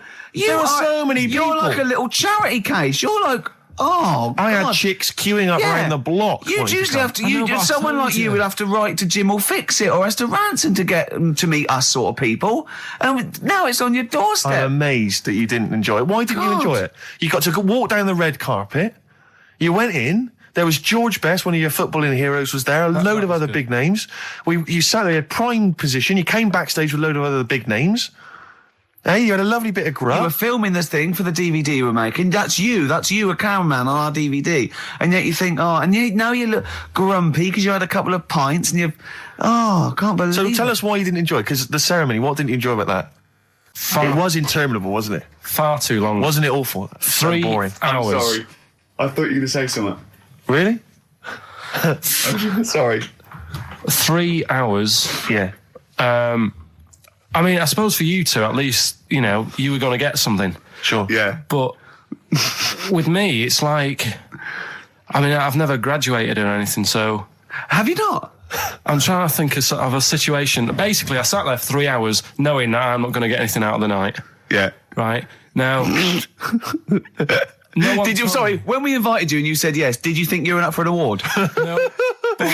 I thought we were going to be sat round tables, having a nice bit of food, whilst people are going up there winning awards. Yeah. But 3 hours of the same thing over and over again. I mean, if a film's 3 hours in the cinema, you go, well, it's long, but, you know, I wonder how it's going to end. Yeah. But this was just like the same thing over and over again. Some guy going up, thanks a lot, cheers for the bit of brass. And then going down, sitting down, the same thing over and over again. Honestly, right, I'd say it was one of the worst things I've ever had to do. I enjoyed the night afterwards when we did have a bit of lamb and a nice bit of veg and that. That was all right, and I went home and I was happy, and I got the little freebie bag that you're talking about that we're giving away. Yeah. which wasn't much good stuff in it. Oh, all right. Right. No, What Suzanne, would you have done on that Saturday night? Suzanne What said- would you have done or the Sunday night, rather? What would you have done had you been at home? I would have stayed in with Suzanne, right, watching telly, having a nice bit of pate on toast or something, cup of tea, watching 24. But instead, I had to buy an expensive suit, so I didn't show you up, right? Jesus, what are we doing? Yeah. How much did you spend on your suit? Well, in total, right, because, you know, the shoes and the suit and the shirt and the tie, it was about 600 quid. That's the most expensive evening ever. And that's what I'm saying to you. And the daft thing is, it's dark in there. I don't know why you've got to wear a nice suit. You can't wear a tracksuit, for goodness sake. It's dark in there. No, just the shirt and that. It doesn't make you a better person wearing a suit. No, doesn't make you a better person, no. We're not claiming it made you a better person. No, but that annoyed me. Yeah. See, Christian's giving away a trip to Salem, Massachusetts. That's bizarre, actually, because I was in America recently and I went to Salem, Massachusetts, and that's not a prize. Isn't it? Believe me, we were there, we were sort of obliged to go because we were at someone's birthday. It's rubbish. Really? I mean, that's a really poor trip. That's such a boring He probably can't believe his luck. It's probably the biggest thing Christian's ever had to give away. The great thing about, and you've just dissed it. The great thing about Salem, Massachusetts is that I don't think we're good for this station. I don't think we're selling this station like we should. Well, you know, it's its own fault. You know, it shouldn't have hired us. I blame it. You know. Yeah, and paid us in advance. Yeah. They're lucky we turn up. No, I went to Salem, Massachusetts, and this is the place that's famous from like Salem's Lot and the Salem witch hunts, famously. Famous for all things Salem. Salem. Yeah, anything with Salem in the title. That's what it's famous for. The whole place has gone mad over like witches and anything. Basically, it's like there was the Salem witch hunts in like 17 something or other or 16 something or other. So the whole place now is just full of like people dressed as witches. Yeah. And then it's like any supernatural stuff. So that I went in and it was amazing. It's quite like expensive. Glastonbury tent. It was it's awful. Every single place there, every single shop is kind of horror related. Yeah. And I went to the Boris Karloff World of Terror. Yeah, right? It's amazing. You went in there, right? I don't know if Boris, the famous horror actor, has actually been involved, but you go in there, you walk in the door, you've got to put these 3D glasses on, right? And it's supposed to be this kind of chilling journey around this kind of like a sort of a crypt, you know. And you put these glasses on, and I couldn't tell. They were so poor, I couldn't tell what was supposed to be a 3D effect and what was actually three-dimensional. Really? So I couldn't tell if like the floor was actually sloped or if it was just appeared to be. Yeah. Whether the wall was actually kind of knobbly or whether it was 3D. It was so much, and it literally took about 45 seconds to get through it. Imagine and he just that. came out blinking into the light again. It was so rubbish. So I just want to throw us over to Carl. So there's Steve Merchant with funny glasses on in this place horror, and he's walking round. Do you think he scared people, Carl? I've set this question out, haven't I? I've loaded the question. I know the answer you're fishing for. Carl, do you just want to have a dig at me? Because it's coming up to 2 o'clock, and you've not really put a lot of effort in today, slagging me off. I don't do it on purpose. No, he doesn't do it on purpose. He's just an honest northerner, and he can't lie. He's like George Washington, but without the wooden teeth. Yeah, Salem. I didn't mean. We've to say, lost it again, haven't we? You didn't mean to say Salem. This is such bad that radio. Was just this the is word really. that was in the tip of my tongue. Genuinely, this is bad radio, It's awful isn't it? radio. Quick. Oh yeah, my mate went to one of those things. In the West End where you walk around and it's aliens and they jump out at you. Right. And he was so scared when the alien jumped out and he ripped a bit of his face off. And the alien's face off? Yeah, it was foam and the bloke went, "Don't do that, mate." Brilliant. Well, in the Salem one, I was wandering around, and this was one guy that kept jumping out. Yeah. Because there was about 10 of us, I was at the back. I always missed him jumping out. So when I got round, I missed all the frights. It was Oh no! You'd at least you'd have thought he'd like jump out, then double round and jump out again. For Yeah. people at the end of the Everyone queue. might catch that. No. He says that you're winding up because you're sort of like negative about I'm everything. negative? Yeah. And but what I think it is because we pointed out that his lateness is unacceptable. Yeah. He said meet you at 6. He turned up at 20 past. He said, "Well, someone stopped me in the corridor." I don't care. I've got stuff to do. We had stuff to do. I think we're a bit busier than you, Carl. You've got one job. We've got loads of jobs. I keep telling you that. You got one job in a little room, a 9 to 5 there, that you don't even get done in 9 to 5. That's why you're late and mucking around all the time. There's loads of work to do. Yeah, one job. No, it's Cool. not. It's one job with a lot of other jobs in it. It's like those little Russian dolls you get. Right? Will we ever get to a point where all this is too heavy for the world to handle? Right, what error has he made there, Steve? What physical, scientific error has he made there with that question? I can't begin to explain it. Carl, we're not getting the rocks from other planets. It's already here. It's like having a big pile of books in a room and then moving them over to the other side of the room and build a thing going, oh, can the room take it? I'm building a lot of things out of these books. What about plastic? Where does that come from? Other chemicals that existed on the planet. Yeah. Do you see the point? Hang on a minute, though. What about a little tree? You plant that as an acorn, it grows, Rick. That's bigger. That's more stuff. Yeah. Don't listen to him, Carl. He's patronising you. What about acorns and that, though? Right. They grow from minerals and proteins already in our atmosphere or in our, the mass of Earth. What about a cat, Carl? Right, you get it, it's a very tiny kitten, but it grows up and it's bigger. Carl, he's doing it on purpose. Elephants? They're very small to begin with, but they get bigger and bigger and bigger, and so they get heavier and heavier. Mind you, dinosaurs have gone. You know, but you...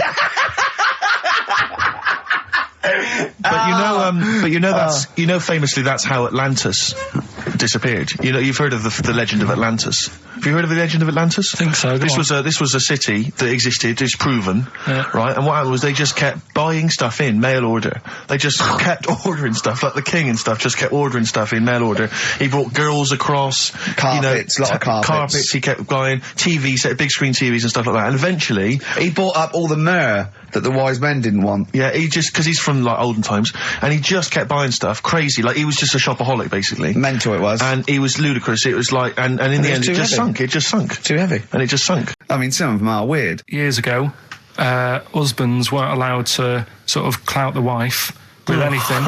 What was it like in the past? I know, yeah. You couldn't clout your missus. With anything wider than your thumb. The stick had to be the same, no bigger than your thumb.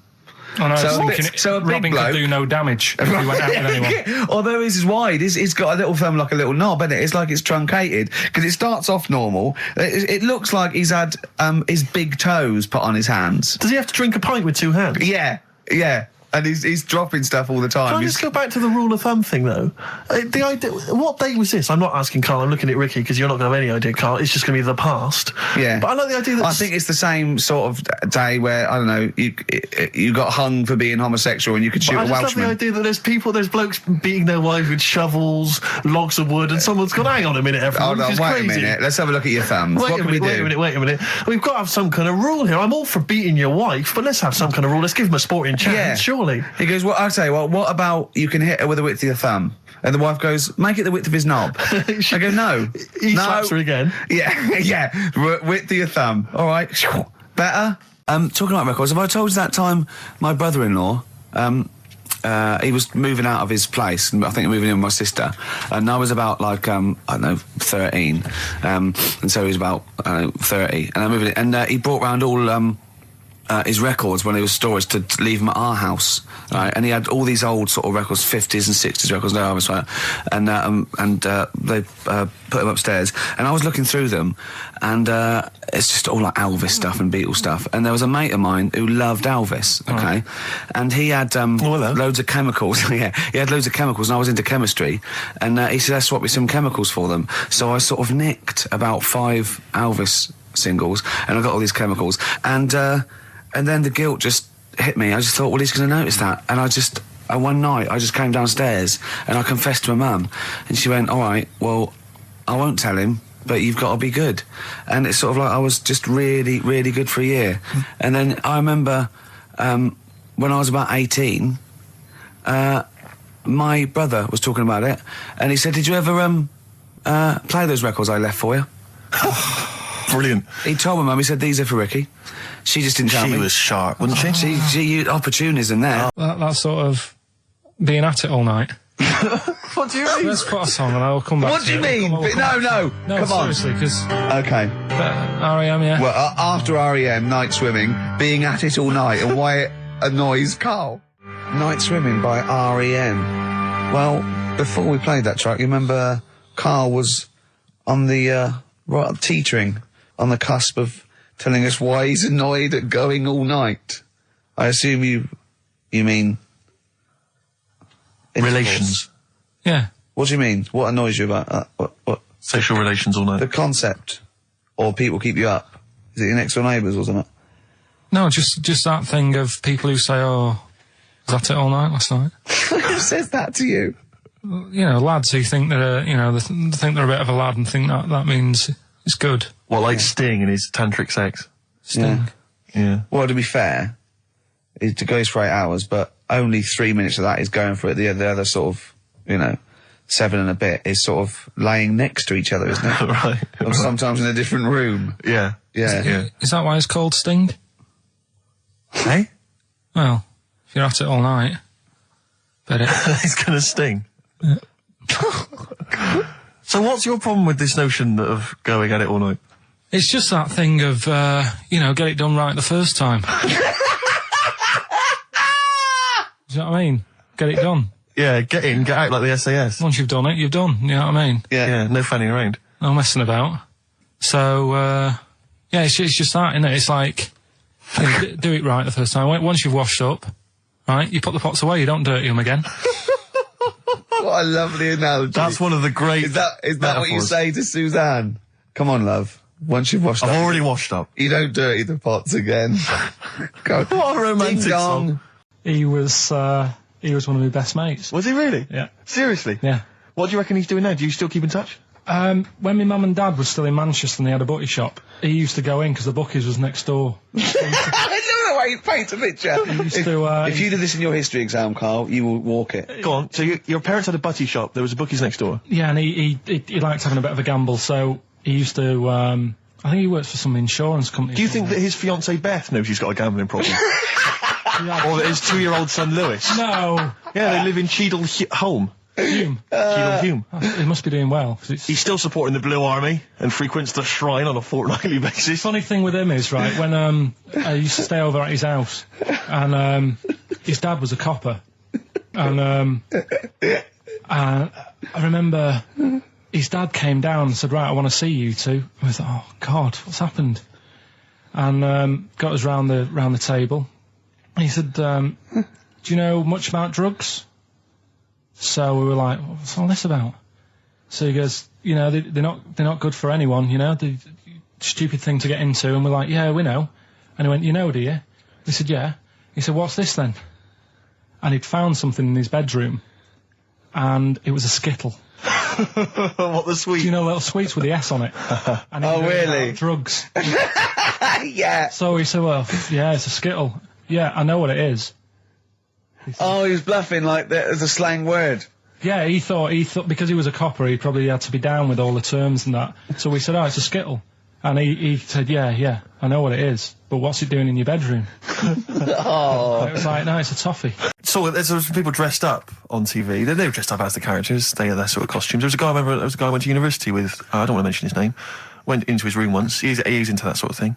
He showed me in his wardrobe. He had a full-size Star Trek outfit that his mum had made for him. His mum had made for him. But I wanted to say, well, A, you've taken this to university, but B, when are you going to wear that? Yeah. When are you ever in the mood to wear that? Well, you never know when. Like on Apollo 13, wasn't it, when someone had measles or someone else got in. Sure. So you might go, oh, I can't believe it. Yeah. Can't believe it. The Enterprise, Uhuru can't make it. But it's the idea of that being, I'm not one to speak, but it's that idea of that sort of being attractive to women. Because that's presumably generally when you're at university, when you're 18, 19, that's the reason you wear those kind of clothes, is to try and make a bond with someone, isn't it? Try and establish some kind of connection. Yeah. Saw a guy walking down the street the other day, must have been 18, 19, wearing, on his T-shirt, it just had a picture, and the words, Star Wars Phantom Menace. He probably like... But it's just the idea of a girl going, yeah, well, I like that film as well. Yeah. Because it's supposed to be kind of kooky and eclectic T-shirts, aren't they, normally? They're supposed to be a bit sort of radical and a bit offbeat. My favourite, though, are... I love fat goths. Yes. I really love fat Who are still goths. persevering with it, even into their 30s? I like fat young ones. I love fat 18-year-old goths. I really like them. They're one of my favourites. And I like 42-year-old goths. Yeah. Who, they're losing all their hair. They're just growing at the back. But, I don't know what jobs they do. But their main hobby is looking like Nosferatu and wearing lots of silverware. That's one of my favourites. I think I mentioned to you before, I saw a girl on the tube, she had a bag, and she was quite gothy. She had a bag, and it sort of had like a Barbie's head kind of sort of defaced hanging from there, and loads of badges and tassels and little motifs and odd things, and she decorated the bag. And then had sort of things like, legalise cannabis and ban the bomb, and stop the war. Yeah. And I just wanted to grab her and say, you doing much about the war, or are you working mainly on the bag? Yeah, you spent most of the year. Yeah, you filling in the embroidering. petitions? Are you doing the marches? Collecting or is it largely badges. the bag you're focused on? Oh dear. I'll tell you another thing, that a fashion mistake that always offends me whenever I see it is an Englishman of any age wearing cowboy boots. I had cowboy boots. I can't believe it. When I was 18, right,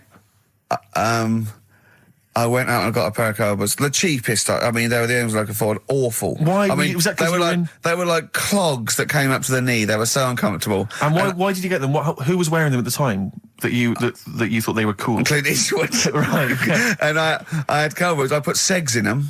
What segs? Which the little things you nail into the bottom. So they sort of clip clop as you Clip walk clop, right. So I'm 18, right?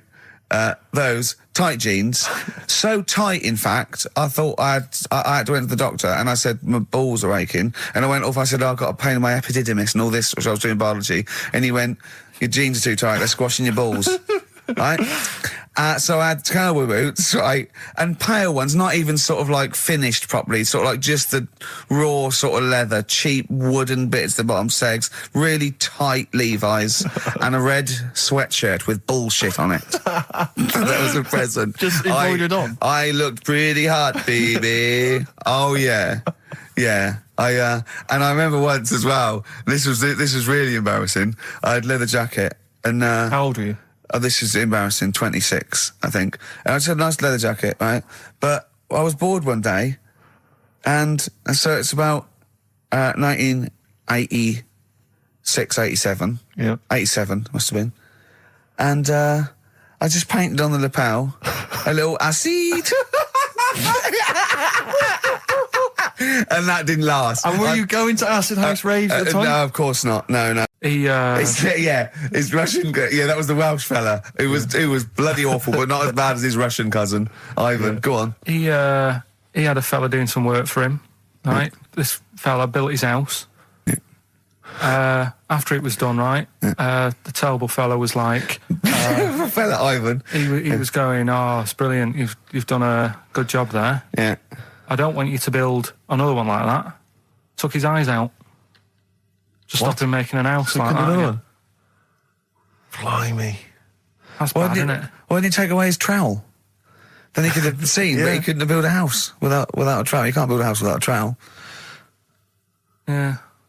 I suppose he probably later thought that once he'd been nicknamed Ivan the Terrible. Yeah. He thought, why? Because you gouge people's eyes out. Yeah, but I didn't want to build another house. I know, but take his trowel away. What would I have been then?